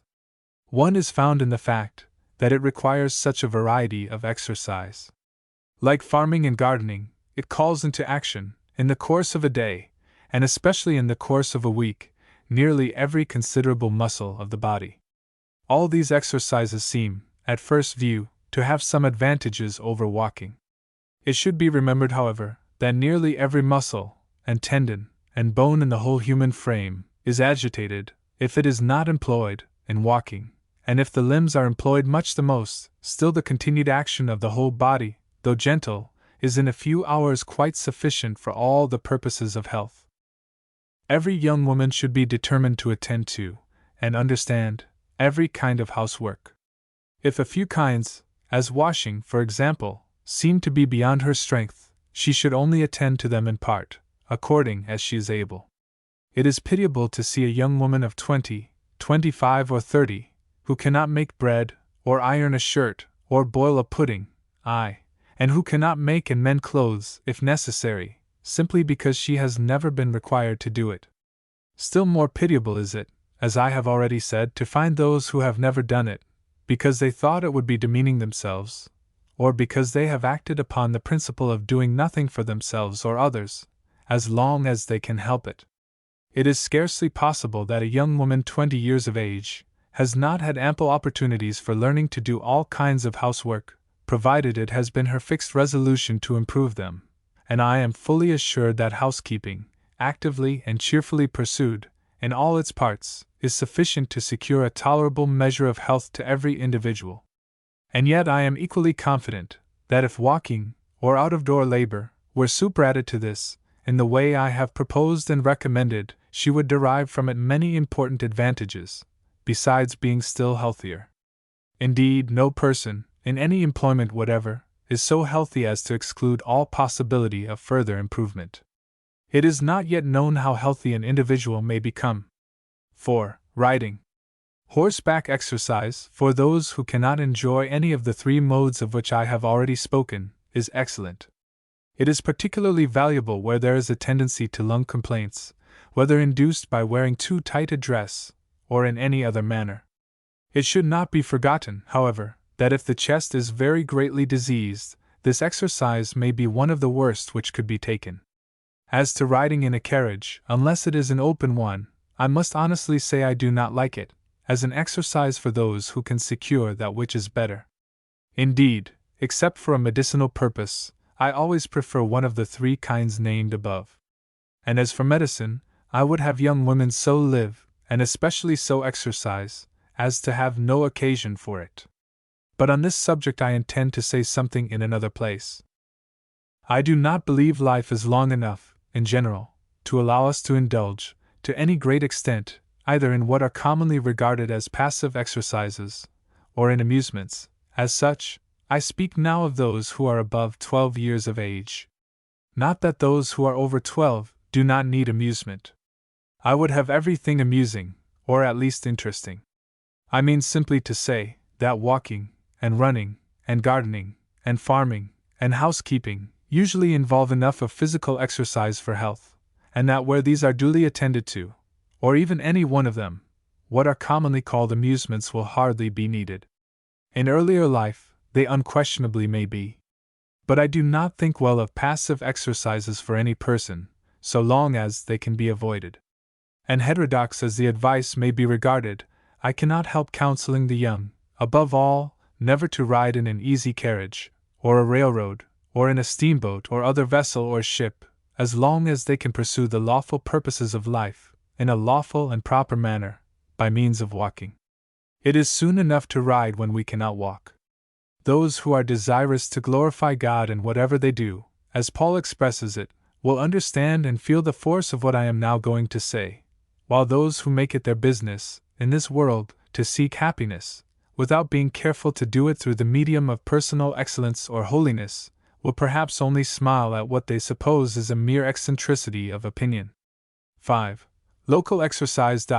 I have intimated that the bones and muscles, the brain and nerves, the stomach and intestines, the liver, the chyle apparatus, the lungs, and the skin, are all more or less exercised and benefited by walking, running, gardening, housekeeping, or riding on horseback. Still, other exercises will be necessary, in addition to all these. But much that I wish to say on these points will be found in subsequent chapters. It is only necessary for me to observe, in this place, that all the organs of the body, internal or external, together with all the senses, require, nay, demand, their appropriate or, as I might say, their particular exercise, and this, not only daily, but some of them much oftener. The brain and nervous system require observation and reflection, and even, in my view, considerable hard study. This is their appropriate and necessary exercise. There are, indeed, those who exercise their brains too much, but for one who suffers from thinking too much, a dozen suffer from thinking too little. The stomach and intestines require such food as will call them into proper action. That which is highly difficult of digestion may cause them to overact, and this, to those whose vital powers are feeble, would be injurious. On the other hand, that which is too easy of digestion will not afford the stomach exercise enough, and hence, in time, if its use is long continued, will be equally injurious. But once more, concentrated substances, I mean, consisting of pure nutriment, or that which is nearly so, such as oil, sugar, gum, and do not afford the right kind of exercise to the stomach, for it is the appropriate work of this organ, and of the other internal organs, and not of machinery of human invention, to separate the nutritious part from that which is innutritious, and therefore, that food affords the best sort of labor to the stomach which contains, along with a full supply of nutriment, a good deal of innutritious substance. The exercise of the lungs consists not only in their full and free expansion in breathing, but in speaking, singing, and even in laughing. Physiologists also consider sneezing, coughing, and crying, especially the latter, as having their advantages, in early infancy and perhaps, in same circumstances, even afterward. In like manner do the eye and the ear, the tongue and the teeth, the hands and the face, and indeed every part of the system, require their appropriate exercise. This is not true of the merest infancy and childhood alone, but also, for the most part, of youth and manhood. Conversation, to a certain extent, is, for aught I know, as necessary to the health of the vocal organs as to that of the lungs. Nor are the benefits of mastication confined wholly to the process of digestion.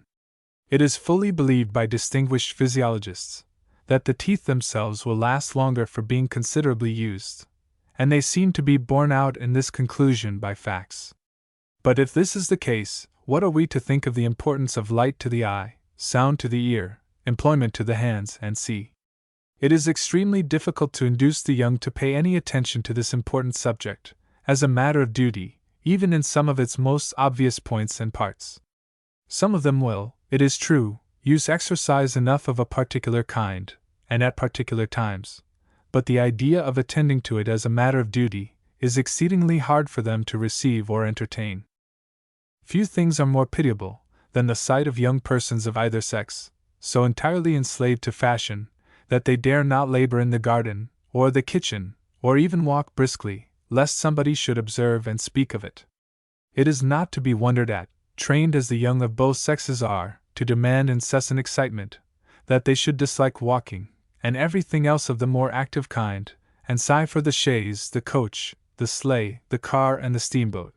But it does seem to me strange that contrary to nature they should seek their happiness in passive exercises alone, forgetful of their limbs, and hands, and feet. It is passing strange, that any tyrant should be able, even fashion herself, so to change the whole current of human feeling, as to make a sprightly buoyant young girl of 10 years of age, become at 13 a grave, staid or mincing young woman, unable, rather, unwilling, to move except in a certain style, and then only with an effort scarcely exceeded by the efforts of those who are suffering from inquisitorial tortures. No young woman who has a conscientious desire for improvement, and who is acquainted with the merest elements of physiological knowledge, could or would submit, for one day, to such abominable tyranny. She could not but be afraid thus to disobey the natural and reasonable laws of her Maker. The consequences of this premature inactivity of the human frame, on the future well-being of that frame, have never been half told, nor do I know that they can be, at least for some time to come. I scarcely ever prescribed for one of these staid young women, without very great pain. To see a machine evidently made by its almighty architect for a great deal of motion, and made to run on with exactness for 100 years or more, with due care taken to preserve it in good order, completely deranged, because fashion says that motion is ungraceful or unbecoming, what, in a physical point of view, can be more lamentable? To see woman denied daily, by fashion's nonsensical decrees, the pleasure which every healthy person feels in the use of his limbs, with their hundreds of muscles and tendons, and kept not only inactive, but almost secluded from air and light, who is not almost ashamed that he belongs to the same species? Yet such things are quite common among us, and they are constantly becoming more so. Chapter 21. Rest and Sleep. Why rest and sleep are needed. Sleep a condition. We should sleep in the night. Moral tendency of not doing so. Is there any moral character in such things? Of rest without sleep. Good habits in regard to sleep. Apartments for sleep. Air. Bed. Covering. Temperature. Night clothing. Advice of Macnish on the number of persons to a bed. Preparation for sleep. Suppers. The more we indulge in sleep, the more sleep we seem to require. The reader indulged to study laws of rest and sleep. An appeal. The moving powers of the human body are so constructed by the grand mover of all things, that they require rest as well as action. And of the many hundreds of muscles and tendons in the living system, it is not known that there is one which could continue its action, uninterruptedly, for any considerable time, without serious injury. Even the muscular fibers of the heart rest a part of the time, between the beats and pulsations. Whether the brain, which is of course without muscular fibers, can act incessantly in the production of thought, is a question which I believe is not yet settled by metaphysicians.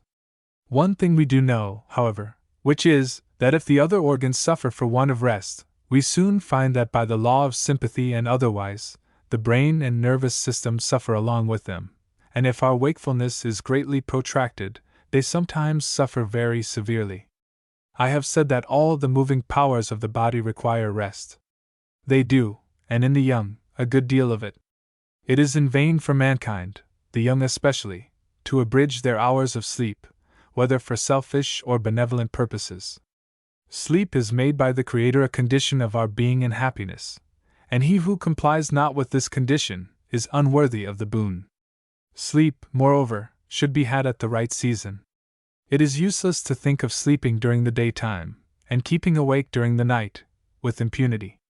For many facts are on record, showing in vivid colors the mischiefs which result, sooner or later, from thus turning day into night, and night into day. Need I present these facts? They are found, in greater or less numbers, in almost every work on health or physiology. I will present but one. It is from Valangin. 2 colonels in the French army, some time ago, had a dispute whether it was most safe to march in the heat of the day, or in the evening. To ascertain this point, they obtained permission of the commanding officer to put their respective plans into execution. Accordingly, the one with his division marched during the day, although it was in the heat of summer, and rested all night. The other, with his men, slept in the daytime, and marched during the evening and part of the night. The result was, that the first performed a journey of 600 miles without losing a single man or horse, while the latter lost most of his horses, and several of his men.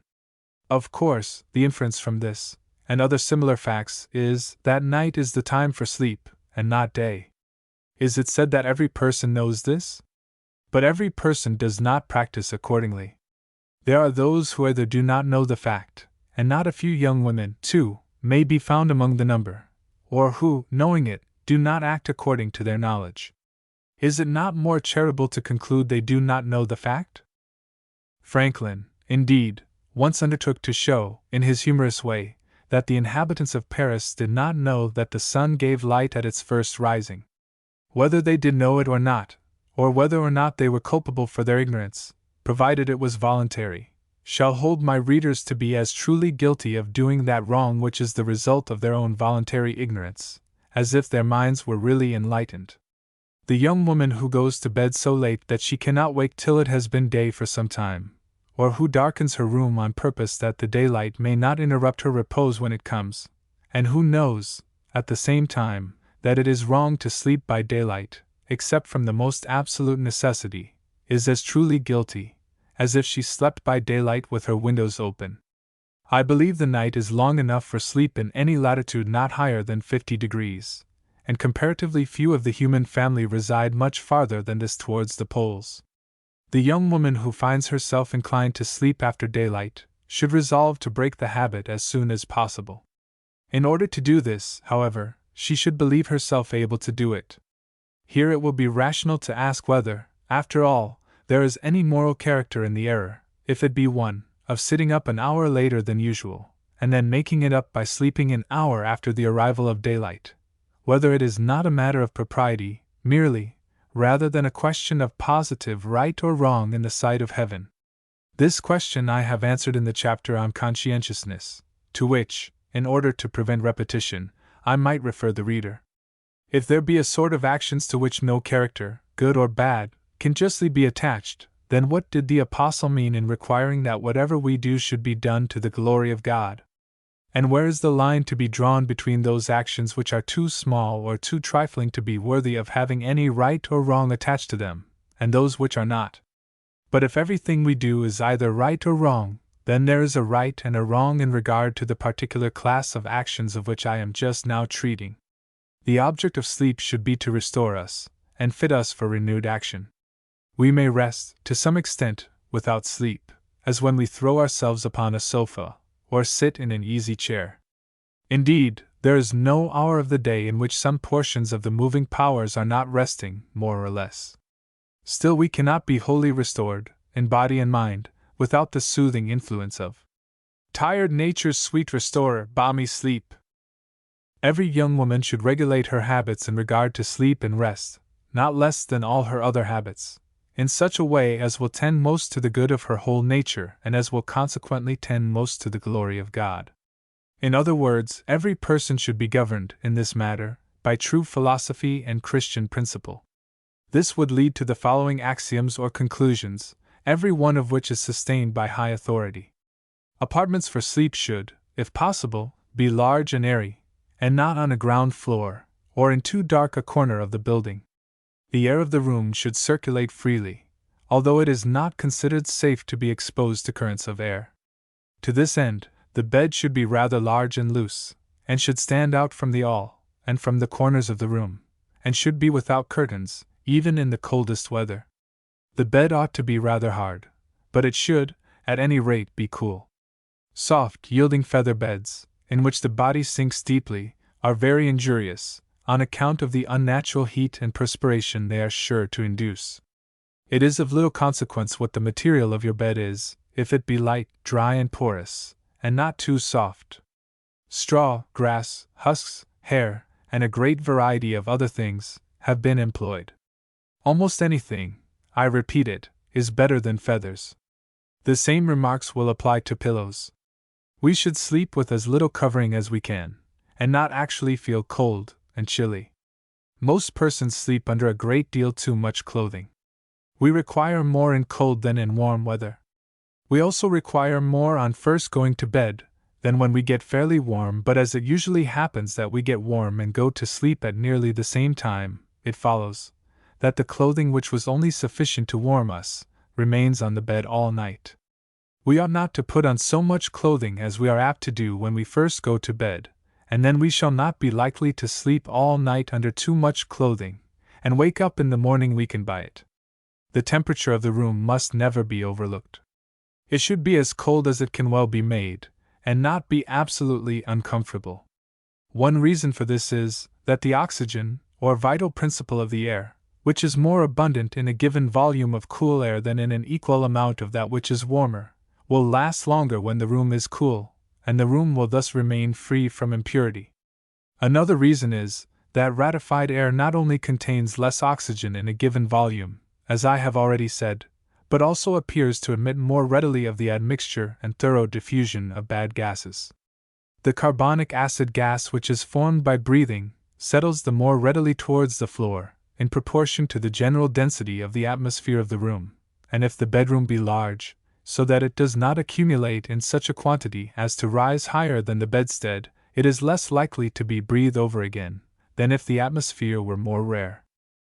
But there is still another reason for having our bedclothes cool, though it is substantially the same with that mentioned in a preceding paragraph for having light rooms, beds, and light covering.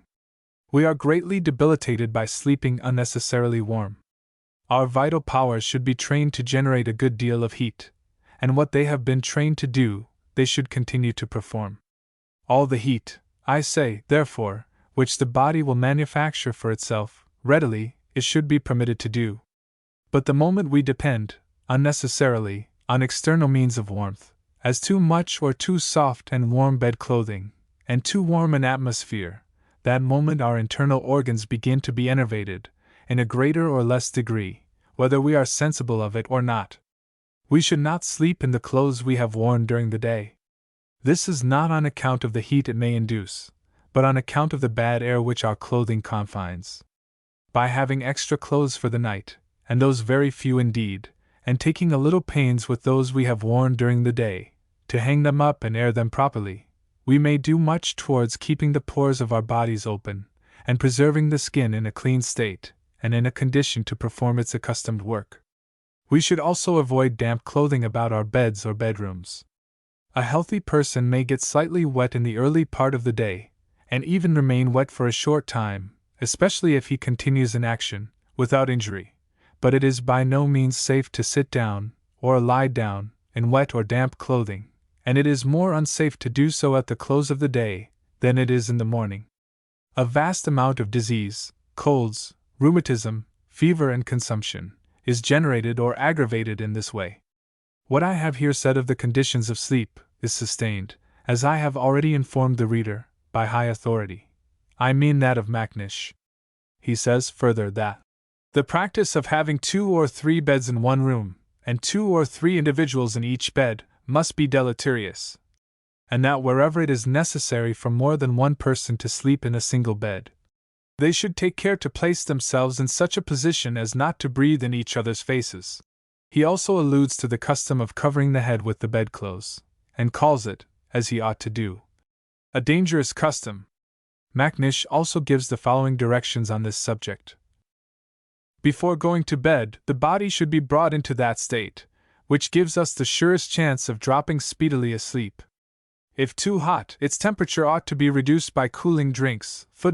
By cooling drinks. Macnish cannot surely mean drinks of a low temperature, for these would be somewhat injurious in the evening. He means by cooling, not heating or irritating. Exposure to the open air, sponging, or even the cold bath. If too cold, it must be brought into a comfortable state by warmth. For both cold and heat act as stimuli, and their removal is necessary before sleep can ensue. A full stomach, also, though it sometimes promotes, generally prevents sleep. Consequently, supper ought to be dispensed with, except by those who, having been long used to this meal, cannot do without it. As a general rule, the person who eats nothing for 2 or 3 hours before going to rest will sleep better than he who eats a late supper. His sleep will also be more refreshing, and his sensations upon awaking much more gratifying.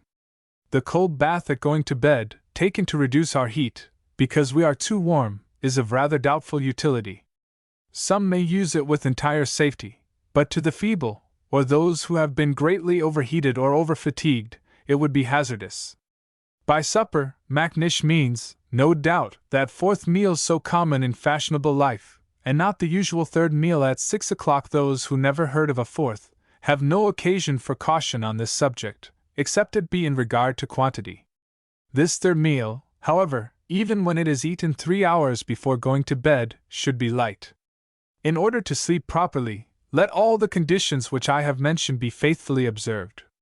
Then to these let there be added a most strict and conscientious regard for the rule which I have suggested in the beginning of this chapter, which is, to rise early. Let no young woman be found in bed after daylight, in the longest days, nor in the winter, after 4 o'clock. Some will say that at this rate they should not get sleep enough during the night, and should, as a consequence, either be dull during their waking hours, or be obliged to take a nap in the daytime. But if our hard-laboring people who rise at 4 o'clock in the summer find time enough to sleep, most of them, without a nap in the daytime, surely they whose labor is not so hard can do it. They cannot, I well know, if they sit up till 10 or 11 o'clock at night. If any one desires to glorify God in everything she does, let her attend to the conditions I have mentioned. If she finds that in rising at daylight she does not get sleep enough, let her go to bed a little earlier. We ought to sleep about as much before midnight as after, and she who goes to bed at 8, and rises at 4, will be pretty sure to get sleep enough. Few if any persons over 12 years of age need more than 8 hours sleep, and the greater proportion not so much. Here I will mention one thing which does not seem to be generally known. The more we sleep, if we increase our sleep by degrees, the more we may. How far the time for sleep may be thus extended, I do not know. There are, indeed, circumstances which may make the same individual require less or more sleep, independent of the habit of indulgence. Still it is true, as a general fact, that we may sleep as much or as little as we please. When we increase the hours of sleep, however, it does not follow that we actually sleep more in the same proportion. Let an active individual, who has been accustomed to 6 hours, suddenly confine herself to 4. Will her actual sleep be abridged 1/3? By no means. Nature will endeavor to make up for the loss of time by inducing sounder sleep. In this, however, she is only in part successful. For those who sleep so very soundly, often sleep too sound. We are sometimes conscious, when we awake from an oversound sleep, that we are not well refreshed, but whether conscious of it or not, it is so. Macnish says, that sleep from which we are easily roused is the healthiest. Very profound slumber partakes of the nature of apoplexy. A person who, having been in the habit of sleeping 6 hours in 24, suddenly reduces the number to 4, will, probably, for a time, sleep as much in 4 hours as she slept before in about 5, or 5.5. But the quality of these 5 or 5.5 hours' sleep will be inferior, and continues so, unless she arouses herself to an increased activity of her intellectual powers, and reduces the quantity of her food and drink. I have supposed it to be generally known that we need the more sleep, or seem to need it, in proportion as our minds are less active, and our bodily appetites hold us more in subjection. The individual, male or female, who approaches most nearly to the more stupid lower animals in point of intelligence, activity, and general habits, will actually seem to require the most sleep, and on the contrary, in proportion as an individual rises above all this, and becomes exceedingly active in mind, body, and spirit, will the necessity for sleep be greatly diminished. Some of the most elevated of the human race, in point of intelligence, benevolence, and benevolent activity or spirituality, have required but very little sleep. Of this number were Wesley, Matthew Hale, Alfred the Great, Jeremy Taylor, Baxter, Bishops Jewell and Burnet, Dr. John Hunter, Dr. Priestley, and Sobieski, as well as Frederick the Great, Gen Eliot, Lord Wellington, and Napoleon.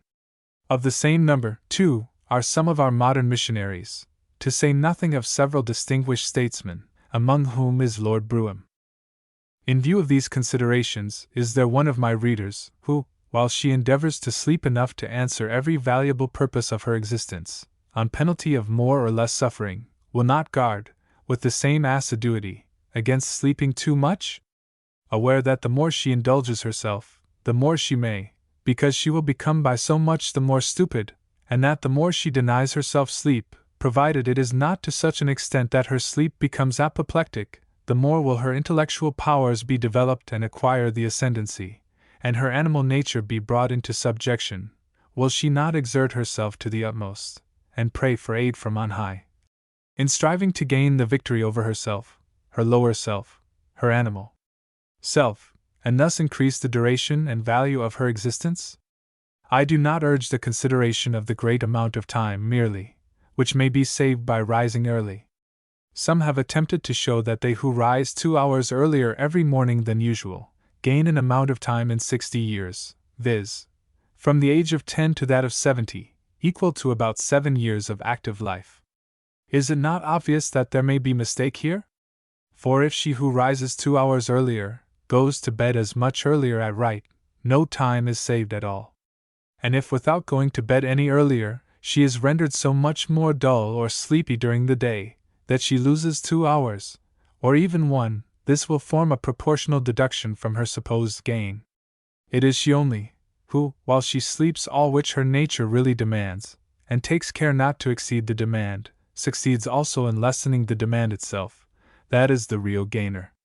It is a pitiable sight to see an immortal being, made in the image of Almighty God, and capable, by divine aid, of enjoying Him forever, rendering himself sleepy, brutish, or besotted, by the form of indulgence of which I am now speaking.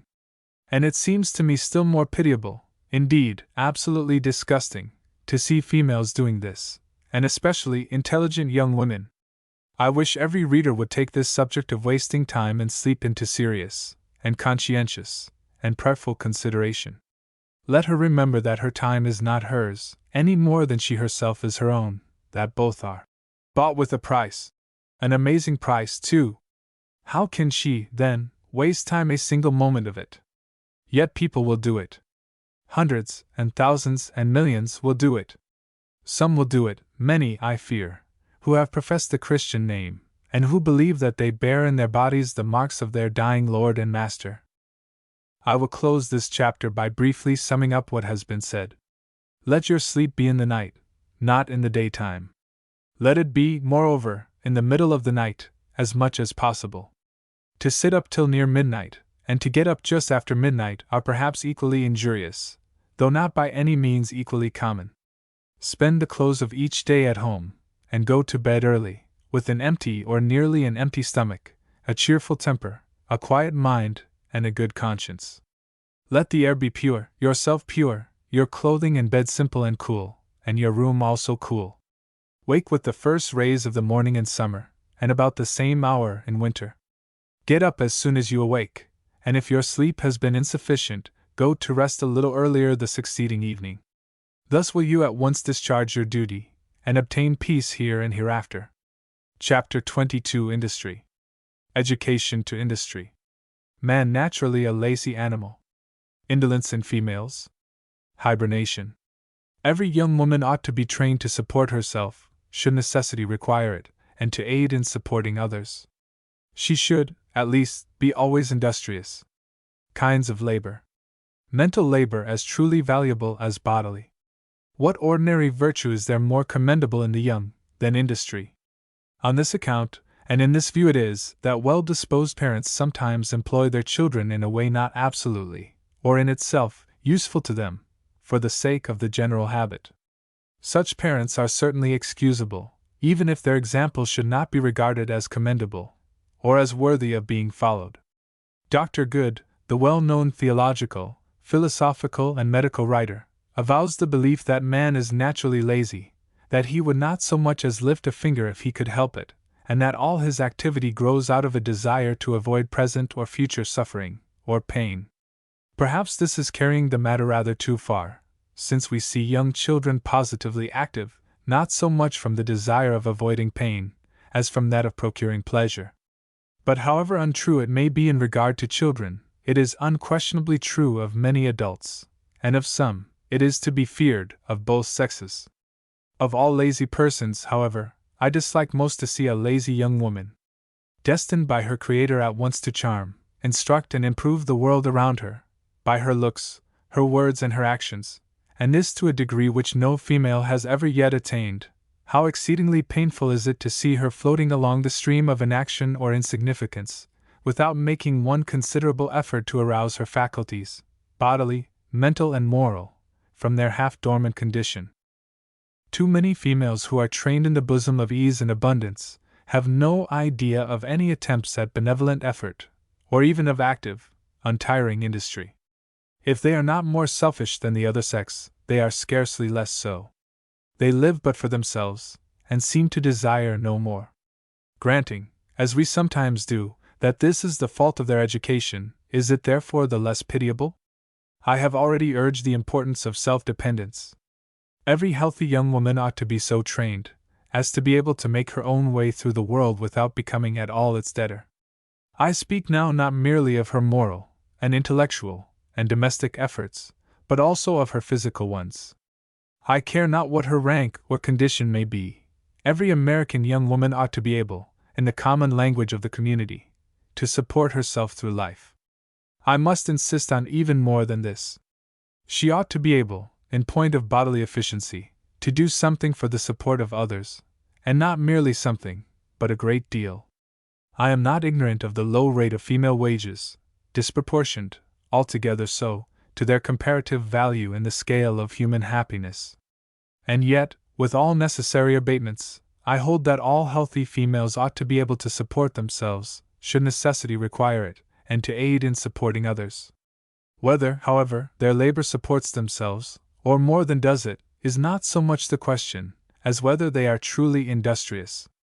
An aged woman, who at 90 was often found at her spinning wheel, and always at active employment, though by no means indigent, was accustomed to say that every person ought to strain every nerve to get property as long as life lasts, as a matter of duty. I would not say quite so much as this, but I do say that every person, no matter what may be her rank or circumstances, ought to be industrious, from early life to the last moment. Such a person, male or female, will seldom want means of support, and even of distributing, to him that needeth. But should such a thing happen, it is of no very great importance. She will at least die with the consciousness of having spent her life in active industry, and of having benefited somebody, though she may have spent less on herself. As to the kind of labor or exercise in which females ought to engage, I have perhaps said enough already.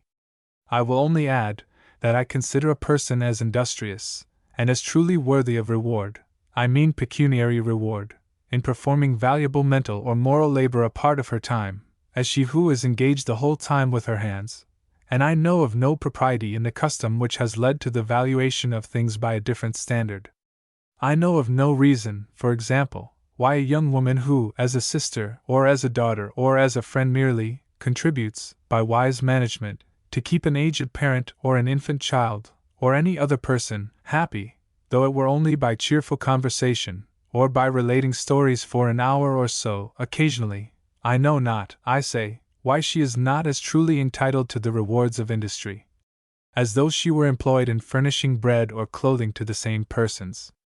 Are the affections, and passions, and knowledge, and excellence, of less value than the rewards of manual labor, in money or property? And is not mental or spiritual labor at least as valuable as bodily? Chapter 23. Visiting. Is there no time for relaxation? May there not be passive enjoyments? Passive enjoyments sometimes wrong. How Christian visits should be conducted. Duty and pleasure compatible. Passive visits useful to childhood. Folly of morning calls and evening parties. Bible doctrine of visiting, abuse of visiting. But is a young woman to be always actively employed? Is not time to be allotted her for mere passive enjoyments? May she never unbend her mind from what is called duty? May she never lay herself, as it were, on the bosom of her family and friends? May she never seat herself on the living green, amid roses and violets, or on the mossy bank studded with cresses or cowslips, and laved by the crystal stream? May she never view the silver fish as he leaps up, and dumbly speaks the praise of God? May she never wander abroad for the sake of wandering, or ride for the sake of riding, or gaze on the blue ethereal by day, or the star-spangled canopy by night. Far be it from me to say any such thing, for I know not to whom such exercises, as such exercises merely, may or may not be necessary. That they may be useful to many, cannot be doubted, but that they are far from being useful, or even innocent, to all, is quite as certain. It is certain, I say, that mere passive exercises are not only unnecessary with many, but sometimes wrong. The young woman who is trained, or who has commenced training herself, on truly Christian principles, and who enjoys a tolerable measure of health, will hardly find special seasons of this sort necessary or desirable. She will find sufficient relaxation amid the routine of active life and her daily occupations, and in her labors of love and charity.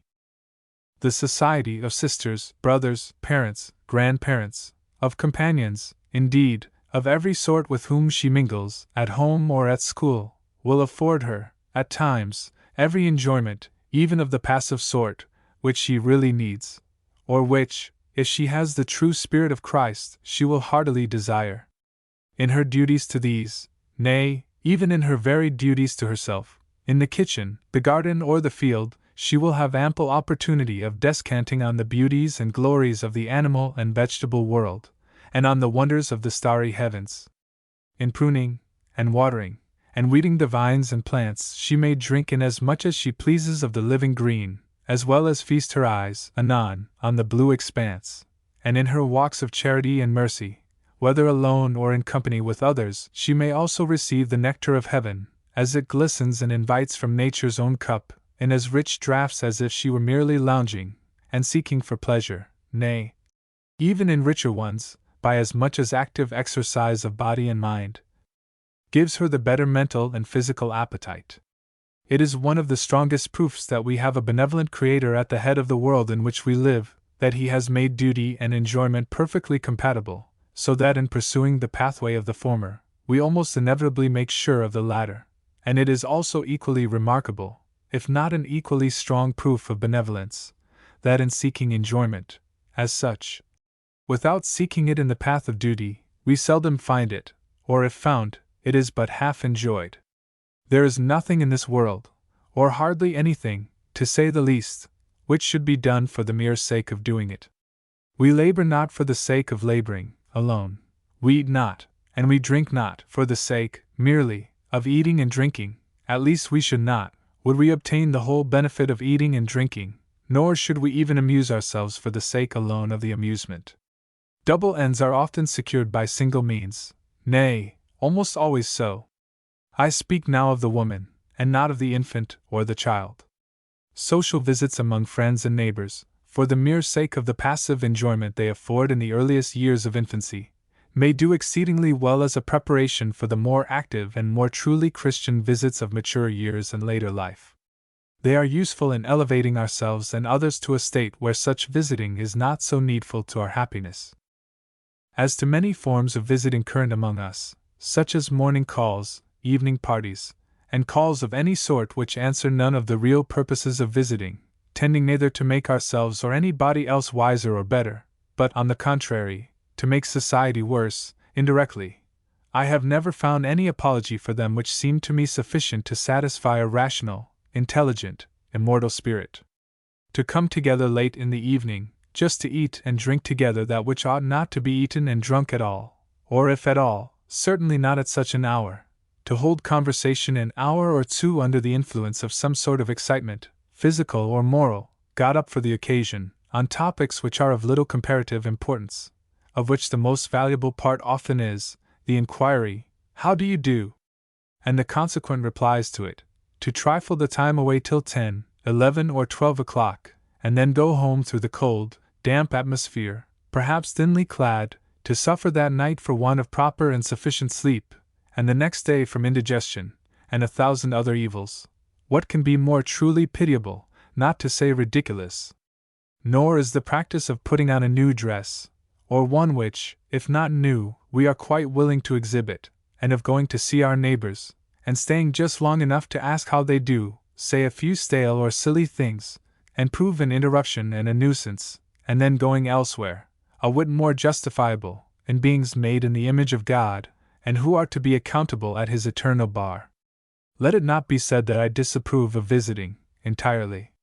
One of the grounds of condemnation at the final day is represented in the 25th chapter of Matthew, as being, "Ye visited me not."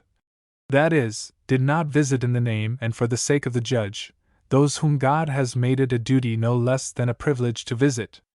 And can I set myself, with impunity, against that which my Savior has encouraged, and yet pretend to be one of his followers? What would be more presumptuous? I am not an enemy to visiting, if done with a view to glorify God and the benefit of mankind. Let young women visit, indeed, but let it be done in a way which will be approved by the Savior and Judge. But there may be dissipation in the garb of visiting, and it is still oftener nothing more than the garb of indolence. It is not visiting, but visiting without a definite or important purpose, to which I object. It is not visiting itself, but the abuse of visiting. Celestial spirits, for aught we know, are much employed in visiting, and shall not man be so? Are we to belong to their society hereafter, and yet not be their associates? Are we to associate with them, and yet remain solitaries? Could such a thing be? Is not man, here and hereafter, as I have already insisted, a social being? And if so, shall not his social nature and social powers be early and successfully developed and cultivated? Let our visits but promote the purposes of benevolence, and nothing can, with propriety, be said against them. I would wage no war on this point, except with selfishness. Chapter 24. Manners. Miss Sedgwick on good manners. Her complaint. Just views of good manners. Good manners as the natural accompaniment of a good heart. The Bible the best book on manners. Illustrations of the subject. Miss Sedgwick, in her Means and Ends, has treated the subject of manners in a happier way than any other writer with whom I am acquainted. Perhaps her views are already familiar to most of my readers, but lest they should not be so, and on account of their excellency, I propose to give a brief abstract of some of them. She complains, in the first place, that manners are too often considered as certain forms to be taught, or certain modes of conduct for which rules are to be made, and observes that some of the Greek states maintain professors to teach manners, in connection with which she immediately adds the following paragraph. Is this making manners a distinct branch of education consistent with their nature? Are they not the sign of inward qualities, a fitting expression of the social virtues? Are they not a mirror which often does, and always should, reflect the soul? For instance, is not a person of mild temper gentle in manners? Has not another a bold and independent disposition, a forward and fearless manner? It has been well said that real elegance of demeanor springs from the mind. Fashionable schools do but teach its imitation. Here she quotes, with apparent approbation, the views of Mr. Locke. This writer, in speaking of the moral education of a young person, has the following paragraph. If his tender mind be filled with veneration for his parents and teachers, which consists in love and esteem, and a fear to offend them, and with respect and goodwill to all people, that respect will of itself teach those ways which he observes to be most acceptable. Miss Sedgwick also makes the following judicious remarks. I pray you to bear in mind that manners are but manifestations of character. I must premise that by manners I do not mean the polished manners of the most highly educated and refined of other countries, nor the deferential subservience of their debased classes, so pleasing to those who prefer the homage to the friendship of their fellow creatures. Manners, like everything else in one's character and conduct, should be based on religion. Honor all men, says the Apostle. This is the spring of good manners. It strikes at the very root of selfishness. It is the principle by which we render to all ranks and ages their due. A respect for your fellow beings, a reverence for them as God's creatures and our brethren, will inspire that delicate regard to their rights and feelings, of which good manners is the sign. If you have truth, not the truth of policy, but religious truth, your manners will be sincere. They will have earnestness, simplicity, and frankness, the best qualities of manners. They will be free from assumption, pretense, affectation, flattery, and obsequiousness, which are all incompatible with sincerity. If you have a goodly sincerity, you will choose to appear no other nor better than you are, to dwell in a true light. I have often insisted that the Bible contains the only rules necessary in the study of politeness, or in other words, that those who are the real disciples of Christ cannot fail to be truly polite. Nor have I any reason for recalling this opinion, from which that of Miss Sedgwick does not materially differ. Not that the same forms will be observed by every follower of Christ, in manifesting his politeness. All I insist on is, that every one will be truly polite. Let me illustrate my views in a very plain manner. Suppose a wandering female, clad in the meanest apparel, calls at a house, to inquire the way to the next inn, having just found the road to divide or fork in a very doubtful and difficult manner. Suppose there are no persons in the house, but half a dozen females. These, we will also suppose, are persons of real piety and true benevolence. What does true politeness require of them, but to give the stranger, in a gentle and affectionate manner, the necessary information? But if every one is ready to perform the office which true politeness would dictate, and is consequently truly polite, there will probably be as many ways of manifesting these feelings as there are individuals present in the company. One, for example, will give the stranger the best directions she can without leaving the room, but will be in all respects exceedingly particular. Another will go to the door, and there give the same directions. A third will go with her into the street, and there instruct her. A fourth will go with her to the first or second fork of the road, and there give further directions. A fifth will send a boy with her. A sixth will sketch the road plainly, though coarsely, with a pencil, and mark, in a proper manner, the course she ought to pursue. Each one will instruct her in an intelligent manner, so that there can hardly remain the possibility of a mistake, but we see that there will be a considerable difference in the form. It may be said in reply to this view of politeness, that there are genuine disciples of Christ, who, from ignorance of what they ought to do, or from bad habits not yet subdued, will not in such a case as I have described, render any assistance at all, and that they cannot, of course, be truly polite. To which I have only to reply, that such a thing can hardly happen, and if it should, the spirit of Christianity would not lead to it, but it would be the result, rather, of a want of that spirit. In short, let the young woman who would be truly polite take her lessons, not in the school of a hollow, heartless world, but in the school of Jesus Christ. I know this counsel may be despised by the gay and fashionable, but it will be much easier to despise it than to prove it to be incorrect.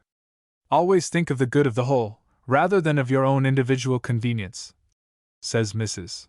Farrar in her Young Lady's Friend, a most excellent rule, and one to which I solicit your earnest attention. She who is thoroughly imbued with the gospel spirit will not fail to do so. It was what our Savior did continually, and I have no doubt that his was the purest specimen of good manners, or genuine politeness, the world has ever witnessed, the politeness of Abraham himself not excepted. Chapter 25. Health and Beauty. Dr. Bell's new work on health and beauty. Its value. Adam and Eve probably very beautiful. Primitive beauty of our race to be yet restored. Sin the cause of present ugliness. Never too late to reform. Opinion of Dr. Rush. An important principle. The doctrine of human perfectibility disavowed. Various causes of ugliness. Obedience to law, natural and moral, the true source of beauty. Indecency and immorality of neglecting cleanliness. Dr. Bell, of Philadelphia, whose reputation as a medical man and an author is deservedly high, has written a volume, as the reader may already know, entitled Health and Beauty, in which he endeavors to show that a pleasing contour, symmetry of form, and a graceful carriage of the body may be acquired, and the common deformities of the spine and chest be prevented by a due obedience to the laws of growth and exercise. These laws he has endeavored, and with considerable success, to present in a popular and intelligible manner. Nor was the task unworthy the efforts and pen of the gifted individual by whom it was executed. Young women, of course, are inclined to set a high value on beauty of form and feature, as well as to dread, more than most other persons, what they regard as deformity. Surely they ought to be glad of a work like that I have described. I have no wish to disparage beauty, it is almost a virtue. There can hardly be a doubt that Adam and Eve were exceedingly beautiful, nor that so far as the world can be restored to its primitive state, which we hope may be the case in its future glorious ages, the pristine beauty of our race will be restored. It is sin, in the largest sense of the term, which has distorted the human face divine, disrobed it of half its charms, and deprived the whole frame of its symmetry. Does any one ask, of what possible service it can be to know these facts, when it is too late to make use of them? The truth is, it can never be too late. There is no person so old that she cannot improve her appearance, more or less, if she will but take the appropriate steps. I do not, of course, mean to say that at 20 or 30 years of age a person can greatly alter the contour of the face, or the symmetry of the frame, though I believe something can be done, even in these respects. It was the saying of Dr. Rush, that husbands and wives who live happily together always come to resemble one another more and more in their very features, and he accounted for it on the principle of an increased resemblance in their feelings, tastes, or dispositions. And there are probably few who have not observed how much bad passions and bad habits distort the features of every body, at every age. Then why should not Dr. Rush be right? And why should not good feelings and good affections change the countenance, in a greater or less degree, as well as bad ones? And what reason, then, can be given why every young woman, certainly those who are far down in the column of teens, cannot change her countenance for the better, if she will take the necessary pains for it? That she can do but little, is no reason why that little should not be done. The very consideration that she can do but little enhances the importance of doing what she can. Let her remember this. Would that the principle were universally remembered and applied. Would that it were generally believed, and the belief acted upon, that the latter-day glory of the world is to be brought about in no other way than by having every individual of every generation, through a long series of generations, do all in his power, aided by wisdom and strength from on high, to hasten it. Do not suppose that I entertain the belief, as foolish as it is absurd, that in any future glorious period of the world's history, mankind will be perfectly beautiful, or perfectly conformed to one standard of beauty. I entertain no belief in human perfectibility. I believe, and I wish to state this belief once for all, that I may not be misunderstood, that we are destined, if we are wise, to approach perfection forever, without the possibility of ever attaining to it, to any perfection, I mean, which is absolute and unqualified. Nor do I believe that all mankind will ever become perfectly beautiful, according to any particular standard of beauty. This were neither useful nor desirable. There will probably be as great a variety of features, and possibly, too, of size and symmetry, in the day of millennial glory, as there is now. What I believe is this: that in falling, with our first parents, we fall physically as well as morally, and that our physical departure from truth is almost as wide as our moral.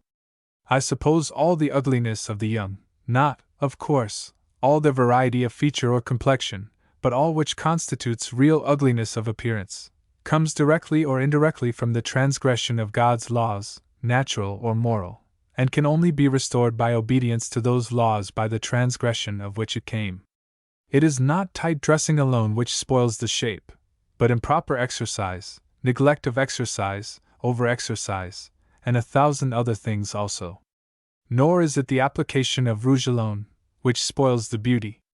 There are 1,000 physical transgressions that dim the luster of the eye, or sink it too deep in the socket, or flatten it, or paint a circle round it. So of the face in general.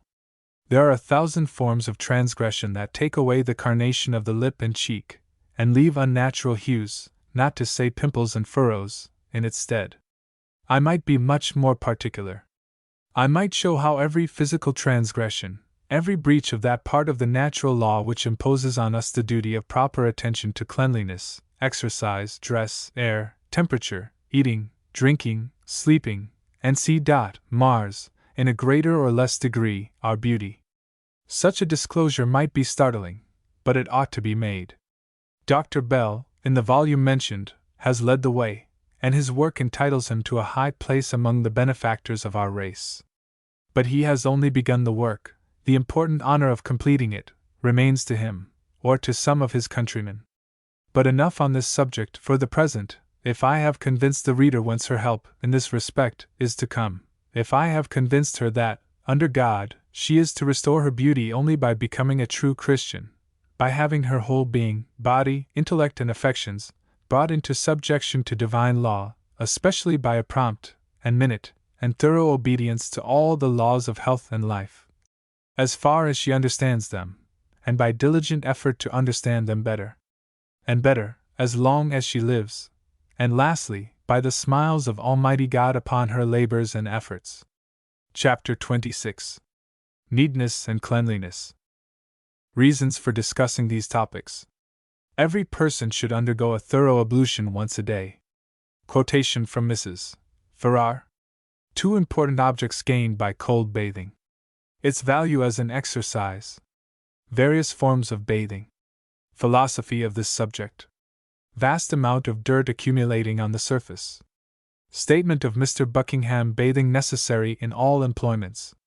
Offices of the skin, and evil consequences of keeping it in an uncleanly condition. After saying so much of the general importance of obeying the laws of life and health, it seems, at first view, almost unnecessary to go farther into particulars than I have already done, and yet I feel somewhat inclined to do so for 2 reasons. First, because I find several considerable errors in the advice given to young women in some of our young women's books, in matters pertaining to their physical improvement, which I should rejoice to be able to correct. Secondly, because that in a work from me, information of this kind will probably be expected. And yet it seems quite commonplace to advise a young woman on the subject of cleanliness in general, and still more so, to speak to her on the subject of personal neatness. A young woman wanting in neatness. At the first view of the case, such a thing seems almost impossible. Would that it were so! Would that our daughters and sisters, the daughters and sisters of America, especially, were so far apprised of this indispensable requisite, as to need no monitor on the subject. But unhappily it is not so. Very far from it, on the contrary. No person in tolerable health, male or female, seems to me to be entitled to be considered as neat, truly so, who does not wash the surface of the whole body in water daily. But are there not multitudes who pass for models of neatness and cleanliness, who do not perform this work for themselves half a dozen times, nay, once, a year? That I may not be regarded as wholly ultra on this subject, because professedly a strong friend and advocate of physical education and physical improvement, I beg leave to subjoin the following paragraphs from Mrs. Farrar's Young Lady's Friend. Once, at least, in 24 hours, the whole surface of the body should be washed in soap and water, and receive the friction of a coarse towel, or flesh brush, or crash mitten.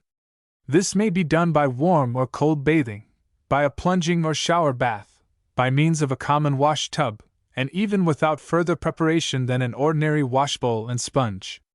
By washing a small part of the person at a time, rubbing it well, and then covering what is done, the whole may be washed in cold water, even in winter time, and a glow may be produced after it, in a young and healthy person.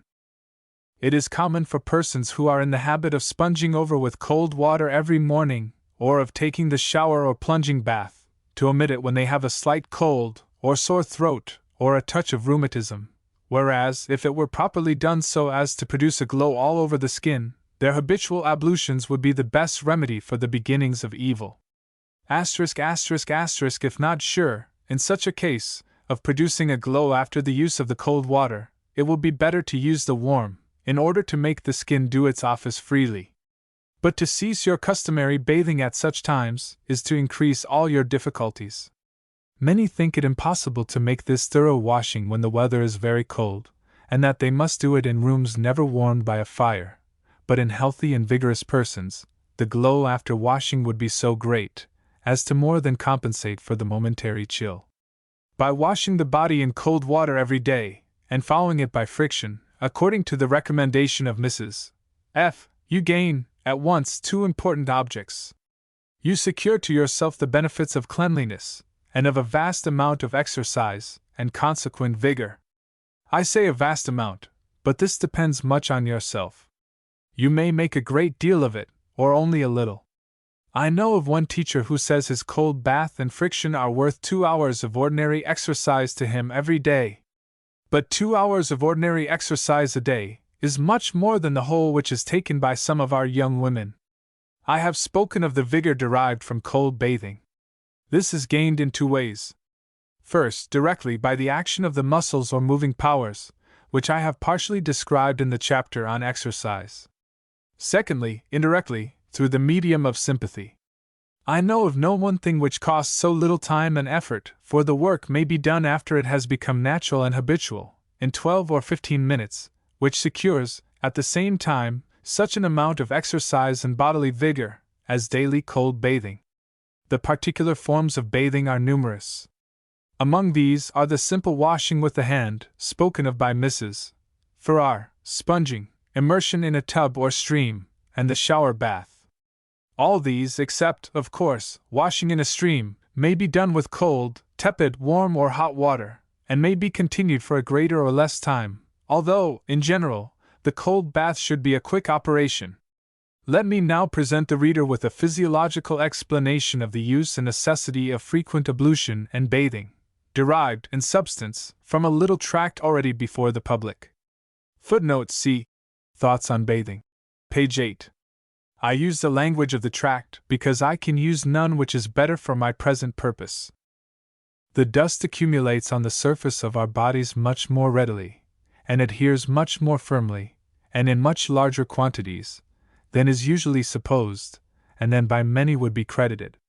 Mr. Buckingham, the Oriental traveler, asserts that from 2 to 3 pounds of it are sometimes removed from the whole surface of a person who has for some time neglected bathing and washing in a tropical climate, and this, under some circumstances, may possibly have been the case. For not only does the moisture of the skin favor its accumulation, but so also does the oily substance continually poured out by the small bottle-shaped glands, sebaceous glands, as they are called, which are found in the skin in great numbers, with their mouths opening on its surface. Nothing, indeed, can be more obvious to an enlightened and reflecting mind than the indispensable necessity of frequent ablutions of the body in some form or other. It will, indeed, be said, it is often said that much depends, in this respect, upon the nature of our occupation. The farmer, the smith, the manufacturer, the individual, in one word, whose employment is most uncleanly, will be thought to need frequent attentions of this kind, while those whose employments are quiet and sedentary will need them less frequently. But it should not be forgotten that although frequent bathing and cleansing are indispensable to those whose employments expose them to a great deal of dust, yet they are scarcely less necessary to the sedentary, and for the following reason: the active nature of the employments of the former, and their exposure to the open air, break up the coating of oil and dirt with which they are enveloped, and render it more pervious to the matter of perspiration than the thinner, but not less tenacious, varnish which covers the surface of the sedentary. On the whole, therefore, I regard bathing and thorough cleansing of the skin as of nearly equal importance in all the varied circumstances of age, sex, climate, and occupation. We must not omit to observe that whatever changes take place in the lungs, by the action of the air upon the blood in the small vessels of those organs, to purify and renovate it, take place all over the surface of the body, that in this respect, therefore, the skin may be regarded as a sort of appendage to the lungs, and that if the skin be varnished over with a mixture of oil and dust, so that it cannot perform its office, an unreasonable burden will be thrown upon the lungs, which will thereby be weakened and predisposed to disease. I have not a doubt that a universal neglect of cleanliness not only favors, in this way, the production of lung diseases, especially of those colds which are so frequent in our climate, and which often pave the way for other and still more dangerous diseases, but also that it tends to aggravate such diseases of the lungs as may already exist, or to whose existence there may be in us, either by inheritance or otherwise, a predisposition. This temporary suspension of the offices of the skin is, however, peculiarly dangerous to those who are of light complexion, slender form, with a long neck, and narrow shoulders projecting almost like wings, indicating a chest whose internal organs, as well as external dimensions, are comparatively small and feeble, and therefore poorly prepared to do that work which belongs to other parts or organs. Let all persons beware of compelling the lungs to work for the skin, but above all, those who have the particular structure to which I have alluded. It is hardly necessary that I should advert, here, to the repugnance felt by our sex to those young women whose external appearance bespeaks a want of attention to this subject. But it is necessary that I should allude to the indecency of that neglect, by no means uncommon, which renders the odor of the perspiration very disagreeable, or increases its disagreeableness by means of accumulations of grease and dirt on the skin. They should also be reminded that there is, somehow or other, I know not how, exactly, a very general connection between external and internal purity. It is exceedingly uncommon, I had almost said, quite so, to find an individual who pays a daily close attention to neatness and cleanliness of person and dress, who does not, at the same time, possess a reputation which is not only above reproach, but also quite above suspicion. Chapter 27. Dress and Ornament. Legitimate purposes of dress, as a covering, a regulator of temperature, and a defense. Use of ornaments. Further thoughts on dress. How clothing keeps us warm. Errors in regard to the material, quality, and form of our dress. Tight lacing, its numerous evils. Improvement of the lungs by education. Objections to the use of personal ornaments. When we remember that the threefold object of dress is to cover, warm, and defend us, and that the kind and quantity of dress which best does this is most conducive to our own and the public good, as well as to the glory of God, we are led, very naturally, to the following reflections. 1. We have no right to use that kind of dress which does not answer well the purpose of a covering, as long as we can lawfully obtain that which would do it better. All fashions, moreover, which tend to remind the beholder that our dress is designed as a covering, are nearly as improper as those which do not effectually cover us. And here let me say, with sufficient plainness, that there are such fashions in existence, and that they ought to be shunned like the plague. Does not the world in which we live contain sources enough of temptation, and avenues enough to vice, seduction, and misery, without increasing their number by our dress? Footnote. I cannot refrain from saying, in this place, that since I wrote the above paragraph, I have received an excellent letter from a worthy minister of the gospel on the subject of female dress which, besides greatly confirming the views I have expressed in this chapter, suggests the importance of having a standard dress devised, to be formed on Christian principles, and made fashionable by Christian example. If such a measure is desirable, it is yours, young women, to put it in operation. I need to specify but one fashion in the list of those to which I refer. It is the fashion of exposing the neck and a part of the chest. I could tell young women that it would be wisdom to remove this dangerous custom, were health entirely out of the question. A word to the wise, to adopt the language of Solomon, is sufficient. May it prove so, in the present instance. Let not the young of the other sex, miseducated as they now are, and the slaves of improper imaginations and feelings, be longer trifled with in this matter. 2. We have no right to use any articles of clothing when we have it in our power, by lawful means, to prevent it, whose tendency is directly contrary to what has been laid down as the second great object of dress, that of assisting to keep our bodies at a proper temperature. It would be idle to pretend that clothing, in itself considered, is a source of warmth to our bodies. It is only so by the relation it bears to our bodies, or, in other words, by the circumstances in which it is placed. Our own bodies, their internal, living machinery, rather, are the principal sources of our heat. Clothing is useful in keeping us warm, only by retaining, for some time, a portion of the heat of our bodies, which would otherwise escape so rapidly into the ambient cooler air, as to leave us with a sensation of chilliness. It should, therefore, be adapted to the season. That clothing which conducts the heat from the body in the slowest manner, or, in other words, impedes most its progress, is best adapted to severe cold weather, provided, however, it does not keep the heated air in contact with the body so long as to render it impure. And, on the contrary, that clothing which most readily allows the heat to escape from our bodies is, in hot weather, the best adapted to our health and happiness. I have said that the internal machinery of our bodies is the great source of our heat. Foremost, perhaps, in this work are the lungs, the stomach, the brain and nervous system, and the circulatory system, including the heart, arteries, veins, and absorbents. Our moving powers, the muscles and tendons, have, indeed, much to do with generating our heat, but it is principally by the assistance which they render to the digestive, the nutritive, the respiratory, the circulatory, and the thinking machinery. The fat of our bodies has also something to do in promoting our warmth, but it is only on the same principle as that by which it is done by our clothing, that is to say, it prevents the heat from being conducted off too rapidly. All these internal organs, and in fact, all the living machinery of our bodies, have the power to generate heat and diffuse it over the system, in proportion to the freedom and energy of their action, or, to express the same idea in fewer words, in proportion to their health. But this is not all. They have not only the power of generating heat in proportion to their healthiness, but also of resisting cold.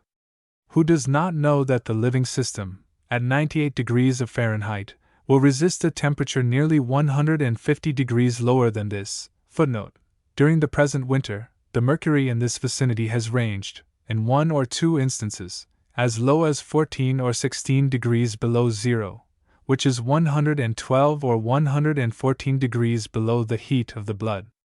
In some parts of New England it has been 20 or 30 degrees below, and yet for some time not freeze?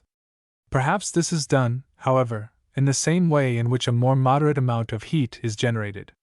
Perhaps the increased muscular and nervous energy, and the increased activity of the other organs, enable them to generate heat as fast as the increased cold around carries it off.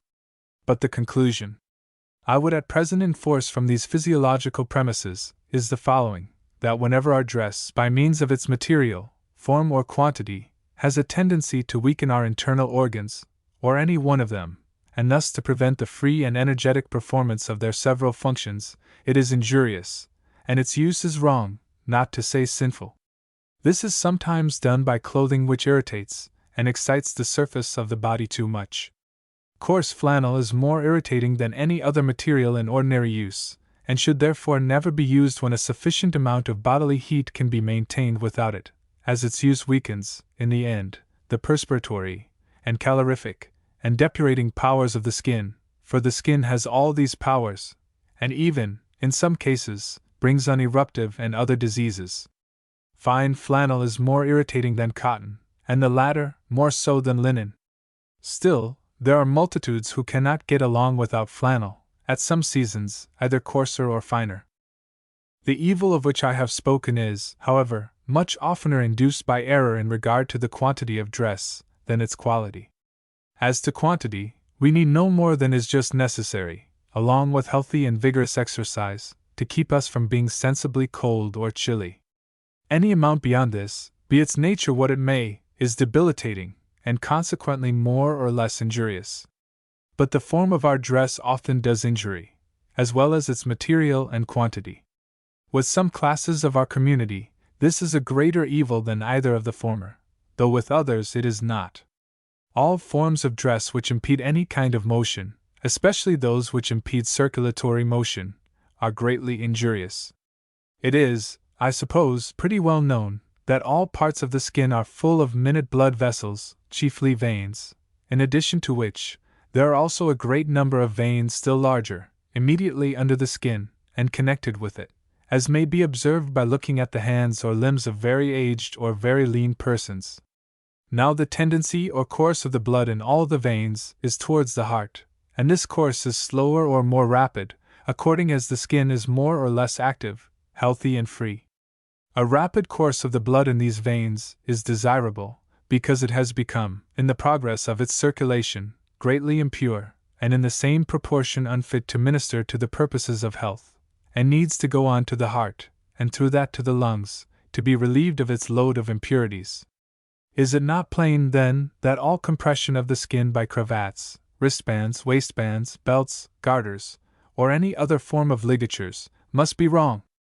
Must it not impede the motion of the venous blood in its return to the heart? Must not even light boots, garters, stockings, and do this? Is it not a task sufficiently difficult for the blood to climb from the feet to the heart, directly against the power of gravity, without being impeded, is its course, by compression of any sort, and above all, by ligatures? But if these ordinary compressions of the surface of our bodies are so injurious, what are we to say of the practice of many females, and of most young women, at least in fashionable life, of compressing the chest? For in compressing this part of the frame, though we do not impede the action of so much blood in its return to the heart as might be supposed, we do a great deal more injury in many other respects than is usually known. I must advert to the various items of this injury. First, compressing the chest, by dress or otherwise, prevents free motion of the trunk of the body. We can, indeed, bend the body a little, notwithstanding the compression, but not so freely, and not therefore so healthily. Secondly, compression of the chest prevents the lungs and heart, the principal organs wholly contained in its cavity, from expanding, and doing their work in a proper manner. If there were no compression by ligatures or otherwise, of any other part of the system, and if the impure blood came back to the lungs for renovation as fast as it ought, still it would not be properly depurated or renovated, unless the lungs acted in a full, healthy, and rigorous manner. But this they cannot do, unless the chest is left free from external compression. Their internal expansion and enlargement is limited by the external, much in the same way as the space in a bellows is limited or extended according as the bellows itself is expanded or compressed. If the muscles concerned in moving the chest, near 100 in number, do not properly act, if the breastbone, when we inhale air, is not thrown forward, and the ribs thrown outward and upward so as to increase, very greatly, the size of the internal cavity, then the venous blood which is brought into the lungs to be purified and cleansed cannot, I repeat it, be purified and cleansed as it ought to be, and the whole system must suffer the consequences, in being fed and nourished on impure, and, I might say, poisonous blood. This is the case when the lungs are compressed during a single breath. How great, then, is the evil, when the compression continues an hour, during which period we probably breathe 10 or 1200 times. How much greater still, when it is continued through the waking hours of a day, say 15 or 16, in which period we breathe nearly 20,000 times, and a young woman of 12 to 15 years of age, probably more. But think of the evil as extended to a year, or 365 days, or to a whole life of 30, 50, or 70 years. How much poisoned blood must go through the living system in 60 or 70 years, should the injured system last so long? And how many bad feelings, and how much severe pain and suffering, and chronic and acute disease, must almost inevitably be undergone? Thirdly, this poisoning of the blood, however, is not all.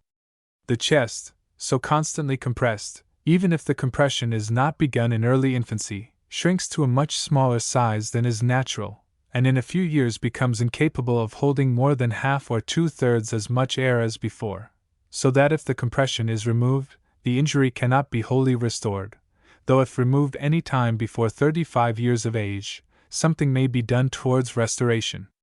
But not only is the cavity diminished permanently in size, the bones and tendons are bent out of their place, and made to compress either the lungs themselves, or the other contiguous organs, as the heart, the liver, and the stomach, and to disturb the proper performance of their respective offices or functions.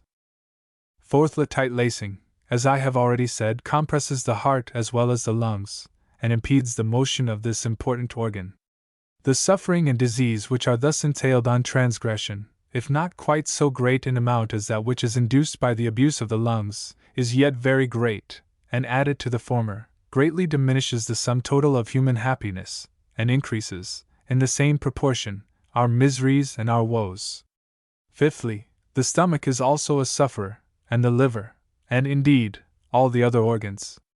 There is suffering, not only from being in actual contact with each other, but also from sympathy and fellow feeling. I have adverted to that law, by which, if one member or organ of the human system suffer, all the others suffer with it. This is very remarkably the case with the lungs, when they suffer. Other organs suffer with them from mere sympathy, and that to a very great extent. This is especially true of the cerebral and nervous system, and of that portion of the general system which gives to woman her peculiar prerogative, as well as her distinctive character.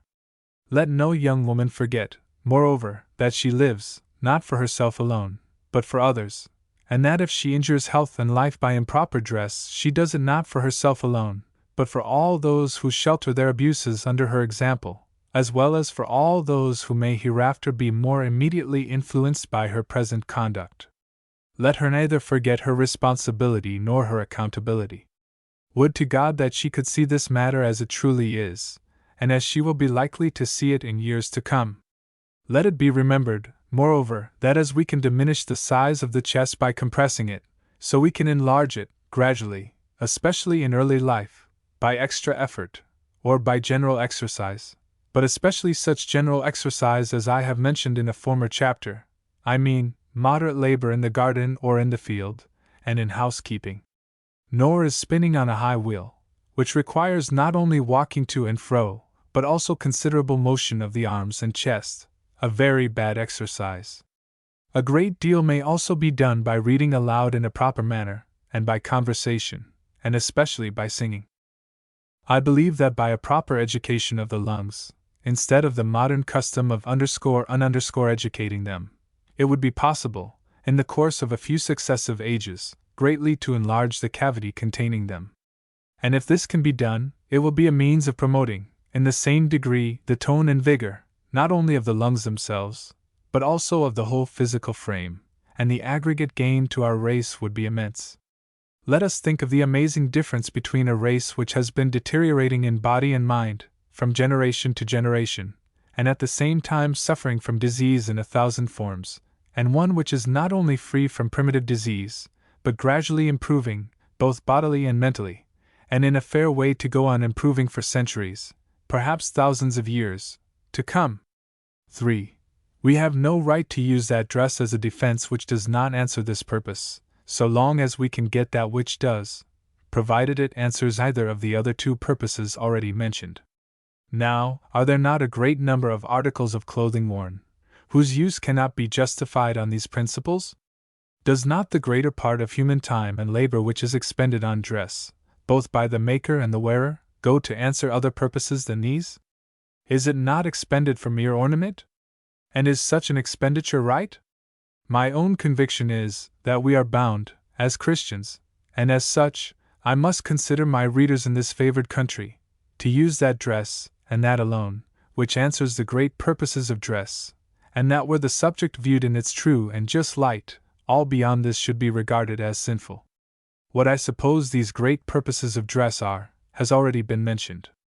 In short, I suppose that our duty is, to dress in such a way, if our circumstances permit it, as will be best for the purposes of merely clothing, tempering and defending our bodies. That material, that quantity, and those forms of dress, which we suppose best accomplish this, should be adopted as fast as they are known. Such a view will, of course, be opposed by the devotees of fashion, but not, I think, by many of those who know they cannot serve two masters, God and Mammon, or God and the fashions, and that it is their duty to devote themselves, unreservedly, to the worship and service of the former. I shall also be opposed by another class, the devotees of utility, or a species of what I call utilitarianism.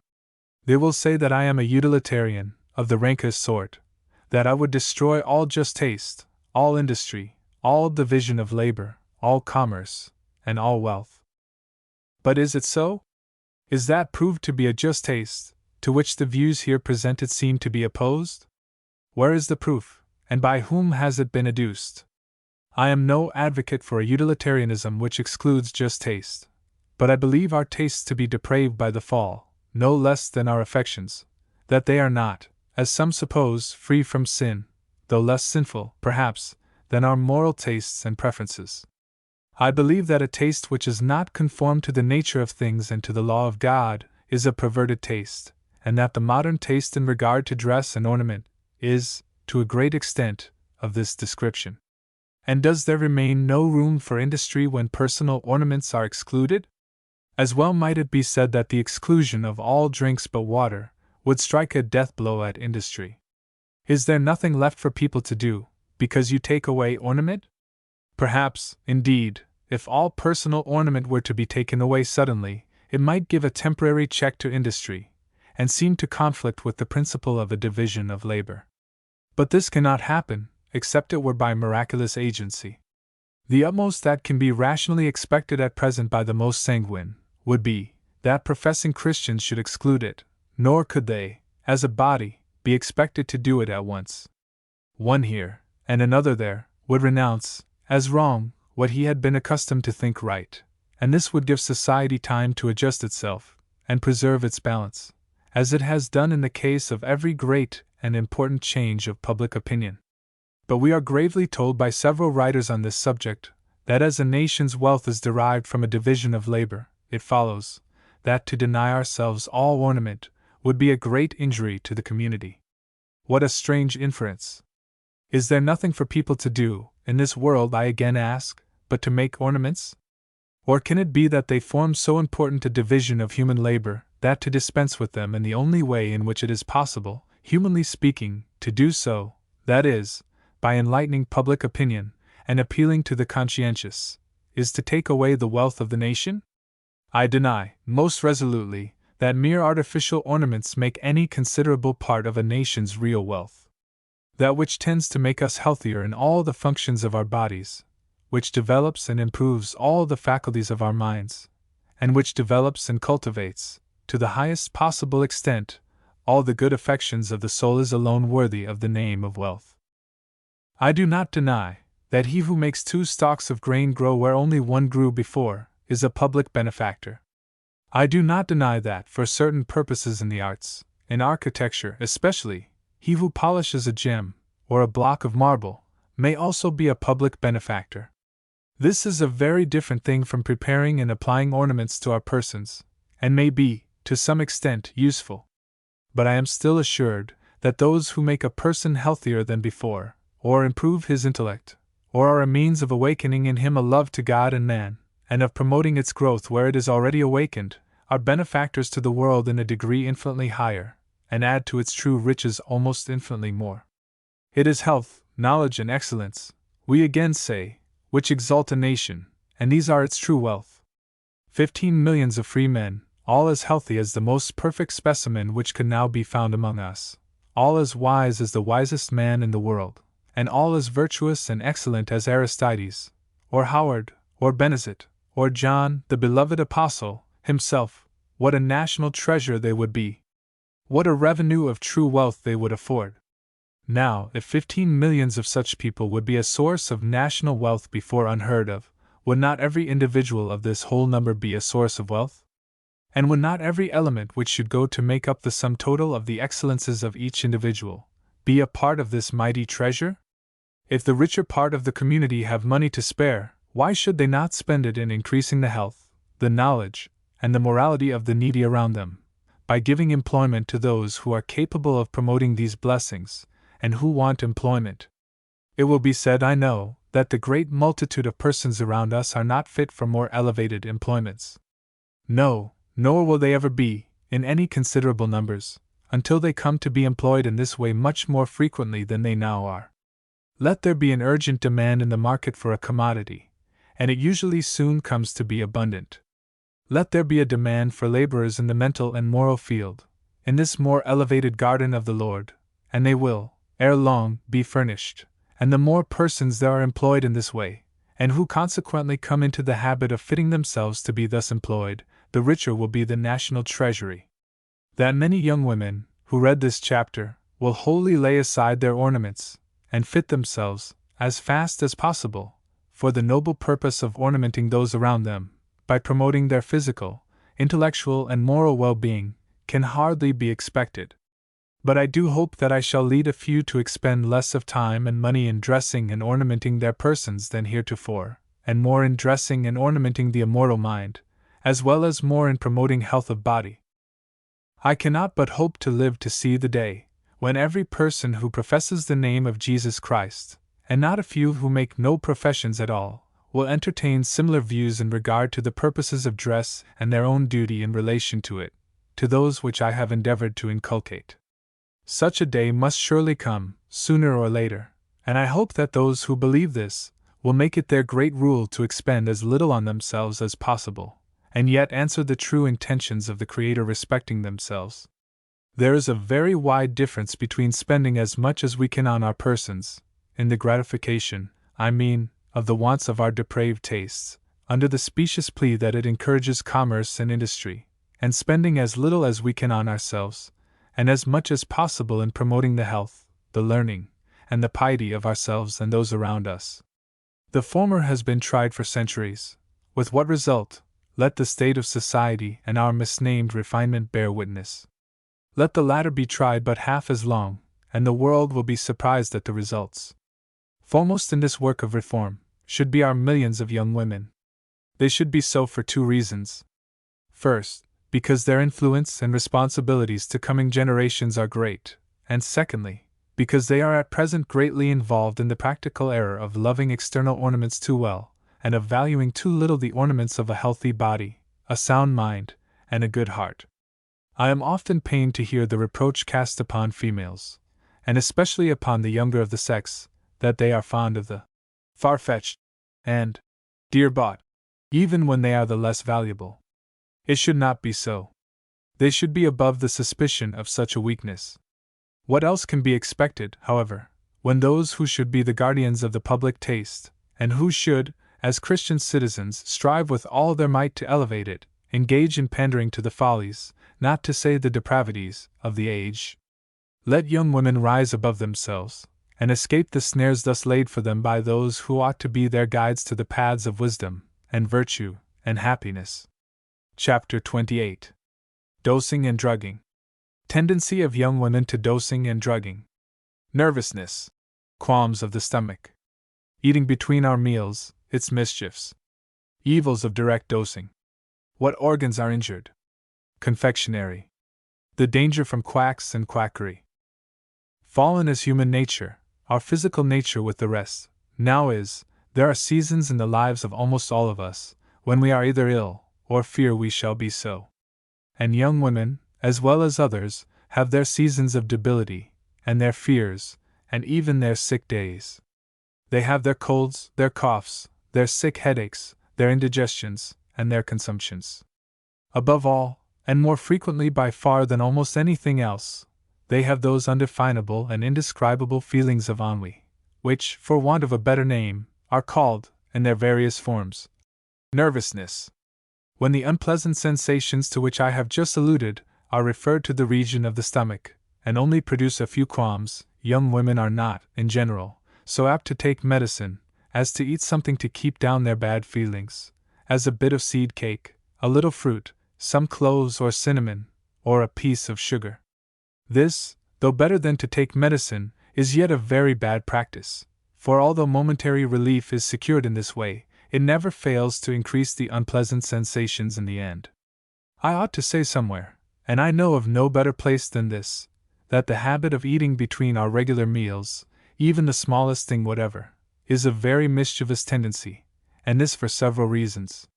First, the stomach needs its seasons of entire rest, but those persons who eat between their meals seldom give any rest to their stomachs, except during the night. Secondly, eating things in this way injures the general appetite. Thirdly, the habit is apt to increase in strength, and is difficult to break. Fourthly, it does not afford relief, except for a very short time. On the contrary, as I have already intimated, it increases the trouble in the end. This eating of such simple things, I have said, is quite bad enough, but there are errors which are worse. Such is the habit of taking an extra cup of tea or coffee, extra, either as respects the number of cups or the strength. Now tea and coffee, and sometimes either of them, are very apt to afford, like eating a little food, a temporary relief. Indeed, the sufferer often gains so long a respite from her sufferings, that the narcotic beverage which she takes is supposed to be the very medicine needed, and the very one adapted to her case. The like erroneous conclusion is often made after using, with the same apparent good effect, certain hot herb teas. Yet, I repeat it, such medicinal mixtures usually, perhaps I should say always, aggravate the complaint in the end, by deranging still more the powers and functions of the stomach, and debilitating still more the cerebral and nervous system. Different and various are the external applications made to the head in these circumstances, but all, usually, with the same success, they only produce a little temporary relief. The same may be said of the use of smelling bottles, containing, as I believe they usually do, ammonia or hartshorn, cologne water, camphor, and c. The manner in which these operate to produce mischief is, however, very different from that of the former. They irritate the nasal membrane, and dry it, if they do not slowly destroy its sensibility. They also, in some way, affect seriously the tender brain. In any event, they ought seldom to be used by the sick or the well. Nor is this all.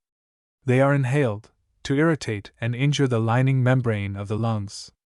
Trifling as it may seem to many, I never find that a young woman keeps a cologne bottle in her dressing room, or a smelling bottle about her, or perfumes her clothes, or is in the habit of eating, every now and then, a little coriander, or fennel, or cloves, or cinnamon, without trembling for her safety. Persisting long in this habit, she will as inevitably injure her brain and nervous system, her lungs or her stomach, aye, and her teeth too, as she continues the habit. I never knew a young woman who had used any of these things, year after year, for a long series of years, whose system was not already suffering therefrom, and if I were fond of giving or receiving challenges, I should not hesitate to challenge the whole world to produce a single instance of the kind. In the very nature of things it cannot be. Such persons may tell us they are well, when we make an attack upon their habits, but take them when off their guard, and we hear, at times, quite a different story. In regard to the daily, or even the occasional use of the stronger drugs of the apothecary's shop, whether this shop is found in the family or elsewhere, I would fain hope many of our young women may claim an entire immunity. It seems to me to be enough that they should spoil their breath, their skin, their stomachs and their nerves, with perfumes, aromatic seeds and spices, confectionery, and the like, without adding thereto the more active poisons, as laudanum, camphor, picra, antimony, and c. The mention of the word confectionery, in the last paragraph, brings to my mind a congregated host of evils which befall young women, as the legitimate consequences of its use. Some may suppose that the class of young women for whom I am writing have little to do with confectionery, that they have risen above it. Would that it were so! But that it is not, many a teacher of young ladies' boarding schools, female seminaries, and to say nothing of parents, might abundantly testify. That they are very often the dupes of the quacks and quackery with which our age abounds, or at least, that they take many of the pills, and cough drops, and bitters, and panaceas of the day, I will not believe. Much as they err to their own destruction, I trust they have not yet sunk so low as this.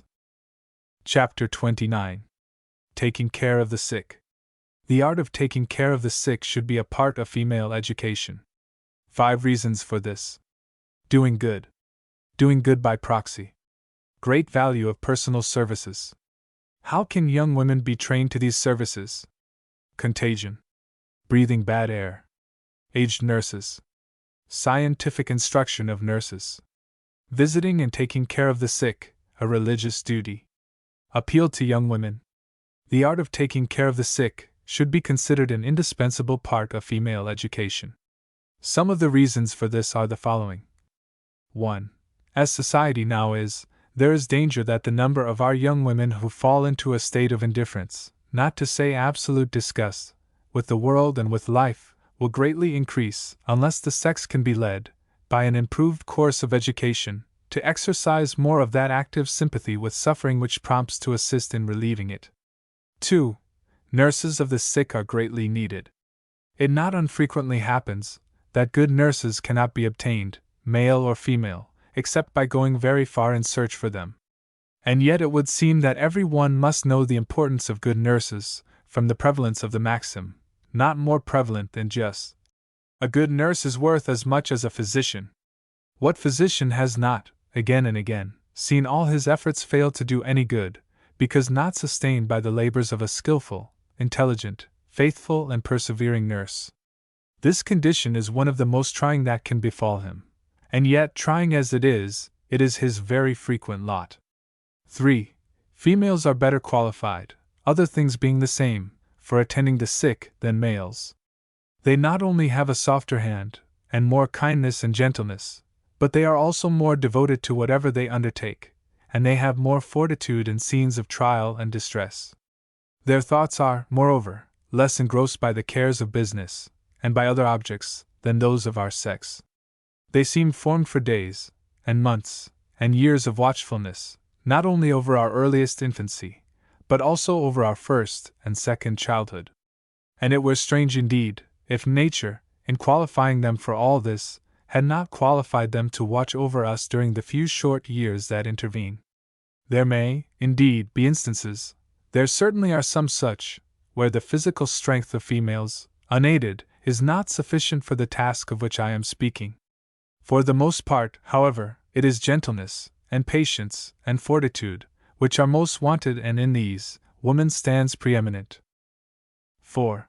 It is often advantageous to have female assistance in taking care of the sick, because it can be afforded at a much lower rate than that of males.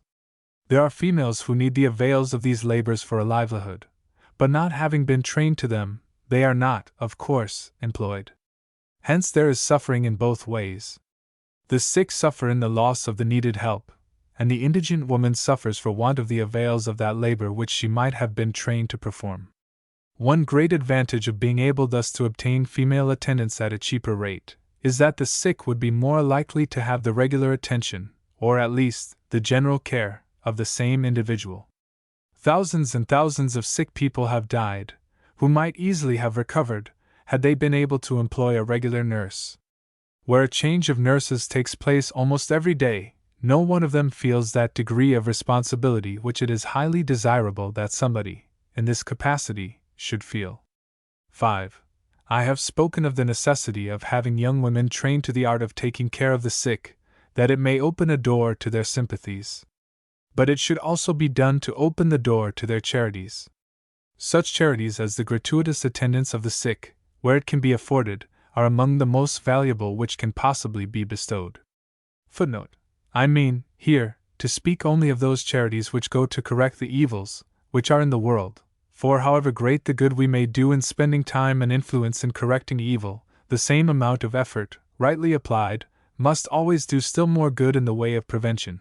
Had we ever so much money to give to the sick and distressed, it might be misapplied, or, at least, applied in a way we should not approve. Even if it were spent to procure good attendance, are we quite sure our own attendance would not be still more useful? Is it not always better to do the good ourselves, provided we are competent to do it, than by proxy, especially, by employing those whom we know little or nothing of? If we do all the good we are able to do, with our own hands, we feel that we have better discharged our duty, than if we had first turned our labor into money, and then applied the money to the same purpose. But how is it possible, I shall doubtless be asked, that in a healthy community like that of our own New England, young women generally can be trained to understand this office? There is no great difficulty in the case. Healthy as we are, that is, comparatively so, we have in every neighborhood, if not in every family, ample opportunities for initiating the young into this most indispensable art. It is not expected, nor is it indeed desirable, that they should be fully employed, or made fully responsible, at first. There should be a sort of apprenticeship served, to this trade as well as to any other. Indeed, I hardly know of an occupation or an art, which more demands a long apprenticeship than this. Put, as I was going on to say, let young women, at a very early age, be gradually inducted into the office. Some young female of their own age is perhaps sick. Let them solicit their mother and the friends of the diseased, to permit them to be present a part or all of the time, that they may observe and early understand the art of taking care of the sick. Let the young woman solicit her mother, I say, because I apprehend, as I have done all along, that the work of reformation in this matter, no less than in others, must begin with the young woman. She finds herself 12, 14 or 16 years of age, and entering upon a life involving duties and responsibilities, to her before unthought of, and for which she finds herself most sadly unprepared. She believes in the necessity of self-effort. What conscience tells her ought to be done, she decides to do. She goes forward intelligently, and what she begins, she resolves, if possible, shall be finished. Let it not be objected that the introduction of the young to the sick room will expose them, unnecessarily, either to contagion or the breathing of bad air. For as to contagion, there is probably much less of it in the world than many suppose. But whether there is less or more danger, the best way to do, as the world is now situated, is to inure ourselves, gradually, to disease. There are in New York and Philadelphia many very aged persons who have been employed as professional attendants of the sick during all the visitations of those cities with yellow fever and cholera, who have yet never taken either of those diseases. It is our fear of taking disease, very often, which makes us take it. The sum total of the danger to the community, as a community, of contracting even contagious disease, will actually be much lessened, rather than increased, by all our young females being trained in the art and practice of nursing the sick. And the same might be said of the danger from bad air, because the better the nurse is, that is, the more thoroughly and scientifically she understands her profession, the more pains will be taken in regard to ventilating both the rooms of the sick and of those who are healthy. I know very well that to be a complete professional nurse requires a good deal of instruction in anatomy, physiology, hygiene, and chemistry, to say nothing of botany, and pharmacy, and materia medica. But are not females fully competent to all this? Are they not as much so, to say the least, as males? Besides, the same information which is so indispensable to a nurse, if it should not be much wanted for this purpose, for some females would not be needed as nurses, to a very great extent, would be of inestimable value in the early management of a family. What can be more pitiable than to see a young widowed mother, say at 25 or 30 years of age, in poverty, in a situation remote from neighbors, with 3 or 4 children sick with some epidemic disease, while she is utterly unacquainted with the best methods of taking care of them? Let it be supposed, still further, that she is without a physician, and destitute of a nurse, excepting herself. What is she to do? Take care of them herself she cannot, as she may honestly tell you, having never taken care of a sick person, even a near relation, for so much as a single day or night in her whole life. I was sick and ye visited me, is represented, moreover, by the Judge of all the earth, as one of the grounds, not of salvation from sin, but of final reward in the world of spirits. But can any one believe our Savior here means those empty, hollow-hearted visits now so common among us? Just going, I mean, to a sick neighbor's door, and asking how she does, or peradventure stepping in, only to stare at the sufferer, and with a half-suppressed breath and a sigh, to hope to comfort her by wishing she may ultimately recover? No such thing. The Savior, by visiting the sick, meant those kind and valuable offices which are worthy of the name, especially when performed by the kind and gentle hand of a lovely, intelligent, benevolent, and pious woman. O young woman! Hadst thou but a glimpse of one half the angelic offices in thy power, how wouldst thou labor and pray for those qualities and that education, which would enable thee to act up to the dignity of thy nature, in the sight of God, angels, and men? How wouldst thou labor to accomplish thy noble destiny? Chapter 30. Intellectual Improvement. Futility of the question whether woman is or is not inferior to man. Conversation as a means of improvement. Taciturnity and loquacity. 7 rules in regard to conversation. Reading another means of mental progress. Thoughts on a perverted taste. Choosing the evil and refusing the good. Advice of parents, teachers, ministers, and c. Advice of a choice friend. Young people reluctant to be advised. Set hours for reading. Reading too much. Reading but a species of talking. Composition. Common mistakes about composing. Attempt to set the matter right. Journalizing. How a journal should be kept. Music. Vocal music something more than a mere accomplishment. Lectures and concerts. Studies. Keys of knowledge. Much has been said, incidentally, in the preceding chapters, of the importance of extended intellectual improvement. Besides, I have treated at large on this subject in another volume, footnote, see The Young Wife, chapter 33. Page 292, to which, as scarcely less adapted to the condition of young women than that of young wives, I must refer the reader. What I have to say in this work will be little more than an introduction to the views there presented. The long agitated question, whether woman is or is not equal to man in capacity for intellectual improvement, need not, surely, be discussed in this place. It is sufficient, perhaps, to know that every young woman is capable of a much higher degree of improvement than she has yet attained, and to urge her forward to do all she can for herself, and to do it with all her might. I have already mentioned, in preceding chapters, several sources of improvement, especially observation and reflection. But there are many sources of instruction accessible to those who are willing to be instructed, both external and internal. Some of these will now be made the subjects of a few passing remarks. 1. Conversation. It is seldom, if ever, that we meet with an individual of either sex, whose conversational powers have been properly directed. To develop, cultivate, and perfect these powers seems hardly to be regarded as a part of education. We have left the tongue, like the rest of the frame to which it is attached, and of which it forms a component part, to go very much at random. In some, to be sure, it goes quite fast enough, and continues on the wing quite long enough, but it is too apt to go without rule, measure, or profit, that is, comparatively so. Now, to teach the tongue to go as it should, to teach it how to go, and how long, and when and where to make use of its power, is not, by any means, a small matter or a very easy task. But ought not all this, and much more, to be done?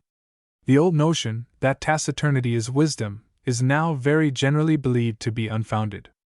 These North American Indians, who are most remarkable for this trait of character, are not found to be a whit wiser than other tribes who are more loquacious. And what is found by observation to be true of nations or tribes, is equally true of individuals. One of the most taciturn persons I ever knew, and who passed with many for a very wise man, because he was very silent and grave, turned out, on a more intimate acquaintance, to be silent because he had nothing of importance to say. Nor is loquacity uniformly a mark of wisdom. Some, indeed, talk a great deal, because they have a great deal to say. You will find a few such in 1,000. Others talk incessantly, either because they have nothing else to do, or will do nothing else.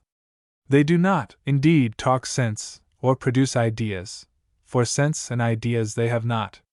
At least, their sense is not common or sound sense, and as for their ideas, they are all superficial or borrowed. Immense is the good which may be done in society, by conversation. There is hardly an art or a science, the elements of which, to say the least, may not be inculcated orally, that is, by conversation. But it is not necessary that our conversation, in order to be useful, should always be very scientific. There are 1,000 topics of interest that have never yet been dignified with the name of science, which might yet be discussed in our familiar circles to a very great extent, and with both profit and pleasure. When our conversation takes the form of story-telling, it is of still more absorbing interest than when it is confined to mere ordinary colloquy. Here, again, a vast field of improvement opens upon our view. Few acquirements are more valuable to a young woman who expects ever to be at the head of a school or a family, than the art of relating a story well, and yet, owing to the neglect of this matter in education, no art, perhaps, is more uncommon.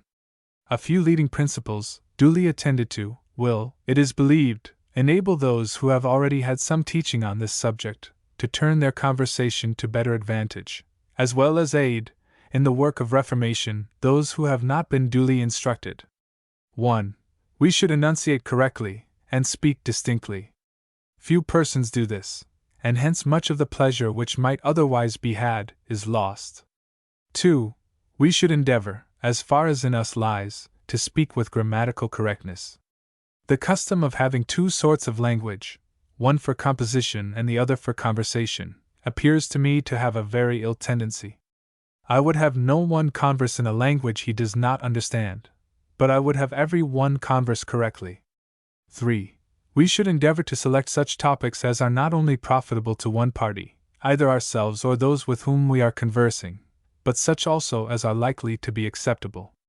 It is of little use to force a topic, however great, in our judgment, may be its importance. 4.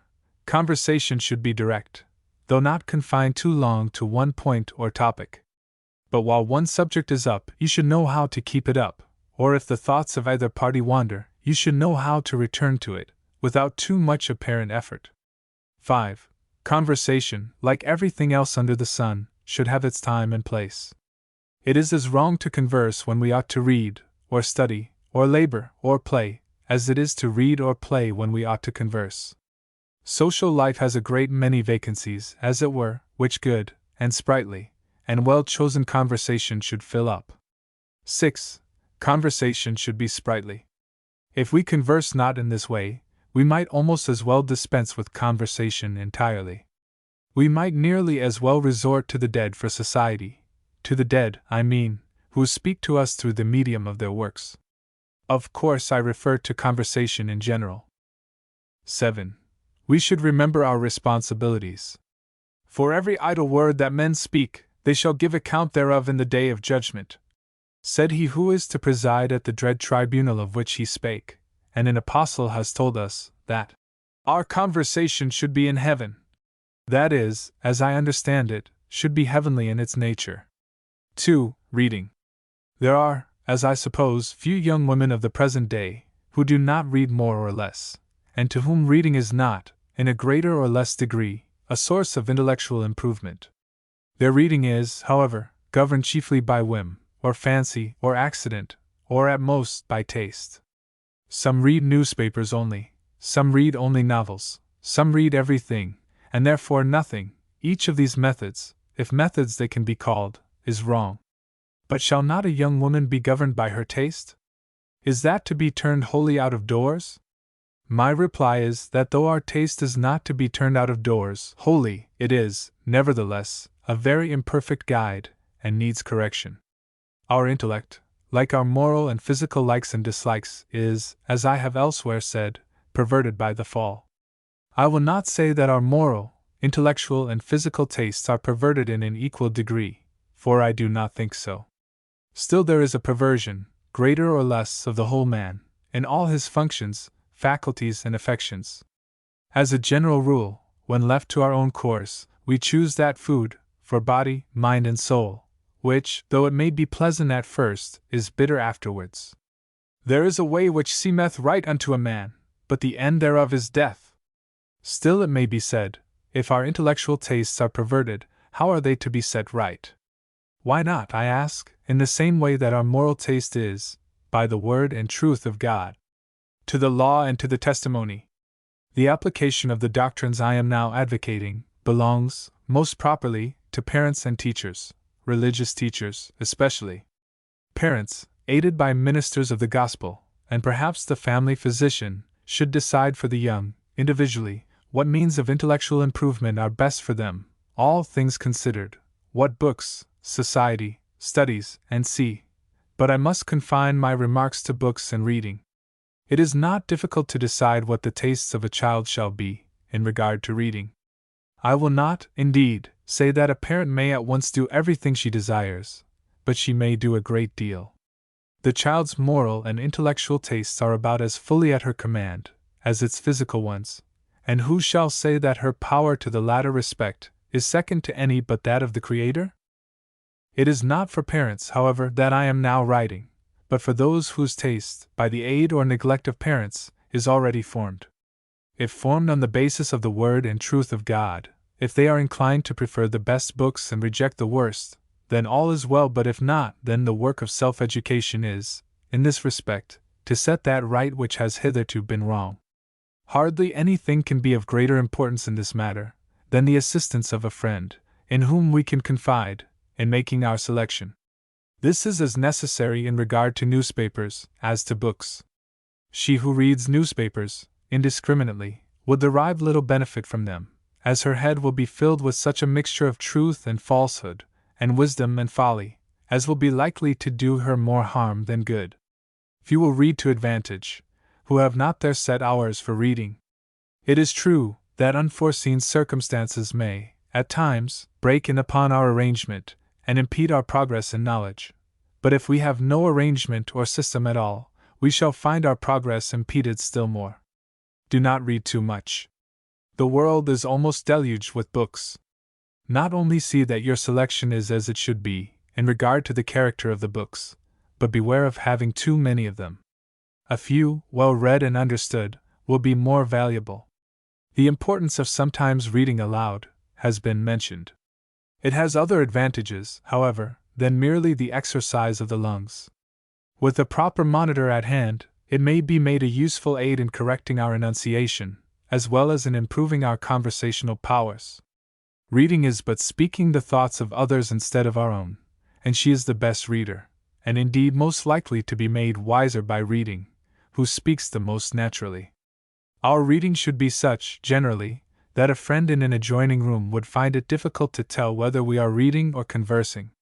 3. Composition. Next to conversation and reading, as a means of intellectual improvement, I place composition. This is nothing either more or less, at least it should not be, than talking on paper. As reading is merely talking over the thoughts of others, conversing in another's words, so composition is merely conversing with others through the medium of a piece of paper. It is a most delightful consideration that it has pleased God to secure to us a written language. Are we grateful enough for the gift? Do we think enough of the privilege of conversing in this way with friends in every quarter of the globe? One of the most valuable kinds of composition is letter writing, or epistolary correspondence. This, above all, should be in the style of familiar though well-directed conversation. I wish, with all my heart, that people could get rid of the idea that there should be one style for conversation and another for writing. Here is the stumbling stone on which youth of both sexes have been stumbling, time immemorial, and on which, I fear, many will be likely to stumble for some time to come. Could they get rid of this strange belief, could they perceive, most clearly, that composition is nothing more than putting our thoughts on paper, instead of delivering them by word of mouth, and that conversation is nothing less than composition, except that the words are written as it were in the air, instead of being placed on a sheet of paper, how soon would the complaints about the tediousness of composition cease to be heard? Some young women, of 16, or 18, or 20 years of age, appear to regard letter writing as childish. They talk of having once been so foolish as to be addicted to the practice, but as having now outgrown it. Such persons have no conception of the vast importance of this species of composition, as an aid to correct thinking and correct writing. The more we think, the more and better we are able to think, and the more we write, the more thoughts we have which we wish to put down. One valuable form of putting down thoughts, next to letter writing, consists in keeping a journal. I often wonder why our families and schools should encourage almost everything else, rather than letter writing and journalizing. Our familiar letters to familiar friends might often consist of extracts from our daily journals. But here, again, there has been great error. Journals have usually consisted of the driest details, or exteriors of events. The young should be encouraged to record their feelings in them, their hopes and fears, their anticipations and their regrets, their joys and their sorrows, their repentances and their resolutions. Such journals, with old and young, could not fail to advance the intellect, even if they should not improve the heart. 4. Music. Attention to music. Vocal music, especially, should always form a part of female education. The day is gone by, as I trust, when it was customary to say that none but the gifted could acquire this accomplishment. It is now, I believe, pretty well understood that all persons may learn to sing, as well as to read. Not, of course, equally well, in either case, but all can make a degree of progress. I have called singing an accomplishment, but it seems to me to be much more. Its bearing upon the health, and even upon the intellect, is very great. Even its moral tendency is by no means to be overlooked. The value of music, to soothe the feelings and cast out the evil spirits which haunt the path of human life, has never yet received that measure of attention which it deserves. Even in those parts of continental Europe, where all the peasants sing, and are accustomed to fill the air with their cheerful and harmonious voices as they go forth to prosecute their daily tasks, no less than in their families, even there, I say, the full power and value of music are not understood. They make it, by far too much, a sort of sensual gratification. Let it be redeemed, for a better and a nobler purpose. Let it become a companion of science and literature, as well as of industry and of virtue, and of religion, still more than all. V. Lectures and concerts. Lectures are often useful, even when they do no more than afford an agreeable means of passing an hour's time. They are not indispensable to those young women who love study, but are more useful as a means of exciting inquiry in those who have very little fondness for it.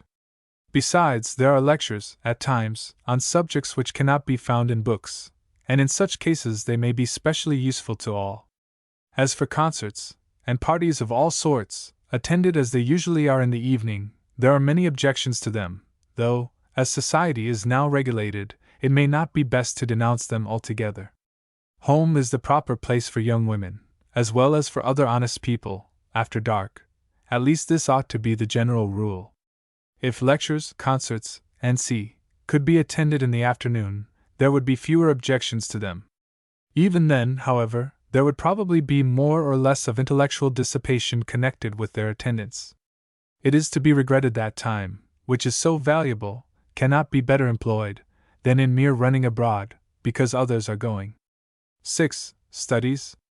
If the young woman could have some judicious friend, male or female, to advise her what books to read, and what studies to pursue, and if the non-essentials in dress, &c., were discarded, I cannot help thinking that life is long enough to give her an opportunity to become mistress of everything which is usually thought to belong to a good English education. I will venture to say that there is hardly a girl of 12 years of age, whose circumstances are so unfavorable as to prevent her from thus acquiring the keys of knowledge by the time she is 25 years of age, could she be directed in a proper manner. I have spoken of acquiring the keys of knowledge, as if this were the first object of a course of studies. And such I regard it. I know, indeed, that we reap some of the fruits of almost all our acquired knowledge immediately, still, the greater part remains for years to come. No young woman should fail to be thoroughly versed in spelling, reading, writing, composition, grammar, geography, and arithmetic, and as much as possible, in anatomy, physiology, hygiene, chemistry, botany, natural history, philosophy, domestic and political economy, civil and ecclesiastical history, biography, and the philosophy of the Bible, to say nothing of geology, and the higher branches of mathematics. One word more in regard to your handwriting. Nothing is more common, in these days, than to write in a most illegible manner, a mere scribble. Now, whatever young men may do in this respect, I beseech every young woman to avoid this wretched, slovenly habit. Hardly anything appears more interesting to me, in a young woman, than a neat, delicate, and at the same time plain style of handwriting. Do not pursue too many studies at once, it is the most useless thing that can be done. Your knowledge, should you get any, would in that way be confused and indefinite, instead of being clear, and practical, and useful to you. I would never pursue more than one or two leading sciences at one time, and in general, I think that one is better than more. If you pursue more than one, let them be such as are related, as geography and history. Let me say, in closing this chapter, that the great end of all intellectual culture is to teach the art of thinking, and of thinking right. To learn to think, merely, is to rise only one degree above the brute creation. To learn to think well, however, is noble, worthy of the dignity of human nature, and of the author of that nature. Chapter 31. Social Improvement. Improvement in a solitary state. The social relations. Mother and daughter. Father and daughter. Brother and sister. The elder sister. Brethren and sisters of the great human family. The family constitution. Character of Fidelia.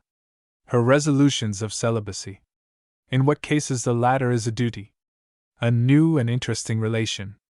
Selection with reference to it. Principles by which to be governed in making a selection.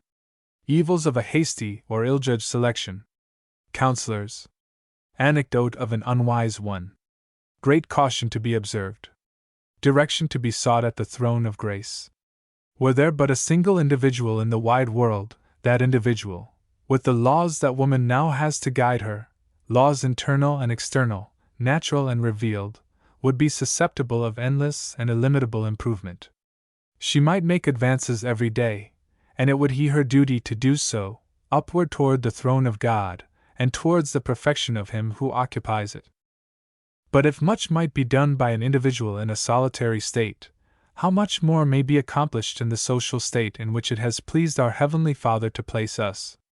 It is difficult to turn our eyes in any direction, without being met by numerous and striking proofs of divine wisdom and benevolence. But if there be any one thing in the whole moral world, short of the redemption by Jesus Christ, which overwhelms me with wonder, and leads me to adore more than anything else, it is the divine wisdom and benevolence, as manifested in the social state allotted to man. How interesting, how exceedingly so, the relation between a mother and a daughter! And how many blessings, deficient as many mothers are in knowledge and love, are showered upon the head of a young woman, through maternal instrumentality. In no case, however, is this relation more interesting than when the young woman is just beginning to act for herself. Then, if ever, should she avail herself of them. She knows little of the world before her, either of the dangers on the one hand, or the advantages on the other.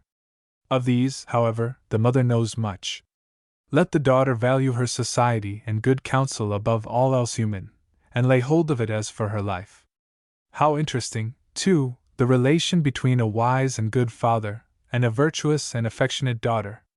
I am most struck, however, with this relation, and most reminded of the divine goodness in its institution, when I see a daughter ministering to the wants, moral and physical, of a very aged relative, parent or grandparent, one who is superannuated or sick. There are, in civilized society, and above all, where the rays of the blessed gospel of the Son of God have been let in, scenes on which angels themselves might delight to gaze, and on which I have no doubt they do gaze with the most intense delight. Would that such scenes were still more frequent! Would that filial love was always what it should be, instead of degenerating into cold formalities. How have I been charmed, says Addison, to see one of the most beauteous women the age has produced, kneeling to put on an old man's slipper! And so have I. It is a sight which revives one's hopes of fallen nature. No matter if the infirmities of the parent are the consequences of his own folly, vice, and crime, the same soft hand is still employed, day after day, and the same countenance is lighted up with a smile, at being able thus to employ it. But when to the tenderest love on the part of a young woman in this relation, and to the kindest efforts to promote the temporal happiness and comfort of those whom she holds dear is joined a love for the mind and soul, when every opportunity is laid hold of with eagerness, to inform, and improve, and elevate, and this, too, though the subject of her labor is the most miserable wreck of humanity of which we can conceive. When to works of love are added the warmest prayers, at the bedside and elsewhere, for almighty aid and favor, the interest of the scene is indescribable. It needs a more than mortal pen or pencil to portray it. There are other relations of society, relations of the young woman, I mean, in particular, which are of great importance and interest. Among these are the relations of brother and sister. Perhaps I am inclined to make too much of the passage of Scripture, already noticed in another chapter, where Cain is said to have been set over Abel, in the very language which is used to signify the superiority of Adam over Eve. And yet it must mean something. There is a mutual dependence between brothers and sisters of every age, which should result in continual improvement, intellectual, moral, and religious. The duties involved in this relation, however, will be more especially binding on elder brothers and sisters, and as it appears to me, above all, on elder sisters. Indeed, in this respect, it is impossible for me to be mistaken. An elder sister is a sort of second mother, and she often fulfills the place of a mother. Oh, how important, how sacred, the trust committed to her keeping! I have seen the care of a large family devolve, by the death of the mother, upon the elder daughter. Instead of her being disheartened at all, I have known her to go forward in the pathway of duty, sensible, at the same time, of her dependence on her heavenly Father, and not only instruct the other children, but train them up, in same good degree, in the way they should go. Do you think I respected or loved this young woman the less, because she was thus early a house keeper, a matron, and a mother? Do you think I esteemed her the less, because, exclusive of the common school, she had no seminary of instruction? Her education was 1,000 times more valuable than that of the fashionable routine of the schools, without the kind of discipline she had. A world whose females were all educated in the family schools, and especially in the school of affliction, and poverty, and hardship, would be incomparably a better world than one whose young women should wear soft clothing, and live in king's courts, who should be educated by merely fashionable mothers, amid ease and abundance, and finished at the institute or the boarding school. Let me not be understood, in all this, as undervaluing kind mothers, and boarding schools, and comforts, and luxuries, even, in themselves considered. All I mean to discourage is a reliance on them, to the exclusion of other things of more importance. If we could have the latter in the first place, difficulties, hardships, hard labor, and adversity, and upon these engraft the former, I should like it exceedingly well. What I dislike is, not ornament in itself, but ornament on that which is not worth ornamenting, and above all, nothing but ornament. Let every young woman whose eye meets these paragraphs rejoice, if she has younger brothers or sisters, or even if she has brothers or sisters at all. The younger may do something for the older, as well as the older much for the younger. And if she is without either, there are probably other and remoter relatives for whom something may be done. I have alluded elsewhere to grandparents. There are usually uncles, aunts, and cousins, sometimes in great numbers. There is much due to these. I know very well that over-refinement, in an over-refined and diseased society, says otherwise of late, and that our time is expended more and more, especially that of females, on our own dear selves to the exclusion of remoter relatives. But this should not be the case. Whether we have brethren or sisters, properly so called, together with other more distant relatives, or not, we have brethren and sisters. The world is but a great family, and all are brethren, or ought to be so. We should love all, even our enemies, as brethren, but we should love, with the deepest and most enduring affection, those who love God most ardently. My mother and brethren are they that hear the word of God and do it, said the Savior, and it is only in proportion as we possess His Spirit that we shall be found to belong, in the truest sense, to His family. The ties of which I have been speaking, in the preceding paragraphs, will have but poorly answered their purpose, if they have not had the effect to raise us to this universal love referred to by the Savior. For this they were chiefly instituted, and to this, in the best state of human society, do they tend. They do not lead us to love relations, usually so called, any less, either did they have this effect on Jesus. But they lead us to love the world at large more. If young women would have the spirit of our Lord and Savior, or if they would be instruments in His hands of hastening the glad day of His more complete reign on the earth and in the hearts of His intelligent family, they must strive to come up to this love of the human family. It is to elevate them to this love, I again say, that the family institution, with all the interesting relations which grow out of it, was instituted. When it has accomplished this work, though it will not cease to be valuable in the abstract, it will be less valuable relatively, because it will absorb a smaller proportion of our thoughts and affections, and leave a larger proportion for the world in general, and its Creator. I have quoted elsewhere the sentiments of Addison in regard to the filial affection of daughters. In the same paper, this interesting writer embodies his views on this subject, in the character of a young woman by the name of Fidelia, whose devotion to her father he describes as follows. Fidelia is now in the 23rd year of her age, but the application of many admirers, and her quick sense of all that is truly elegant and noble in the enjoyment of a plentiful fortune, are not able to draw her from the side of her good old father. When she was asked by a friend of her deceased mother to admit the courtship of her son, she answered that she had a great respect and gratitude to her for the overture in behalf of one so near to her, but that during her father's life, she would admit into her heart no value for anything which should interfere with her endeavors to make his remains of life as happy and easy as could be expected in his circumstances. The happy father has her declaration that she will not marry during his life, and the pleasure of seeing that resolution not uneasy to her. Now, though I am not quite satisfied with the selfishness of the father, in this case, nor with the notion of Fidelia, that the particular friendship of another would interfere materially with her filial duties, Yet I do not undertake to say that there are no cases in which a young woman has the right, the moral right, to make resolutions not unlike that made by Fidelia.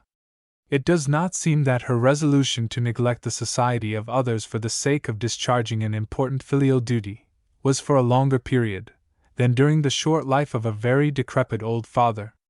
I have introduced this subject in this place, as the preface to a series of remarks on that particular relation which every young woman, except, perhaps, a few who are situated like Fidelia, ought to be prepared to sustain, and to sustain well. Indeed, I consider this to be paramount, at a suitable age, to every other, and that no duty can, as a general rule, be more obligatory. He who instituted the law of marriage has not, indeed, condescended to say how early or in what circumstances this command must be yielded to, or obeyed, but, as a general rule, he requires it to be obeyed, in some form or other, and at some time or other.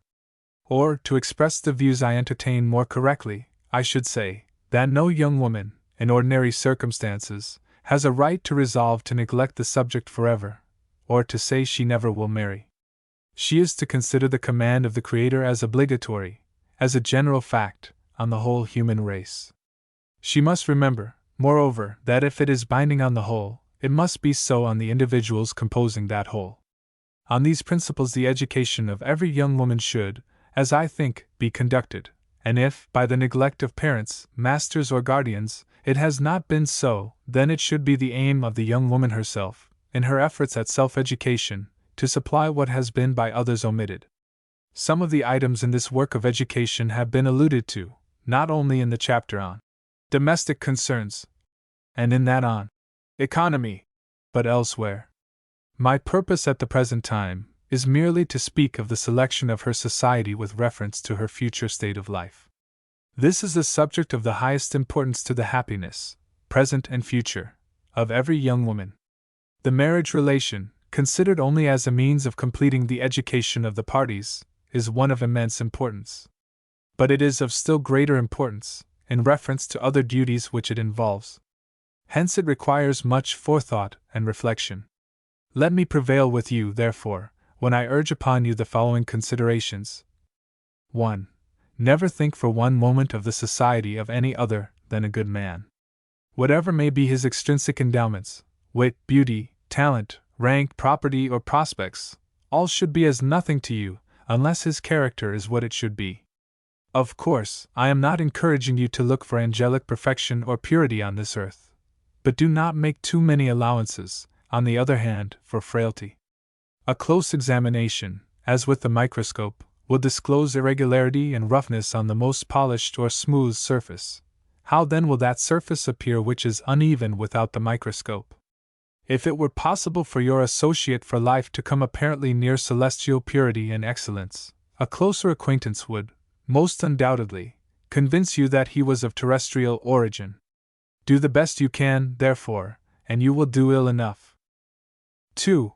It is not sufficient, however, that the friend you seek should be good, that is, negatively so, he must do good. Multitudes, in these days, pass for good men because they do no harm, or because, at most, they maintain a good standing, and are benevolent in the eye of the world. I know of more than one person in the world, who gives his property by thousands, annually, and whose praise is in all the churches, who never yet gave anything worth naming, in his life, if the gospel rule on this subject is the correct one, that the widow who of her penury cast into the treasury 2 mites, in reality cast in more than all they who of their abundance bestowed large and liberal sums. Let your associate, therefore, be a doer of good, in deed and in truth. This is said, however, with the supposition that you are so yourself, for if I have not already convinced you that the great end for which you were sent into the world is to do good, I shall not expect to do so by any remarks which could be thrown in here. If you are still out of the way, it is to be feared you will remain so, nor shall I expect you, for reasons to be seen presently, to seek the society of those who do not possess the same turn of mind. 3. It is highly desirable that the individual with whom you associate for life should be something more than merely a good man. This, however, does not explain my meaning. For are there not many of the most excellent persons in the world, whom you would not willingly take for a daily companion? Do you not desire likeness in opinion, taste, purpose, and see? Might not the two very best persons in the world be unhappy in each other's constant society, if they were exceedingly unlike each other? In the establishment, then, of this interesting relation, seek by all means an individual who appears to entertain views of social life, as much as possible, like your own. Does he find his happiness in going abroad, or in lounging? Is he impatient in the society of children? Is he a great friend of parade and excitement? And are you the reverse of all this? Do you love most the quiet and retirement of home, and to be surrounded by infancy and childhood?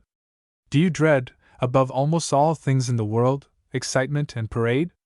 Does your friend hate nothing so much as his own thoughts and reflections?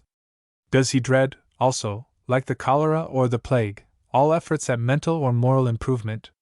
Does he hate improving conversation, and above all, those books and associates which have the improvement and elevation of the body and spirit, for their great and leading object? And have you a different taste, entirely so? Do you live, do you eat, drink, sleep, wake, exercise, dress, labor, play, converse, read, and think, and pray that you may become wiser, and better, and holier? In short, is the ultimate object of the one the gratification of self, and does all, with him, terminate in the external, while the other seeks primarily, in all things, the improvement, the holiness, and the happiness of herself and others? How can such persons be suitable companions for each other? Can two walk together, says the Scripture, unless they are agreed, that is, agreed as to the main points and purposes of life? I know of no being whom I so much pity, as a young woman who, believing, perhaps, that a reformed rake, once handsome, or it may be, a wit, makes the best companion, becomes chained for life to a stupid, shiftless creature, one whose energies of body and soul are exhausted, and seem unsusceptible of being renovated or restored, one, too, with whom, in that more intimate acquaintance which time and circumstances afford her, proves to be totally unworthy of her hand or her heart. I have said that I know of no being so pitiable, as a young woman thus situated. I know of none, I mean to say, except a young man in similar circumstances. Did the effects of these unhappy companionships terminate on themselves, the misfortune would not be so great. Woman, at any rate, with her fortitude, might endure it. But it is not usually so, and here is the great evil. Misery is inflicted on a new generation, one that has done nothing to deserve it. Let me entreat my readers, therefore, while I urge them to regard the companionship of which I am now speaking as a matter of duty, to be exceedingly careful in their selection of a companion. Choose, but do not be in haste. On the wisdom of your choice, much more depends than you can now possibly imagine. It is for your life. Would you could realize this truth, for though so old and so often repeated that it may appear rather stale, it is not the less true for its age. Have nothing to do, above all, with those who despise your sex. There is a large number of young men, much larger, indeed, than you may be aware, who have caught the spirit, not to say sentiments, of Byron, in regard to women. They have caught them, I say, but this, perhaps, is not so. I will only say they have them. I know not how, as a general fact, they came by them. I can only say that they are often very early imbibed, and that they grow with their growth, and strengthen with their strength. Would to heaven this utter skepticism in regard to female worth and purity could be removed, or rather prevented. It is the bane of social life, as I could show, were I disposed to do so, by 1,000 illustrations. As a general rule, to which, perhaps, there are some exceptions, it is according to human nature to suspect others to be wanting in those virtues which we are conscious we are wanting in ourselves. Find a person wanting in sterling integrity, and he is the very person to be found complaining of the want of it in others. I will not say that his complaints are not sometimes, indeed, quite too often, just. I only say, that whether just or not, either his suspicions nor complaints prove them to be so.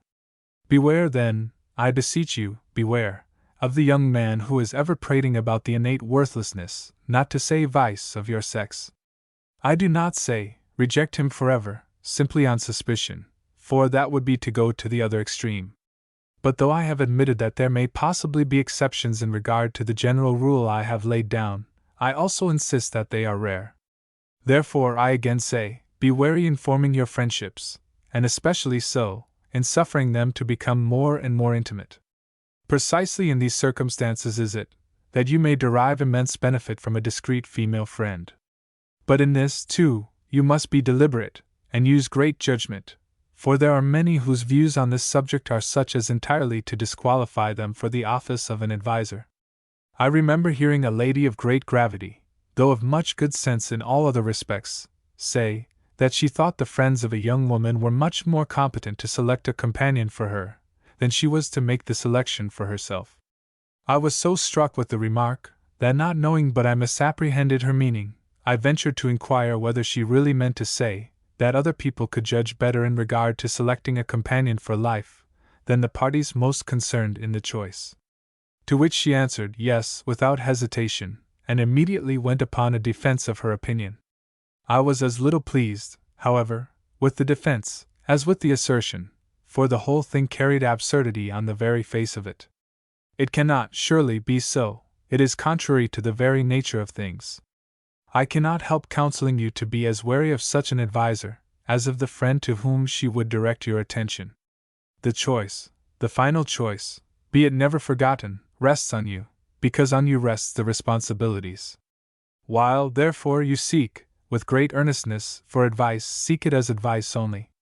Neither seek, nor admit, in any case, a dictator. Be it also ever remembered that it is your duty to sift, with great care, the opinions and views of one in whom you are daily becoming more and more deeply interested. If it be even true that woman is not distinguished for perseverance, let this fact only stimulate you to use what powers of perseverance you possess. Though you are not to be held responsible for the exercise of talents which you have not, you are to account for what talents you have, and fearful may be the reward of the individual who is found delinquent in the matter before us, fearful in this life, even were it possible to escape punishment in the life to come.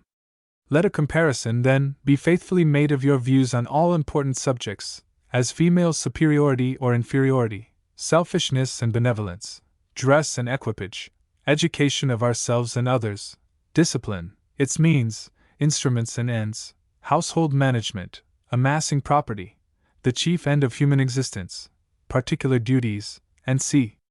While I would encourage every young woman to look forward to married life as a matter of duty, I am very far from desiring to encourage that indiscriminate conversation, which, among young women, is rather common. Let it be discussed by the young, chiefly in the company of their parents. Above all, let not females be found talking with great interest on this subject in the presence of the other sex. Such conversation, in such circumstances, is evil, and only evil, in its tendency. Parents may prevent this mistake in young women, if they will. The mother, at least, can prevent it.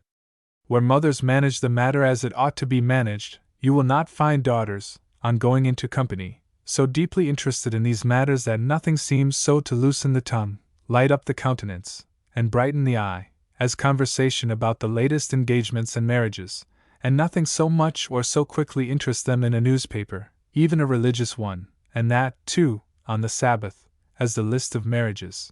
Alas! Do mothers or daughters know what are the practical common-sense inferences from this conduct, where it greatly abounds? Remember, moreover, in this matter, as well as in all other matters which concern your own happiness and the happiness of others, in this matter, I might say, which concerns your happiness more than almost all others, to seek the direction of that being who has said, "If any lack wisdom, let him ask of God."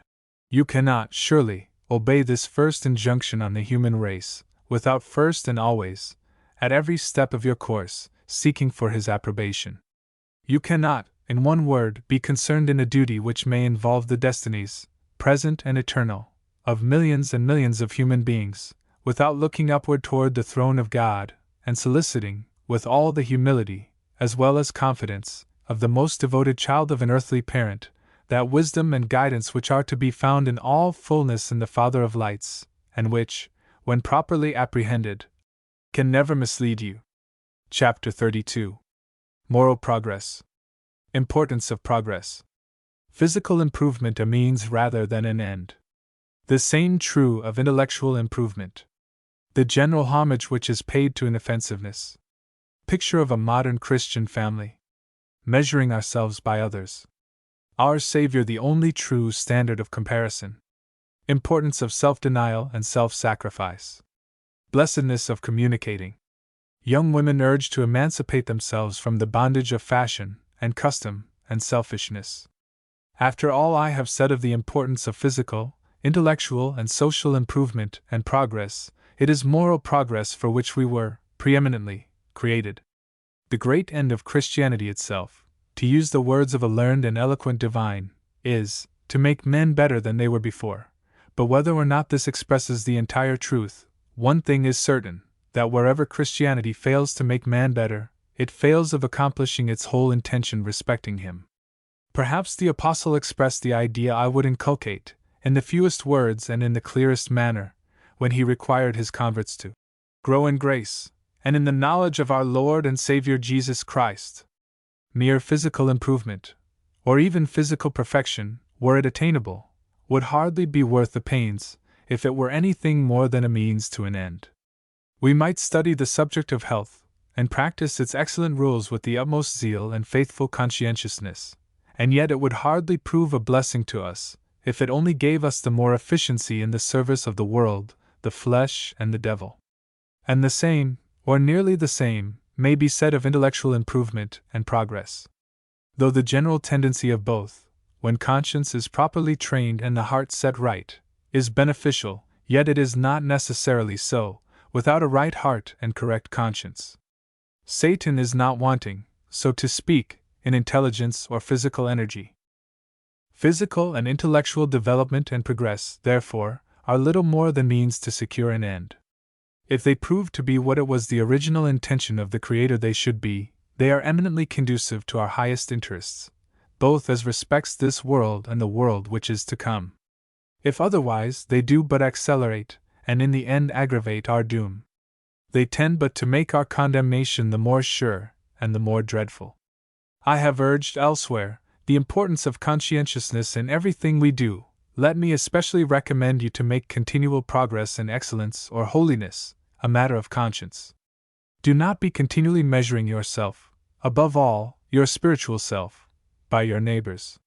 If you are the true disciple of Christ, and if you are what a Christian should be in this land of Christianity, you will not indulge yourself in comparisons with any but the Savior himself. You will be daily and hourly striving to possess more and more of his Spirit, in the belief that without the Spirit of Christ, you either are nor can be his. It is painful to think of the great number of individuals who go through life, often through a long life, and yet accomplish so little for themselves and others. That they are free from outward immorality or blame, as much so at least as their neighbors, seems to satisfy them. Some of the best families I know are trained in this way. They are excellent people, they are disciples of Christ. If there are any such in the world, we cannot say aught against them, if we would. They seem to discharge all the external duties of our holy religion with a most scrupulous exactness, and they seem, the whole family, to bear the image of Christ. Whatever is true or lovely is theirs, or appears to be so. And yet, if you examine closely the matter, you will find that much of all this is the result of circumstances. They possess, by inheritance, a happy temper, or they are in circumstances which make virtue easy to them. But the spirit and genius of Christianity require a great deal more than mere inoffensiveness, though that is, of itself, certainly, a great deal. They require continual progress from glory to glory. But this progress can only be made amid self-denial and cross-taking. Whoso taketh not up his cross, daily and hourly, is not a true disciple of the great teacher. It is even through much tribulation, only, that we can enter into the kingdom of our Lord and Savior. Now, to what self-denials, what tribulations, what taking up of the cross, do these easy, lovely families of which I am speaking, ever subject themselves? Trained happily, they are generally healthy, and therefore they have few trials from sickness. They live in the midst of abundance, and always have done so, abundance of food, clothing, and sea, and of what they regard as of the best quality. They have more than heart can wish. Their eyes, as it were, stand out with fatness. They know nothing of want, they know nothing even of inconvenience, except for some hapless moment, when a neighbor gets a little ahead of them in the fashion of their dress, their equipage, or their tables. Then a feeling of envy, peradventure a half-expressed feeling of detraction, appears to mar, for a short time, their peace. I have said that these inoffensive people, these do no harm Christians, know nothing of want. When and where have they cut themselves short of anything to which they were lawfully entitled, for the sake of doing good to others? They have, indeed, performed works of charity and mercy, as much as other people of their own property and standing in society. But they have given, always, of their abundance. They have never so given as to impoverish the giver, so as to make themselves feel the least privation. They have visited the sick, but when has the time they have given seriously incommoded them? Have they not had time enough left for their own purposes? Have they not, in this respect, given of their abundance? Perhaps they have clothed the poor, to some extent, but have they denied themselves to do it? Have not their closets, and houses, and the neighboring livery stable, been well furnished and supplied, notwithstanding? Have they not given, in this respect, wholly of their abundance, and not, like the good woman mentioned in the Gospel, of their penury? It is exceedingly painful, I say again, to find professedly good people among us living, as Watts calls it, at such a poor, dying rate, the professed disciples of a master who became poor for their sakes, by giving up, not only the luxuries of life, but even many of its necessaries, and yet not giving up or denying themselves a single thing all their lives long. Can such people expect to make advances in holiness, to grow in grace and in the knowledge of Christ, and yet not act like Him, or follow Him? For be it always remembered, the benefits of doing good are to those who do it, more than to those to whom it is done. This is the ordination and arrangement of Providence. It is more blessed to give than to receive.